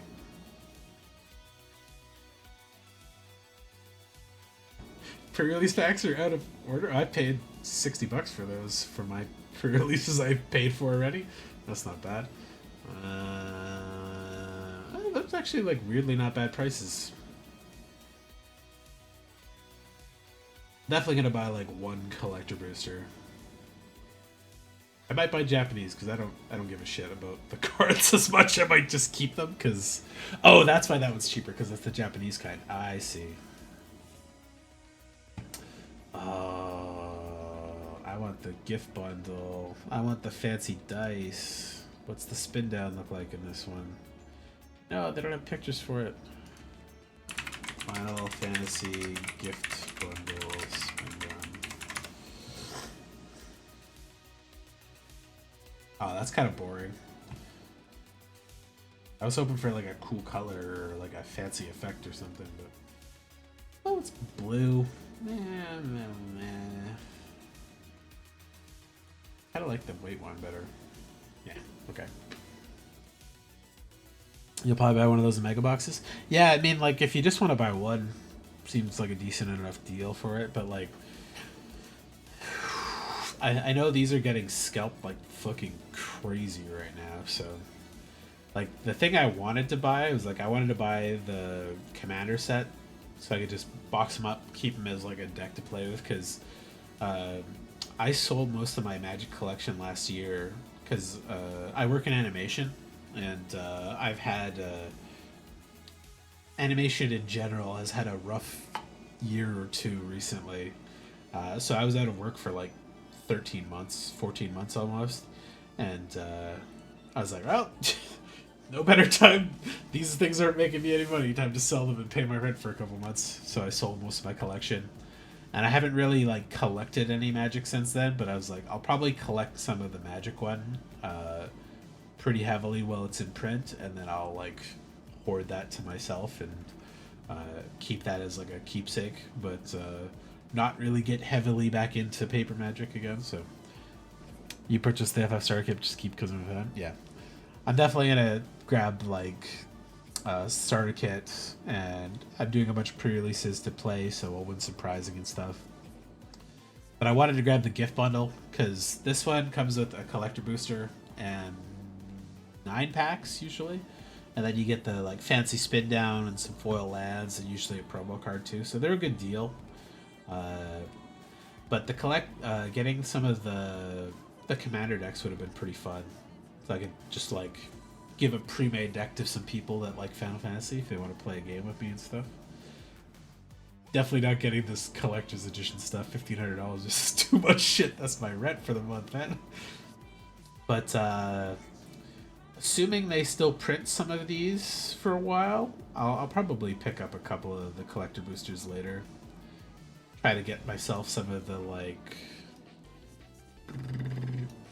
nice Amano arts, or some of the like cool alt art ones for these. Like I really like the Nibelheim Aflame there.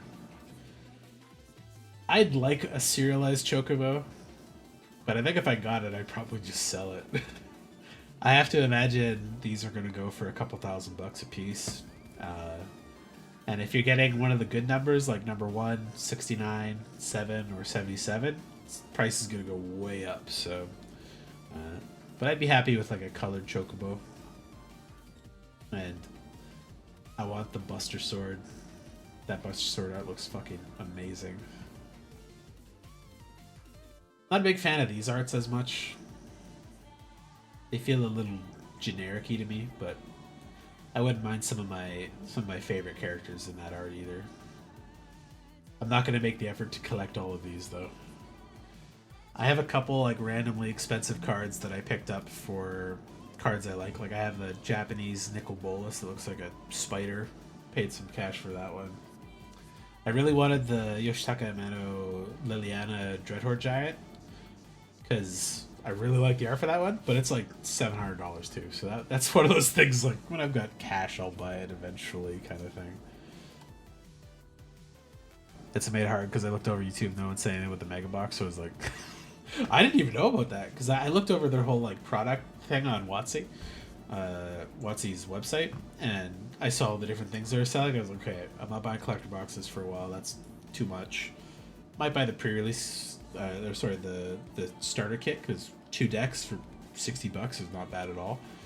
I'd probably buy some commander decks or maybe one of the secret lairs or something. And some pre-release kits. And I'd be like, okay, let's go with that. But yeah, the Omega Box being like a packaged thing to sell at the stores makes sense. So thank you for notifying me about that. You'd sell the Choco as well. His friend said he would kick my ass if you got it buying that. Oh, for sure they're going to toss like one of those in one of those, right? Like I'm sure they have like at least some kind of distribution to like kind of spread it out among all the products. The one thing I'm curious about is I don't know if they have serialized cards in the other languages as well, because I have to assume all of the 77 are English ones, and then maybe they have 77 Japanese ones or something too, but because I just like one of them, but we'll see. If I get one and it's like number 4 or something like that, and it's only like people are offering a couple $100 for it, I'm not gonna sell it. But if it's like, oh, I got number 77 and people are offering significant money for it, I'd sell that. I could use money more than I could use a fancy card right now. Alright. So these are the Worlds Beyond ones. Fencer Shaper Savant is Master Zande. It's a 4-mana 2/2 with Flash. And when he enters the battlefield, turn target spell or permanent to its owner's hand. It's a very versatile classic card. It's good. It's just good. B-. It's like a counter spell / time walk / good tempo burn spell. Terra being Urza is really funny to me, but 4-mana 1/4. Legendary Human Artificer. When she enters the battlefield, create a 0/0 colorless construct artifact creature token with the stone gets +1/+1 for each artifact you control. Tap an untapped artifact you control to add 1 blue, and pay 5 to shuffle your library, exile the top card. Until end of turn, you may play that card without paying its mana cost. My buddy, who's a mod in the chat might pop up every now and then. He plays this all the time as one of his commander decks, and 95% of the time, whenever he does the shuffle gamble thing, he'll have all these like good cheap artifacts out. Tap, tap, tap, tap, tap. Pay 5. He gets an island. Tap, tap, tap, tap, tap, tap. Pay 5. Island. He's just like, fuck. He gets very unlucky with that one. Black Joba's Japanese only? Oh, I didn't actually look that up. Let's see. Final Fantasy Chocobo would blind. MTG.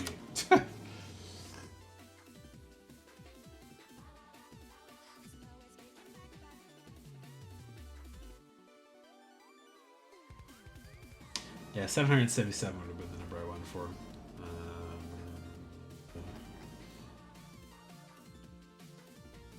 I need a WotC link. Oh, that's just the stale thing. Okay. Chocobo.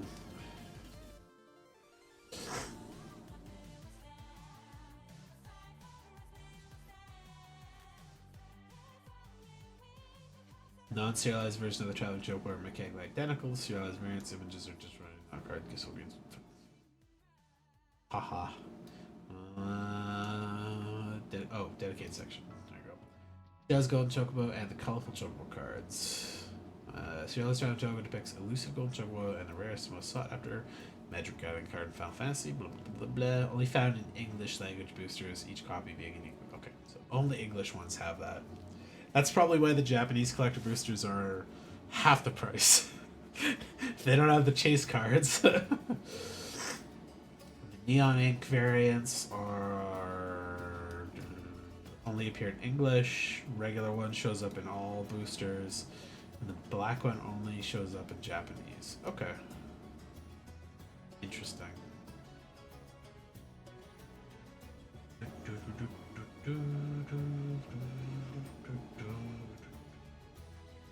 And the pink, green, yellow, and blue neon ink foil ones appear in all languages. Wait.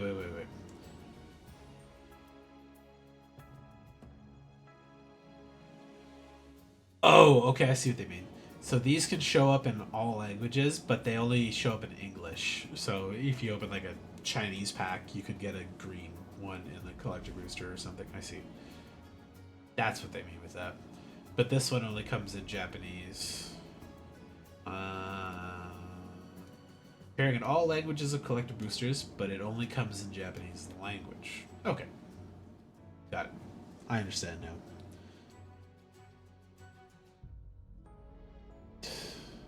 Why is the Black Chocobo printed only in Japanese? What was the 4 colorful chocobos? Blah blah blah blah blah. Black Chocobo was a favorite in Nomura's fastest chocobo in the original minigame. Blah blah blah blah blah blah blah.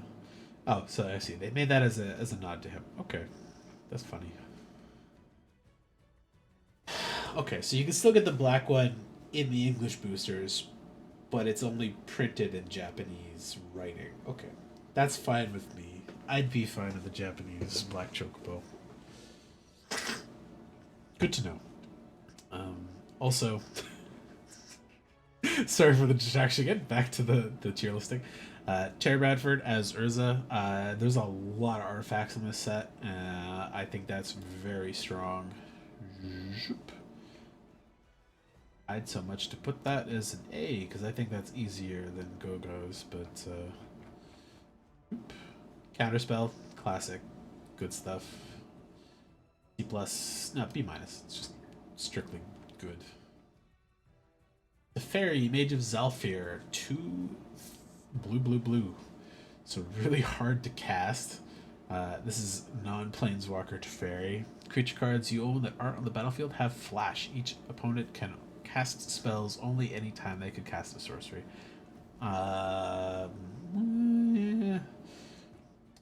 Good, but I think that's less good in limited. Triple blue is a little stiff. Casting stuff at flash is pretty strong, and limiting your opponents to being only sorcery speed can really screw with like combat tricks and stuff. Mystic Steady, always good. Just 3 mana, draw a card whenever they play spells if they don't pay extra mana. I don't like the art on it though.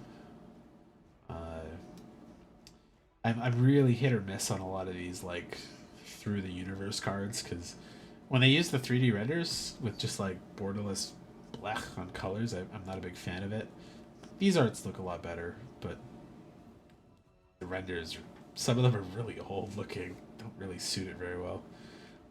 Benadeel Adventurers is the Laboratory Maniac, so if you draw a card while the other one has no cards in it, you win the game instead. It's like a minorly viable strategy. I wouldn't put him above like a C minus though. There is the Water Crystal, but this mills opponents, not yourself. You'd have to draw yourself out the hard way, which is not that hard in this set, but iffy. Cryptic Command, another triple blue spell. 1 blue instant, and you can choose 2. Counter target spell, return target opponent to its owner's hand, tap all creatures your opponent control, or draw a card. Classic, super strong card. Really limited by how much blue is in the mana cost, so you have to be like mainlining blue and probably not splashing other stuff to do it. Because of that, I think it sticks with Teferi down here as uh, very stiff to cast, but very strong too. Brainstorm. Brainstorm is fucking great. 1 mana, blue instant, draw 3 cards, put 2 cards in your hand back on top of your library in any order. This does a great job of being able to like reorder and stack your turns, because you take those 3 cards, you pick the stuff that's going to be too expensive, or you would have to discard normally due to like hand size being too big, and reordering it. And I actually really like the art on this a lot. It's good stuff. Brainstorm is like a B plus, I'd say. Hey, on to the black cards. I got severely distracted a couple times there, but I don't dislike the distractions. They're fun. Talking about my hometown burning down and finding out some new stuff about these cards, good before I go buy anything. So.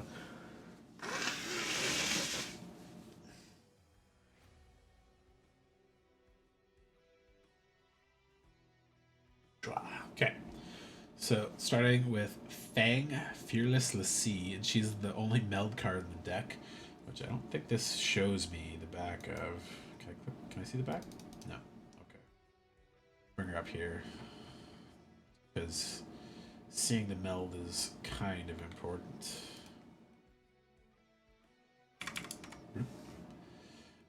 Fang, Fearless Lassie, 3 mana legendary creature human warrior at 2/3. 2 and a black, and whenever one or more cards leave your graveyard, you may draw a card and you lose 1 life. This ability triggers only once each turn. And then it melds at Vanille Cheerful Lassie if you have them both out. I think she has the triggering effect on her. They turn into Ragnarok Divine Deliverance. Legendary creature, beast avatar. Vigilance, menace, trample, reach, haste. It's good keyword soup. And when Ragnarok dies, destroy target permanent and return target non-legendary permanent card from your graveyard to the battlefield. So if they kill it, it's not indestructible. You blow something up on their side and you get something back. But non-legendary permanent actually kind of makes this narrow, because there's a fuckload of legendary permanents in this set. So it could be a little... might not actually have a lot of targets for it on the backside, but obviously 3 mana, 2/3, pretty good. I'd call that like at rate. One or more cards leave your graveyard, draw a card, lose a life each turn.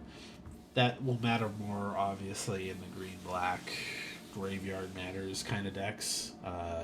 It meshes with almost nothing on the blue and the white side. Maybe a couple of the flashback cards. I wouldn't put her above a C. Until you're able to meld her, and that really matters a lot on the Vanille card too. So interesting cards. This set has a lot of really good like synergies and a lot of good flavor. A lot of these cards have been like made really well, like chosen effects and stuff. Let's see if I can find one of the ones here. Yeah, like Zac Fair. 1 mana, 0/1 comes in with a counter. You can sacrifice Zac to give target creature indestructible. You put his counters on that creature and you give his equipment to it. Zac died protecting Cloud. And he gives him the Buster Sword. And he gives Cloud like... it doesn't give him his memories. Cloud kind of like assumes his memories and kind of steals his girlfriend a little bit. But yeah, Zac's a hero, and he's like sacrificial to save people and his friends and stuff, because that's what he wanted to do, was be a hero. So it makes sense that he like passes on the Buster Sword, he passes on his power, and he protects somebody. It's like very flavorful, good choices for a lot of these cards. Yeah, it's a good set so far. A really good set. I think it'll be fun to play. Evil Reawakened is a 5 mana black sorcery at uncommon, 4 and a black. Return target creature card from your graveyard to the battlefield with 2 additional counters on it. Gloof, it's good to see you again. Wahahaha. Good old Final Fantasy V. 5 mana, return a creature from the graveyard spell is normally what we have. Normally they're common. I don't know why this one's an uncommon. Maybe just because there's like a lot of crazy creatures they don't want to bring back too easily. +2 counters on it. Okay, like that might make a big difference, might not. Yeah, this is like a C. Giving it an indestructible counter or something would have probably made this a little better rather than two 1/1 counters, but the Demon Wall. I looked at this and I was like, why is this the FF7 one? It's the FF14 one instead. Looks weirder. Okay. Just another FF14 card, I guess. Demon Wall is actually quite good, though. It's a 2-mana artifact creature, Demon Wall, at uncommon. It is a defender and menace, and it's a 3/3. So as long as this creature has a counter on it, it can attack as though it didn't have defender. And you can pay 6 to put 2 counters onto this creature. I quite like this because a 2-drop 3/3 defender is pretty normal, and they're usually good for a turn or two to like step in the way and trade with something, or chunk block little guys, or throw onto the bus for something. But once you get enough mana to make it a 5/5, 5/5 menace is pretty strong, and there's a lot of cards that can put counters on stuff. So I really don't think this is much of a downside at all. I think if you get this and you're in the right deck for it, you're gonna get like a turn 2 maybe for before this thing can actually attack, and it'll be like a 4 or 5/5 menace, which is really good. C plus. Your first time getting into Magic? Ooh, you picked like the most expensive set they've ever made for this. But I don't blame you for getting into it, especially if you're an FF fan.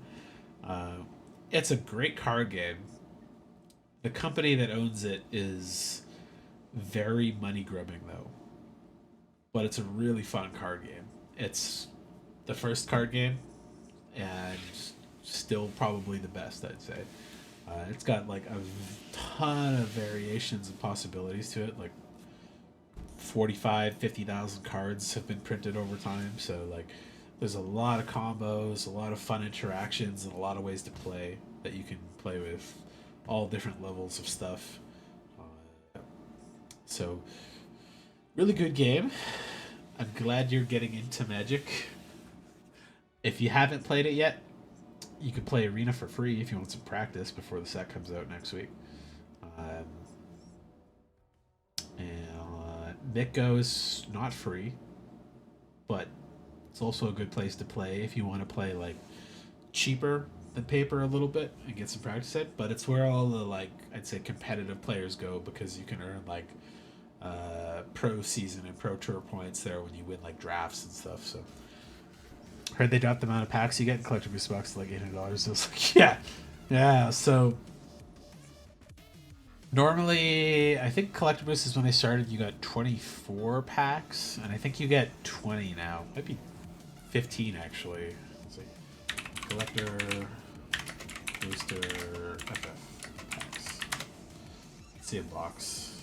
Sure. eBay, whatever. I fucking hate looking at eBay for it. God. Okay, fine. Look at eBay. 12 booster packs, yeah. US 675 is way too much for that for me. It's like $1,200 Canadian. It's a lot. And it's getting scalped like crazy at a lot of game stores, so I'm sure the prices will drop after like a week or two once people have like gotten their fill. Because the regular non-collector booster stuff, just the regular play boosters, are going to be open like crazy, and those prices will stay flat because they print that to demand. But the collector boosters, they do like a semi-limited printing run of those, so that might not be going down in price too much. But if you just want singles, don't buy the box, wait and buy singles. But it is fun to crack packs. I get that too. So the Darkness Crystal is a 4 mana legendary artifact at rare, just like the Wind and Water Crystals. Black spells you cost 1 less to cast, and if a non-token creature an opponent would control would die, exile it instead and you gain 2 life. Okay, pretty good. 4 black, tap, put target creature card exile with the Darkness Crystal on the battlefield, tap under your control with 2 additional +1/+1 counters on it.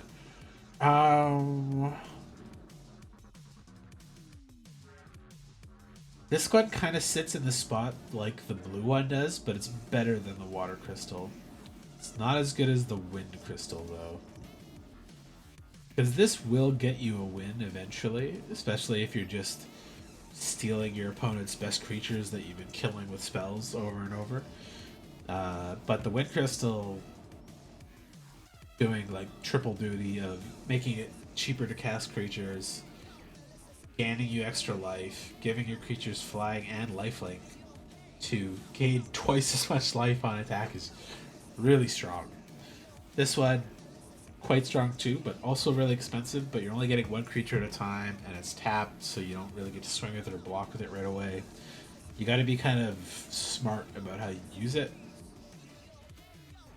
But it's better than the Water Crystal, which has like no mill support, and only mills things equal to the number of cards in your hand, so yeah. Water Crystal's weaker, Darkness Crystal's better, Wind Crystal's the best so far. And I know for a fact that the Fire Crystal is not that good. I looked at it already. Alright, so we got the Dark Knight's Great Sword. It's artifact equipment at 3 mana on a common, 2 and a black. It's got job select, so it comes in with a 1/1 body. And equipped creature gets +3/+0 and is a knight in addition to its other types. And you can equip it for paying 3 life and activate that only once each turn. So I really like this one a lot more than a lot of the other expensive equip cost ones. Because I'll pay 3 life. There's enough life gain in this set, and even then I'd throw this on a flyer. Fuck it, 3 life, sure.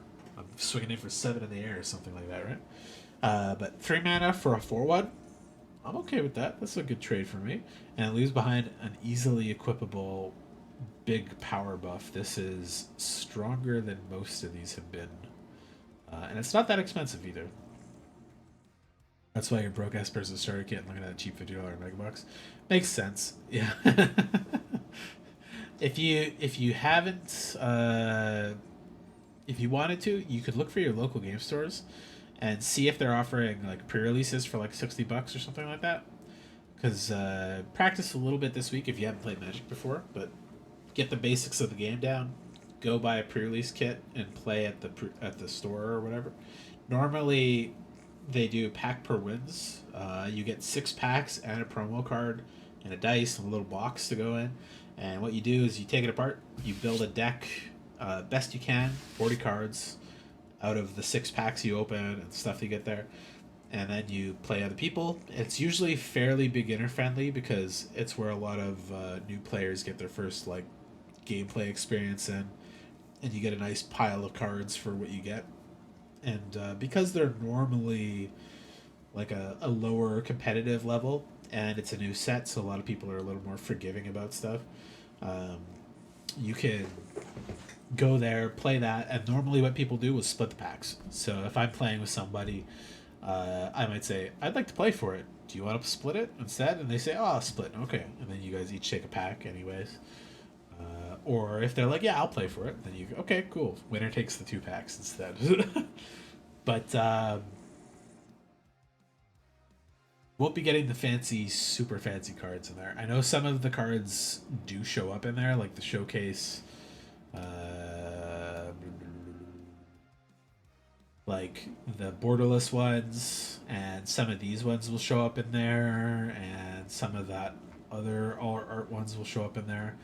But yeah, like those guys and certain art treatments won't show up in there at all. I think it might be these ones that show up in the main set and through the Ages things. But yeah, pre-releases are fun. They're a good way to get into it too. I don't know if you're in Canada or America, so I just said $60 is like an average price. I know a lot of places in Canada here it's about $70 closer to it, but States has usually a bit cheaper than that. So, Dark Confidant. This is a classic, powerful black card. It's one of the few reprint cards in the set.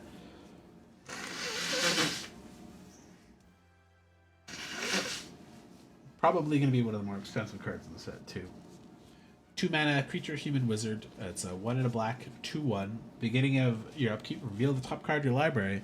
Put that card into your hand, and you lose life equal to its mana value. So this skips certain restrictions on draw, and that's why it's powerful.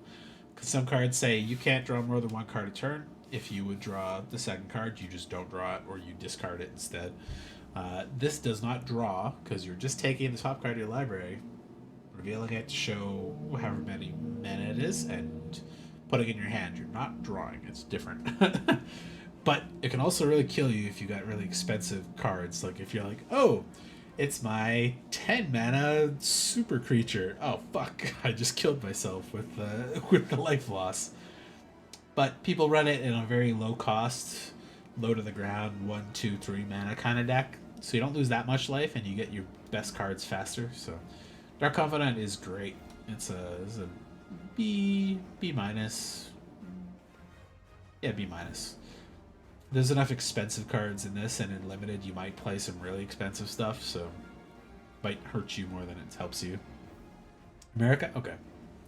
Yeah, you probably get it a little cheaper than me then. Cornered by Black Mages. A 3 mana sorcery at common. Target opponent sacrifices a creature of their choice, and you create a 0/1 Black Wizard creature token with whenever you cast a non-creature spell, this token deals 1 damage to each opponent. So normally edict effects like this are 2 mana sorceries or instants, and opponent sacrifices a creature. 3 mana is okay because you're getting a body out of it as well, and I really like the Black Mage strategy of make a bunch of Black Mages, and whenever you cast another non-creature spell, you're gonna ping the opponent. I would be super happy to play like 7 or 8 of these in a deck and just go corner by Black Mages, sacrifice a creature. They play a creature. Corner by Black Mages, ping you for 1, sacrifice creature. They take their turn, they play another creature. Corner by Black Mages, ping 2, sacrifice creature. Just over and over and over. It would be like infuriating to play against, but I would have a lot of fun doing that. I will put this C+ because it's a little too expensive and it doesn't have instant like some of the other edicts, so yeah, but still good. Circle of Power. It's a 4 mana black sorcery at uncommon. You draw 2 cards, you lose 2 life, you create a 0/1 black wizard token with whenever you cast non-creature spell, this token deals 1 damage to each opponent this turn. And wizards you control get +1/+0 and gain lifelink on a turn. This is like a super double triple duty card. It's pretty good. There's normally effects that cost 2 to draw 2 cards, lose 2 life. The like kind of the best, most efficient black draw spell. This one also creating a wizard and creating your wizards to have lifelink means you could swing with them if you had a bunch of them out already, but them being like 1/1s probably isn't super valuable. But the nice thing is the lifelink they get here, when you activate their ability by casting another spell and they deal a damage to an opponent, you'll still gain the life from that because that token is dealing the damage. And any damage that token deals while it has lifelink will gain you life. So this can do a really good job of giving you more bodies on the field for the Black Mage strategy, and then also pinging them and gaining you the life back you lost from drawing a card. It's a really good card in that way. It being 4 mana to get those extra 2 cards losing to life is a little downer, but I think the big play you can set up with this is really strong, so I like that a lot. The Black Mage's Rod. I quite like the art on this one too. So 2 mana artifact equipment at common with job select. So you get your 1/1. This automatically equips to it, and it has +1/+0. And has whenever you cast a non-creature spell, deals 1 damage to each opponent, and is a wizard and other types. So you get a 2/1 for 2, and it pings things. That's great, actually. Like, super solid. Happy to have that. C+. I really like the Black Mage strategy if you can do it. Then Arden the Usurper. 8 mana, legendary creature, elder human noble, 4/4. 5 black, black, black is a hard cast to hit. And he has some other abilities here. Demons you control have menace, lifelink, and haste. He is not a demon himself, unfortunately. And then his Star Scourge ability is at the beginning of combat on your turn, exile up to 1 target creature card from a graveyard. If you exile the card this way, create a token that's a copy of that card, except it's a 5/5 black demon. That part's really good. That part absolutely justifies his cost and stuff here. Because if you play him for 8 mana, you pass to combat, exile a 1/1, nothing from his your opponent's graveyard or your own. You're gonna get a 5/5 lifelink menace haste demon out of it. So it makes sense that he costs a fuck ton, even though he doesn't do a lot on his own. Because he's going to almost immediately give you a huge game-ending beater, and you'll get another one every single turn if they can't deal with it. Almost as good as Knights of the Round. It's like an A- though, because there's still a period of you cast this, it hits the field, then they kill it. And if it didn't pass to combat between the time it hit the battlefield and they killed it, you just lost him and you wasted a fuck ton of mana. But if you can get him on the field and they can't kill him immediately, you're going to be in a very, very good spot to win the game after that. Albed Salvagers. 3 mana creature, human, artificer, warrior at uncommon. It's a 2/3. Whenever this creature or another creature or artifact you control dies, that also means being destroyed and leaves the battlefield.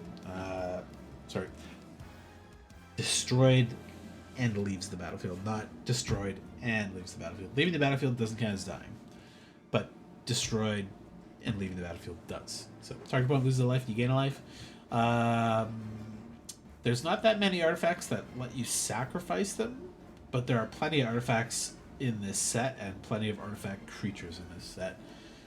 So you'll probably be okay with just relying on the creature half of this, but you might get an artifact every now and then. There's a couple food tokens, couple treasure tokens, couple clue token type things. So that part will be okay. 3 mana 2/3 is pretty on spot, like on curve, so I think that's okay. This creature, another artifact control dies. Yeah, C+. Ahriman. 3 mana creature eye horror at common is a 2/2 flying death touch for 2 and a black. 3 mana 2/2 flyer, pretty good. It's like at cost. Death touch,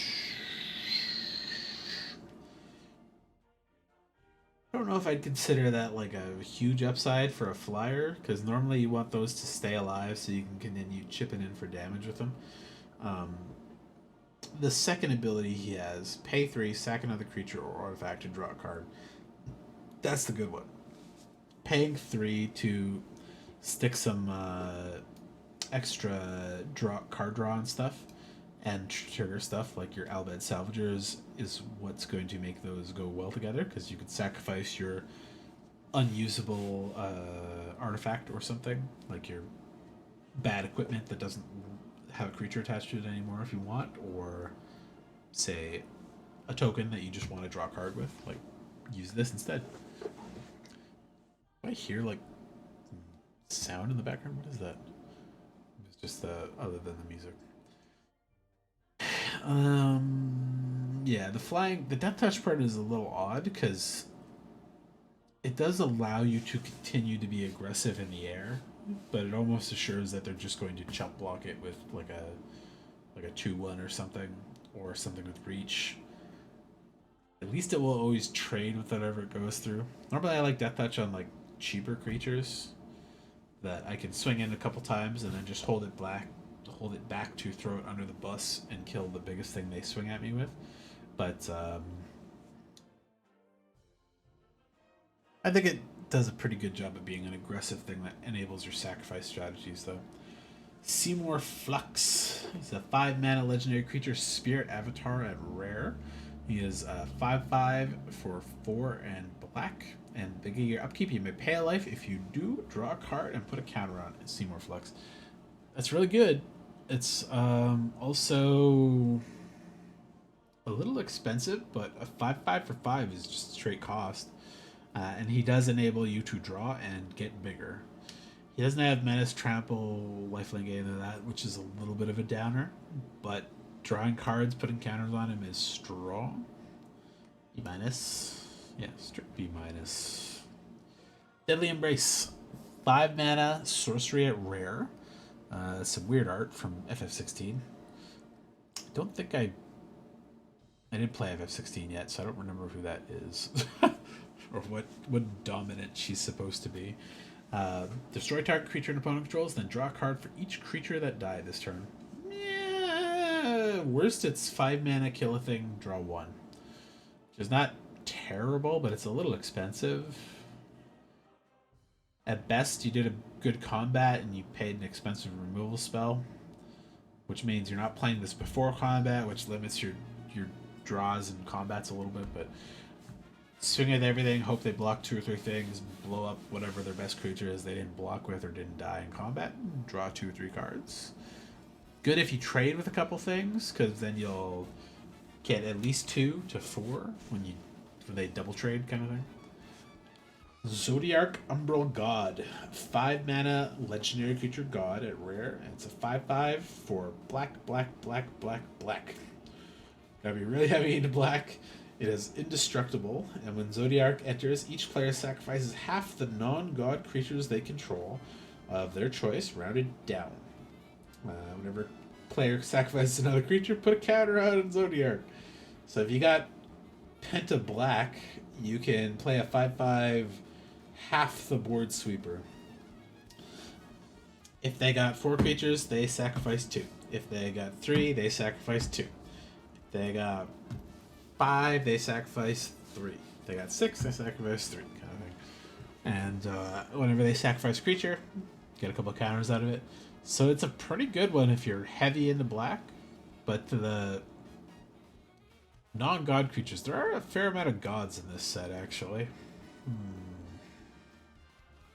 Still pretty strong. That mana cost is extremely limiting, though. I think I'd put him at a B, but like you obviously have to be able to play Penta Black, which is kind of really strict.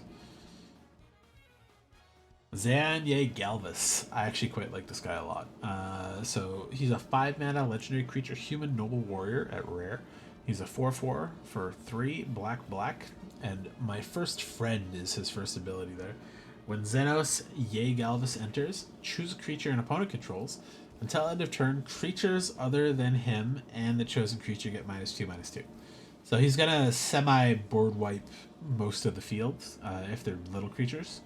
And then when the chosen creature leaves the battlefield, he transforms into Shinryu Transcendent Rival, which is a legendary creature dragon. It's an 8/8 flyer, which is bonkers. And as this creature transforms into Shinryu, choose an opponent, and when the chosen player loses the game, you win the game, which is pretty funny.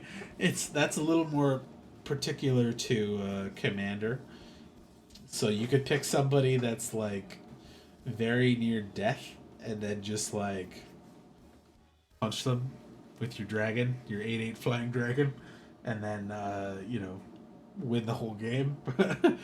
But his front side is quite strong too. Like a 5/5 that you put in, or sorry, a 4/4 that you drop in on 5, and probably wipes out a good chunk of the board, is pretty strong. And then if you have another removal to kill the friend creature you chose, get an 8/8 flyer. That's gonna end the game real quick too. So,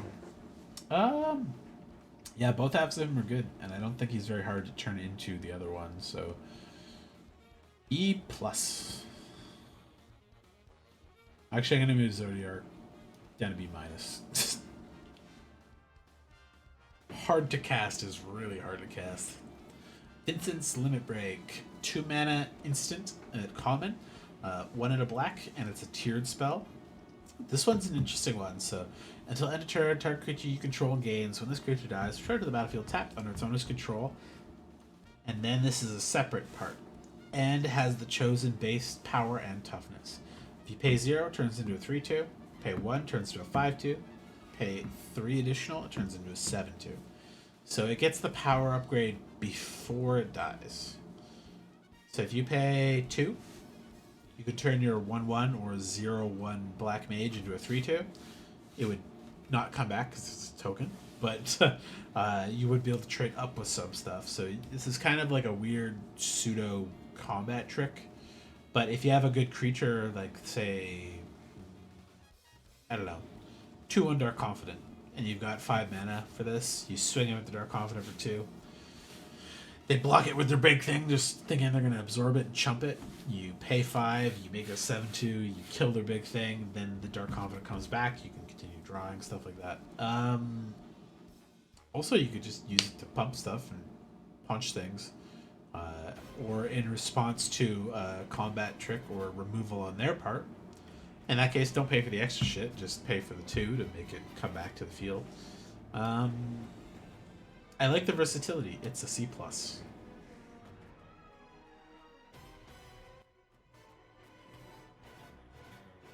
And Vincent Valentine himself. 4 mana, 2/2, legendary assassin. A rare. 2 black. Whenever a creature in opponent control dies, put a number of counters on Vincent equal to that creature's power. He's kind of like the Aether Vampire from Kaladesh. And whenever Vincent Valentine attacks, he turns into the Galleon Beast, which is trample lifelink with a 3/2. And whenever the Galleon Beast dies, return it to the battlefield tapped. It's a pretty fun little stupid cycle you get here. Because if you put him out as a 4 mana 2/2, that's not that great. And assuming he survives long enough to attack, if you have blown up a creature or 2 on their side of the field, he's going to get really big. And then those counters carry over to his Galleon Beast side. And he'll be like a 5/4 or a 6/5 or something with trample lifelink. So you're going to get through with some damage and gain some life, and if they trade to kill it, when it dies, he just comes back as Vincent. I really like the loop he's got there. It's very strong and very fun. That's a B for me. I really like that. I really like Vincent a lot there. Vane's Treachery. 2 mana instant at common. This is a strict reprint of another card, and it's just solid. So kicker, to sacrifice an artifact or a creature. It's another way to get another artifact off the battlefield. You sacrifice that creature, and this suddenly goes from a -2/-2 to -6/-6, which will kill 90% of the stuff in this set. It gets around indestructible as well, because you've reduced its toughness to 0 without damage. It just does not have toughness, which means it cannot live. I'm getting tired, God. Fuck, maybe I'll finish black and call it a night. Finish the rest of these in the morning. So many cards. But yeah.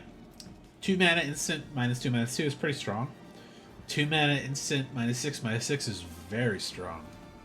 And I like that effect on the other card. This is just a literal reprint of that. B-. It's got a higher ceiling than some cards, so. Undercity Dire Rat. 2 mana creature rat at common. It's a 2/2, and it has Rat Tail. When this creature dies, create a treasure token.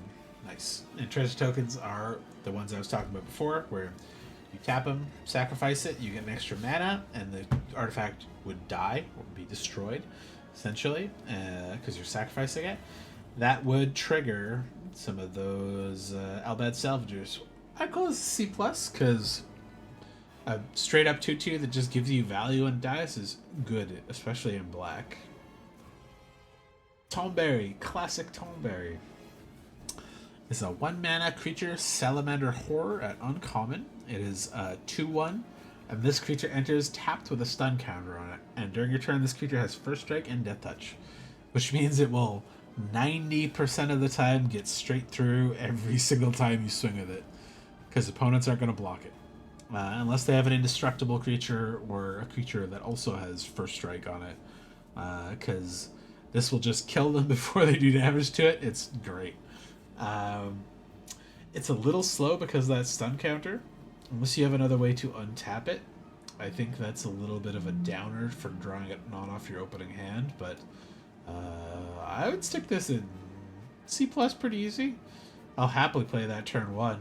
Then in 2 turns it gets to attack. Very flavorful for the Tomberry too, because they go step, step, step, step, step, step, and then they go doink with their knife and it just kills you. Alright, you got Summon Primal Odin. 6 mana, 5/3 enchantment, creature Saga Knight. It's 4 black, black, and when it enters, it has Gungnir, which is its spear. Destroy target creature and opponent controls. Pretty okay for 6.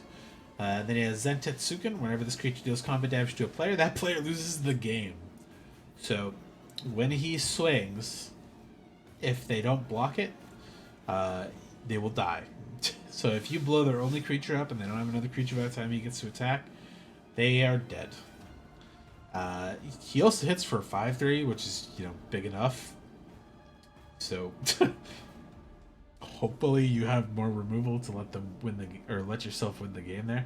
And then his third time, when he dies, you draw 2 cards and each player loses 2 life. Pretty good. It's a 6 mana removal that has like a game-ending threat on it. I would put that in B pretty solid. Am I streaming tomorrow? Absolutely. Yeah, I gotta... If I finish black, then I have to come back to do the other 3 sets of colors and gold and thing. I might do that right in the morning. And then I'll play some Saga Frontier, try to finish that. And then I'll... I don't know if I'll try to do that early. And then I'll do chores in the evening. Summon Anima. Also, Brandon has been wanting me to play 100 line like all week, but I've been pretty busy, so... Saga Frontier, I'll do my best to finish it tomorrow, and then we'll do 100 line. Summon Anima.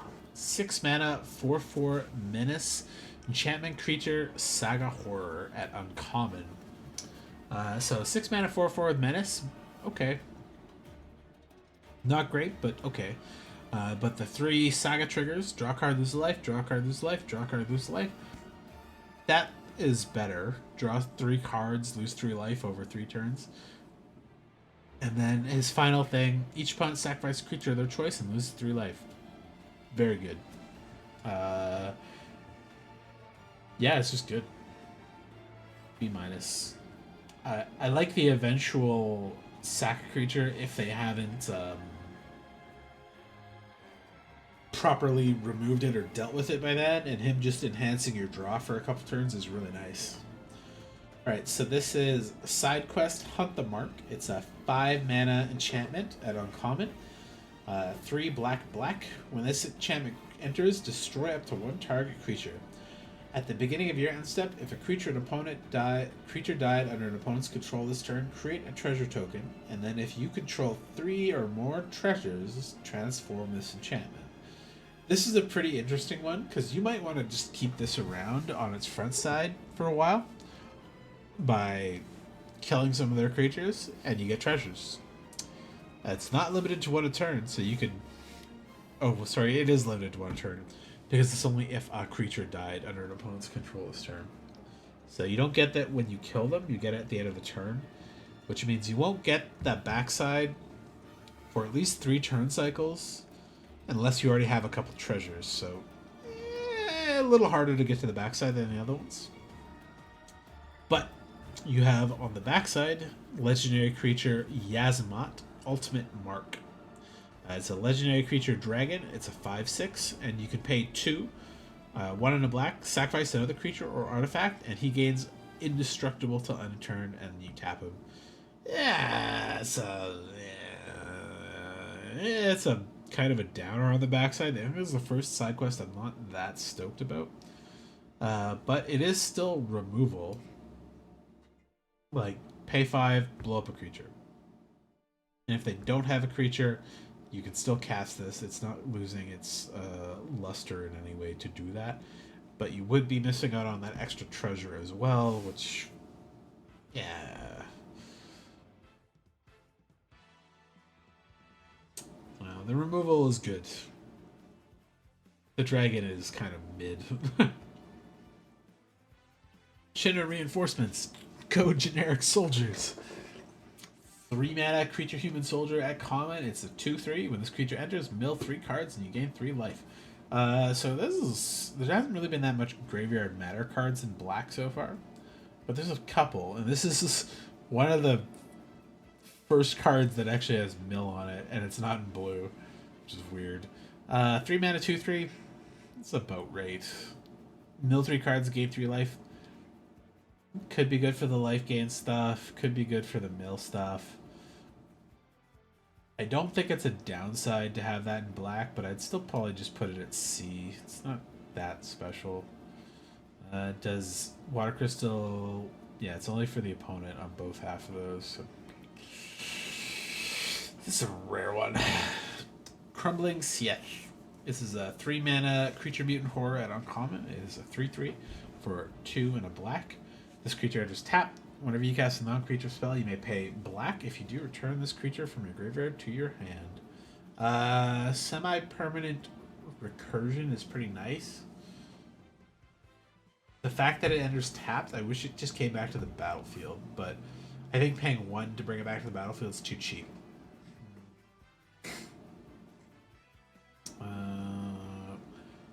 3 mana, 3/3 is okay. Entering tapped is kind of a bummer, though. But getting it back for cheap repeatedly and then putting it back out again is not bad. C+. The tap's not quite enough of a downside. 3/3 is still pretty decent sized. Sephiroth's Intervention. This is like one of the straight removals in the set. 4 mana instant at common. Destroy target creature and you gain 2 life for 3 and a black. It's a slight upgrade on murder because you don't have to pay 2 pips of black, but you do have to pay 4. But you do gain some life, so sideways upgrade is a better way to put it. Still C+ though. Solid. You know what? B-. Good removal is good removal. Sephiroth Fabled Soldier. This is one of the most expensive cards in the set for pre-sales. He's a legendary creature human avatar soldier at Mythic. He's a 3/3 for 3 for 2 and a black. So he's at very least a C. Whenever Sephiroth enters or attacks, you may sacrifice another creature. If you do, draw a card. Whenever another creature dies, target opponent loses 1 life and you gain 1 life. If this is the 4th time this ability has resolved this turn, transform Sephiroth. So if he enters, sack another creature, you draw a card. And then that means his ability triggered once. If you go to combat, swing with like 2 creatures. And if at least 3 creatures died that turn, you could flip him into One-Winged Angel Sephiroth. Which Sephiroth One-Winged Angel is a legendary creature, Angel Nightmare Avatar. He is a flying 5/5, and he has Supernova as his ability. As this creature transforms into Sephiroth, One-Winged Angel, you get an emblem with whenever a creature dies, target opponent loses 1 life, and you gain 1 life. It's I think the first time a creature has given an emblem. And whenever Sephiroth attacks, you may sacrifice any number of creatures. If you do, draw that many cards. Yeah, he's a fucking beast and a half. He's really good. Sacrificing any number of creatures is strong if you can do it repeatedly. And a flying 5/5 is really good, and emblems are really good. Yeah, he's like a... He's an A, because he's actually quite cheap, so that's pretty easy to do. And black obviously cares quite a bit about sacrifice stuff, so I think that works really well. Resentful Revelation. 2 mana sorcery at common. Look at the top 3 cards of your library and put 1 of them into your hand and the rest into your graveyard, and then flashback for 7. Top 3, pay 2, dig 1, basically. Or dig 3, keep 1, rest of the graveyard. Not bad. Not bad at all. I like the flashback, and the cost is okay. Reno and Rude. 2 mana legendary creature human assassins at uncommon as a 2/1 with menace. Whenever Reno and Rude deal combat damage to a player, exile the top card of that player's library and you may sacrifice another creature or artifact. If you do, you may play the exile card this turn and mana of any type can be cast to spend it. Or spent to cast it. Oh my god, my brain's starting to... they're a pretty good 2-drop. There's a lot of interesting possibilities there. I love stealing cards from my opponent's deck. And sacrifice another creature is a little narrow, though. Sacrificing themselves would be nice if you just didn't have the other option for it. But sacrificing artifacts is pretty nice, too. Another outlet for that. They're too small and not that evasive to go higher than C+, but I'll happily play a 2/1 2-drop menace that steals cards whenever it hits. Putrub Forayer. 3 mana creature zombie horror at common, and it's a 3/2 for 2 and a black. When this creature enters, choose 1, destroy target creature that was dealt damage this turn, or exile 2 cards from a single graveyard. I forgot which card it was that cares about stuff leaving the graveyard. Was it Fang? Yeah, whenever one more cards leave your graveyard, draw a card and lose 1 life each turn. This trigger only. Okay. So, if you have Fang, this can draw you a card that turn. Normally these creatures have flash, and normally they're like a 4/2 or something. Sometimes they're flying. But this is a little cheaper, so... It does motivate you to just swing in with all your like 1/1s and 2/2s and hope they chump block a couple of them with like a 5/5 or something, and then you can just whip this in and kill their big thing. It does have some versatility with the exile and graveyard stuff, so if they're playing flashback things, you can kind of blop them or exile their best stuff so they can't revive it or whatever. 3 mana 3/2, it's okay. I like the versatility there too. Just gotta be a little smart when you play this. Don't play it before combat unless you're really trying to exile stuff from the graveyard. Or if you have like one of the fire spells that deals like a damage to everything, then you could pop it with this. Am I biking again this weekend? So I was saying this earlier that because of the like rainy last 2 or 3 weeks, I haven't really had a chance to go out and practice much or like bike more and get my legs and shit back into shape. This weekend is the Tour de Ile, which is like the bike around the island. They have the night bike and the day bike, and normally I would go for that because I did it last year, but it's been a very busy week of OT.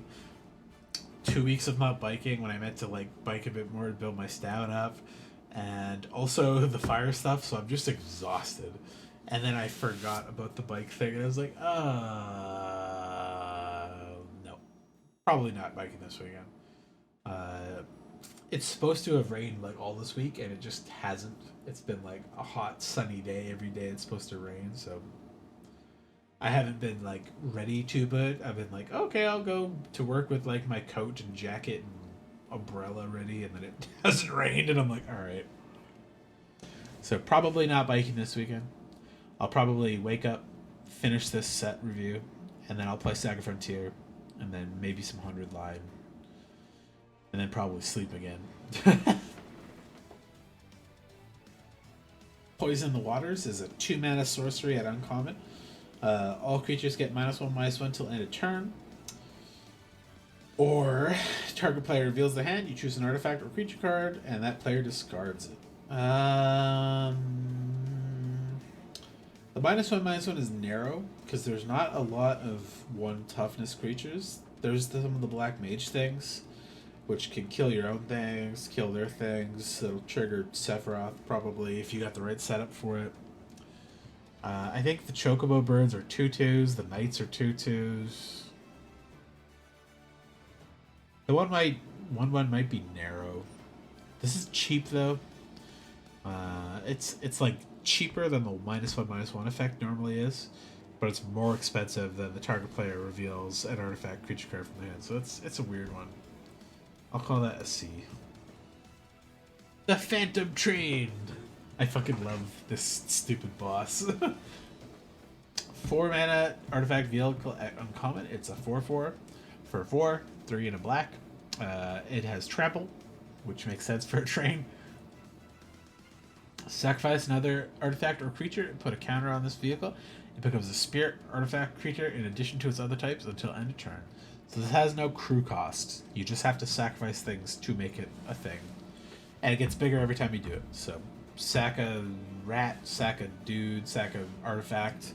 This becomes a 5/5 with trample and you get to swing with it. Pretty good. That effect will be strong.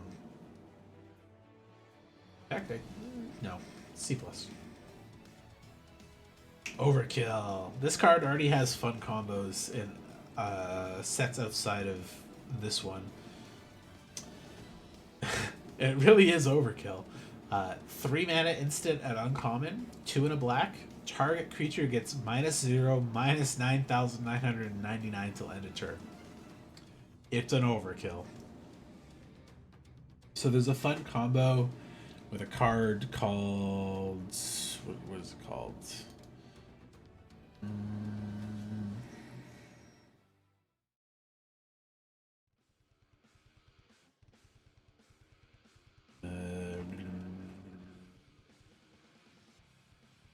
Jaws of Defeat. So Jaws of Defeat says, whenever a creature you control enters, target opponent loses life equal to the difference between that creature's power and its toughness.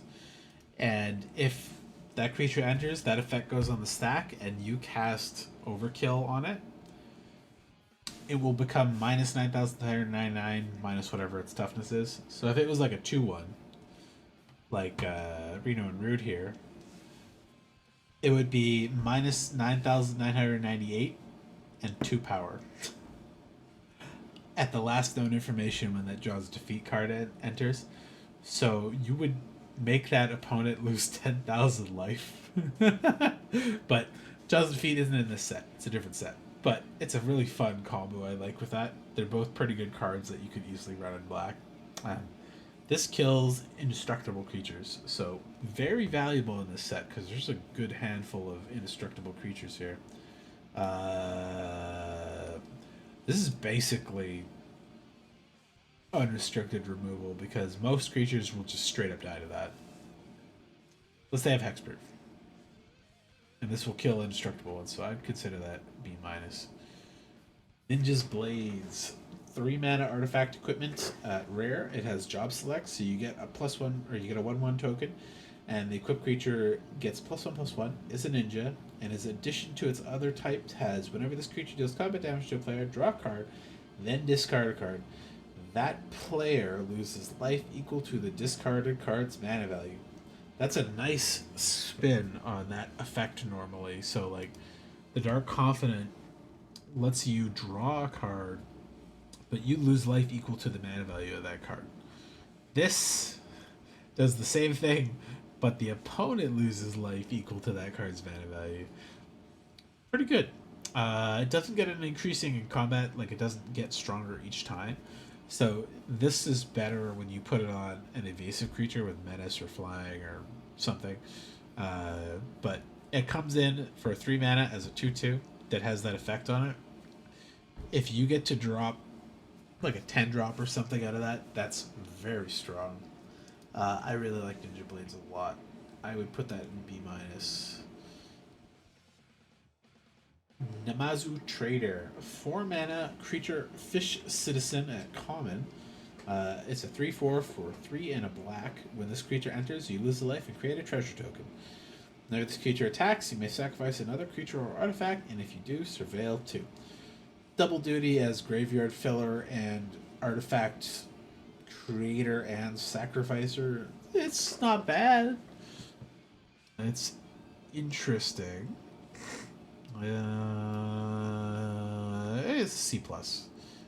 I don't think it can go higher because it's not that good of a value for the cost, but you get a treasure token which kind of balances out the 4 mana cost, so it's like a 3-drop 3/4 essentially. You lose a life, which is not that great, but you've got fodder for sacrificing artifacts and creatures, and it also gives you another way to trigger that on your own, which is pretty nice. The Malboro. I was hoping for a really fun effect with this. They added a pretty fun effect to this, but not quite as fun as I got. The 6 mana creature plant horror at common is a 4/4. And Bad Breath has, when this creature enters, each opponent discards a card, loses 2 life, and exiles top 3 cards to the library. And Swamp Cycling. Swamp Cycling makes this automatically good for me, and I'm pretty happy to pay 6 mana for a 4/4 that makes an opponent discard a card and remove 3 cards from the game off their library and lose some life. I like this quite a lot. It's not B- territory. I think it's yeah, fuck it, it's B-. It's 4 cards removed out of your opponent's game and deck, and they lose some life. And you have the versatility of cycling it away for a land earlier too. Okay. Kane, Traitorous Dragoon, 3 mana legendary creature, human knight at rare. He is a 2/4 for a 2 and a black, which is pretty good stat per cost. He has jump. During your turn, Kane has flying. Whenever Kane deals combat damage to a player, that player gains control of Kane. If they do, you draw that many cards. Create that many tapped treasure tokens, and then lose that much life. That's really interesting. So he gets flying, so he can probably evade their stuff. And then he swings in and does 2 damage, so you get 2 treasure tokens, you lose that many life, and you draw that many cards. Ideally, I guess what you do is you either pump him to get really big damage through, get a bunch of stuff, and then you kill him after they get him. I feel like my idea would be like, get him, swing, trade, do some damage, build up some mana with treasure tokens, let the opponent do it once to me too. Do it again, but then you pump him to 7/2. And then when he gets in for a lot of damage, you draw 7 cards, big trap 7 tokens, lose 7 life. It's a very fast way to kill both of you. Because you're going to deal damage to them and then lose just as much life as well. But then when he hits their field, you shoot him with something that kills him and get him back. And then hopefully gain some life somehow, but he's an interesting one. It's very much like a mutually assured destruction card, and I like it. Very fun. Jekt, Reluctant Guardian. He is a 4 mana legendary creature human warrior at rare. He is a 4/3 for 3 and a black. He has Menace. Whenever Jekt deals combat damage to a player, you may exile it and then return it to the battlefield, transfer it under its owner's control. So if they don't block him or blow him up, you get to turn him into Braska's Final Aeon, which is a legendary enchantment creature, Saga Nightmare, and it is a 7/7 Menace. Jekt Beam happens for the first 2 turns. Each opponent discards a card, and you draw a card. Ultimate Jekt Shot is his final thing. Each opponent sacrifices 2 creatures of their choice. The downside to this is you'll get the 1 hit with a 4/3, and then he'll enter, and you'll have 1 turn to swing with him, which is like, man. You do discard a card, or they discard a card and you draw a card, which is good card advantage. And then you're going to kill 2 other creatures, and ideally you've built up a little bit while you've reduced their resources. It's just a shame that he kind of like gets in, hits once, flips over, gets in, hits once, and then is gone. But the value is quite good on both sides, I think. B-. Yeah, you like these reviewers, have no idea. I should play some arena sometime, man. You'll learn by osmosis after watching a bunch of these. Hecdies is a 2-mana creature ooze horror at common. It is a 1/1 for 1 and a black. And when this creature enters, each opponent discards a card. We usually have rats that do this kind of effect. Not bad. Each opponent is nice for 2-headed giant or commander.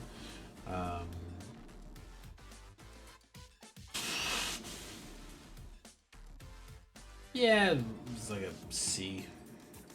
It's great sacrifice fodder. You play this, get them to discard a card, sack away it later. Maybe even a C minus. 2 mana for a 1/1's not great. Gaius Van Balser. A 4-mana legendary creature human soldier at uncommon. He's a 3/2 for 4 for 2 black. He's another 14 creature. When Gaius Van Balser enters, choose one. Each player sacrifices a creature token of their choice.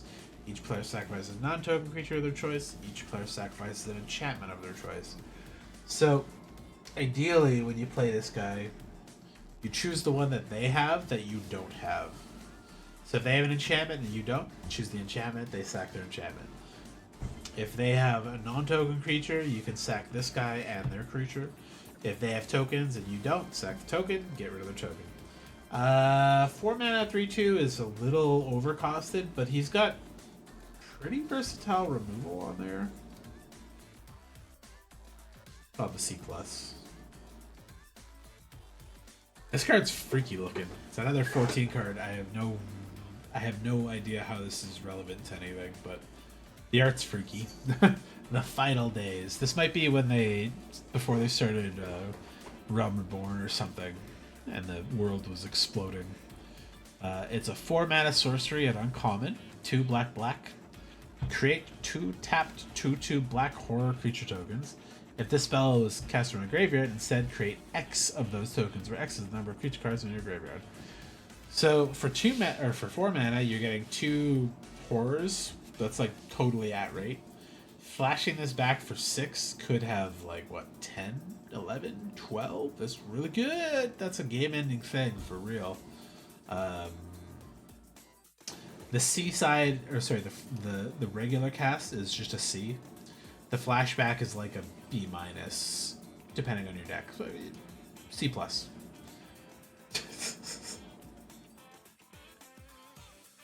Fight on. 3 mana black instant. Weird that it's an Aerith Cure spell, but 2 and a black to return up to 2 target creature cards from your graveyard to your hand. Good. Normally these cost 2 to 3, and they're normally like a sorcery though. Instant is pretty interesting because you can trigger stuff like Fang or stuff that cares about if they try to exile cards in your graveyard.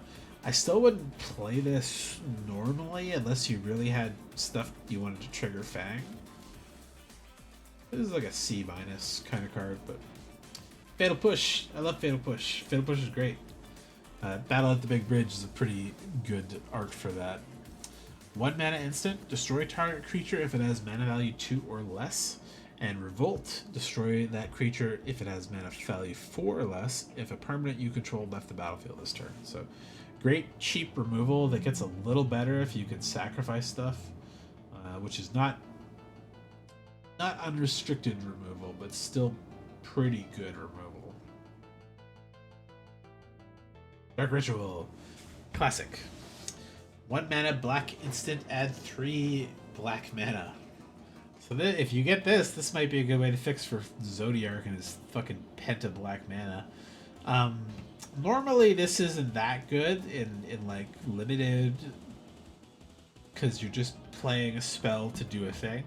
But this is the Black Mage set where casting a spell like this can be several pings to your opponent, which is actually quite good. And unless you cast another spell, probably. Hey, Brad, how's it going, man? I am burning out, but I'm finishing the black and then I'm going to call it, and I'll finish the rest tomorrow. Hey, Quayo! You thinking it's bedtime? Yeah, me too. Come here. On to black now? Yeah, just finishing black. There's a lot of cards. There is colorless. It's just way down the list there. Bolus's Citadel is reprinted as Kefka's Tower. Oh, there's a mouse outside. Cleo sees it. Good eyes, Kit Kat.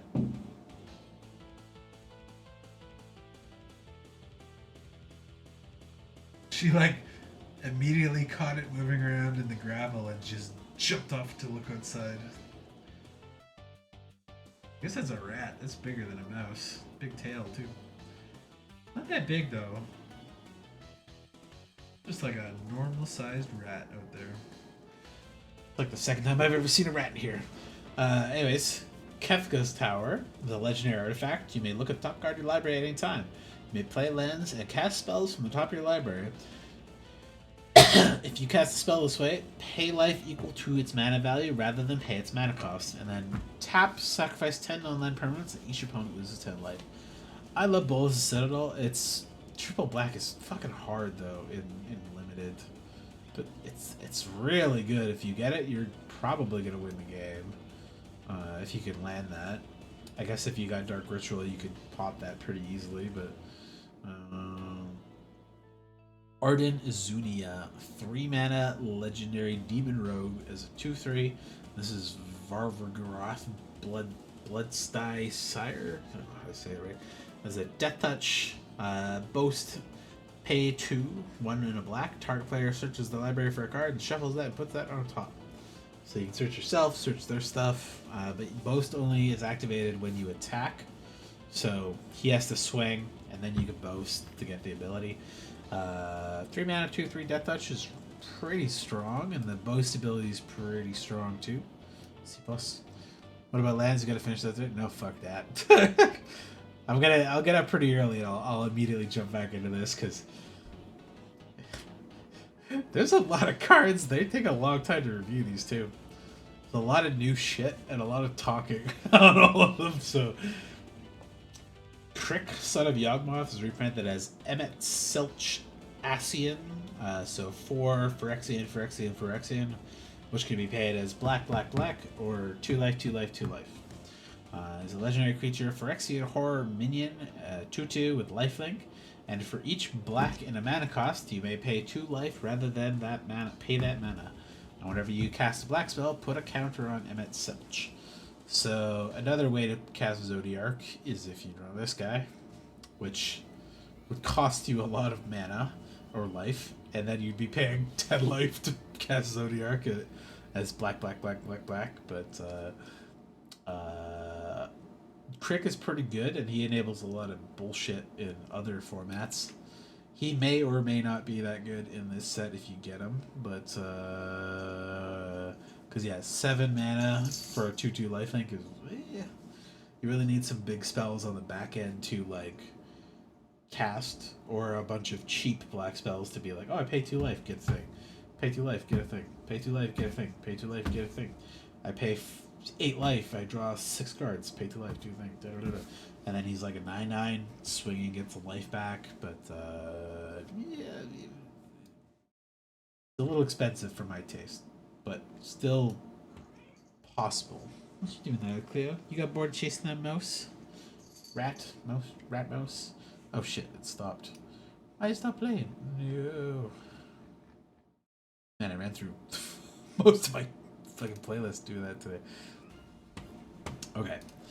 Gix, Yawgmoth Praetor, is the Shadow Lord. 1 black for a 3/3 legendary creature of Phyrexian Praetor. Whenever a creature deals combat damage to one of your opponents, its controller may pay 1 life. If they do, they draw a card, or you can pay 7 for black. Discard X cards, exile the top X cards of Toxic opponent's library. You may play lands, cast spells from among cards exiled this way without paying their mana cost.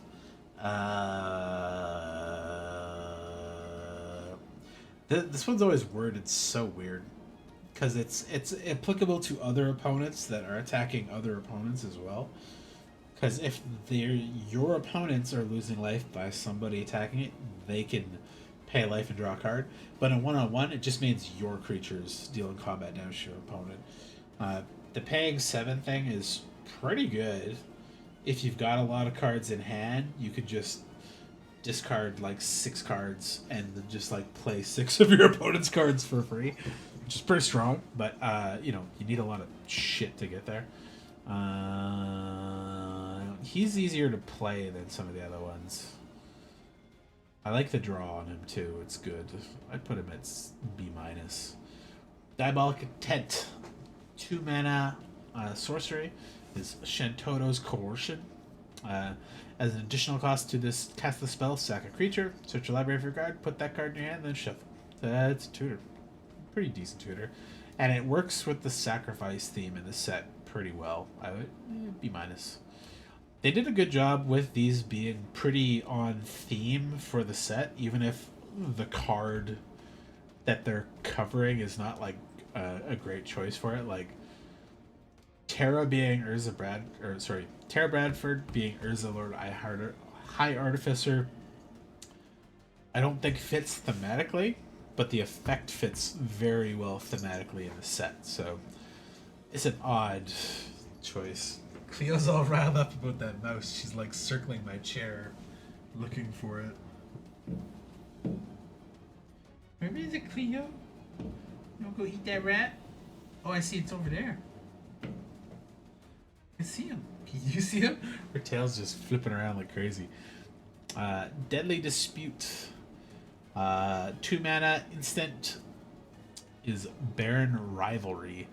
As an additional cost to cast this spell, sacrifice an artifact or creature, draw 2 cards, and create a treasure token. This is perfect for this set. Perfect for this black cards too. Sack a creature, which is good for the sack theme, makes you another sackable artifact, draws you some cards. I'd also call that a B minus. It's just good. Yawgmoth Thran Physician is Emperor Hell Tyrant from Final Fantasy 2. He's a 4 mana 2/4 legendary creature human cleric. He has protection from humans, which is a lot of the set, to be honest. Pay 1 life, sack another creature. Great for the sack theme. Put a -1/-1 counter on up to 1 target creature and draw a card. There's a really heavy +1/+1 counter theme in this set, so that will nullify them. They just literally cancel each other out. But it's also pretty good removal just to go, I'll pay 5 life, put 5 -1/-1 counters on that, if you have creatures to sacrifice, of course, to just like kill an indestructible creature or something. And then you can pay 2 black and discard a card to proliferate, which allows you to put another kind of counter on something. So if that creature has a -1/-1 counter on it, you can pay 2, discard a card to put another counter on that. And at the same time, when you proliferate, you can put any counter on anything with another counter, including yourself or other creatures you control or other creatures they control or planeswalkers or sagas too. You can trigger sagas up, which again, this fits amazingly well in the set, and it may not fit the Emperor quite so well, but it is really very strong in this set if you pull this, like actually really strong in this set if you pull this. It's a very interesting pile of stuff. Golbez, Clad in Darkness, is Sir Conrad the Grim. 5 mana, 5/4 legendary creature human knight. Whenever the creature dies, or a creature's put into the graveyard from anywhere other than the battlefield, or a creature card leaves your graveyard, Golbez deals 1 damage to each opponent, and you can pay 2, each player mills a card. Another mill card that is only in black and not blue, but Conrad is a fucking house. 5 mana, 5/4 is pretty good. That's like right at cost. But when a creature dies, ping them. When a creature's put in a graveyard via mill or discard or whatever, ping them. When a creature leaves my graveyard, you brought it back with Fight On or exiled it for flashback purposes or exiled it, ping them. And it works for every creature. So there used to be a combo in that Eldraine Limited set when you play Conrad, and then you use, it's a 2-mana black thing. You can put any number of creature cards from your graveyard back on top of your library in any order you choose. And so you just mill with Conrad, pay 2 with that, put 15 creatures back onto your library, and just kill the opponent. It's great. So he's another one that like kind of enhances more of that graveyard shenanigans stuff, but there hasn't really been a lot in straight black that does that. It seems like that's going to be a green and green black thing, but yeah, Conrad's like he's a solid B. You looking at that mouse, Cleo? I think I see it. Oh yeah, he's right there. Get him. You can see it right in the light. Look at that little rat. Get that rat. You good girl. Good rat catcher. Okay. I am tired. I'll come back in the morning. I'll try to make this right away. I'll get up, cook some food, throw some laundry in, and then I'm gonna finish the rest. It's been a long stream already. So stay safe, stay healthy. Have a good night. Pray for my hometown. And I'll see you guys in like, I don't know, 8 hours or something. So and I'll finish this then. Okay, goodbye, love you. See you, bye.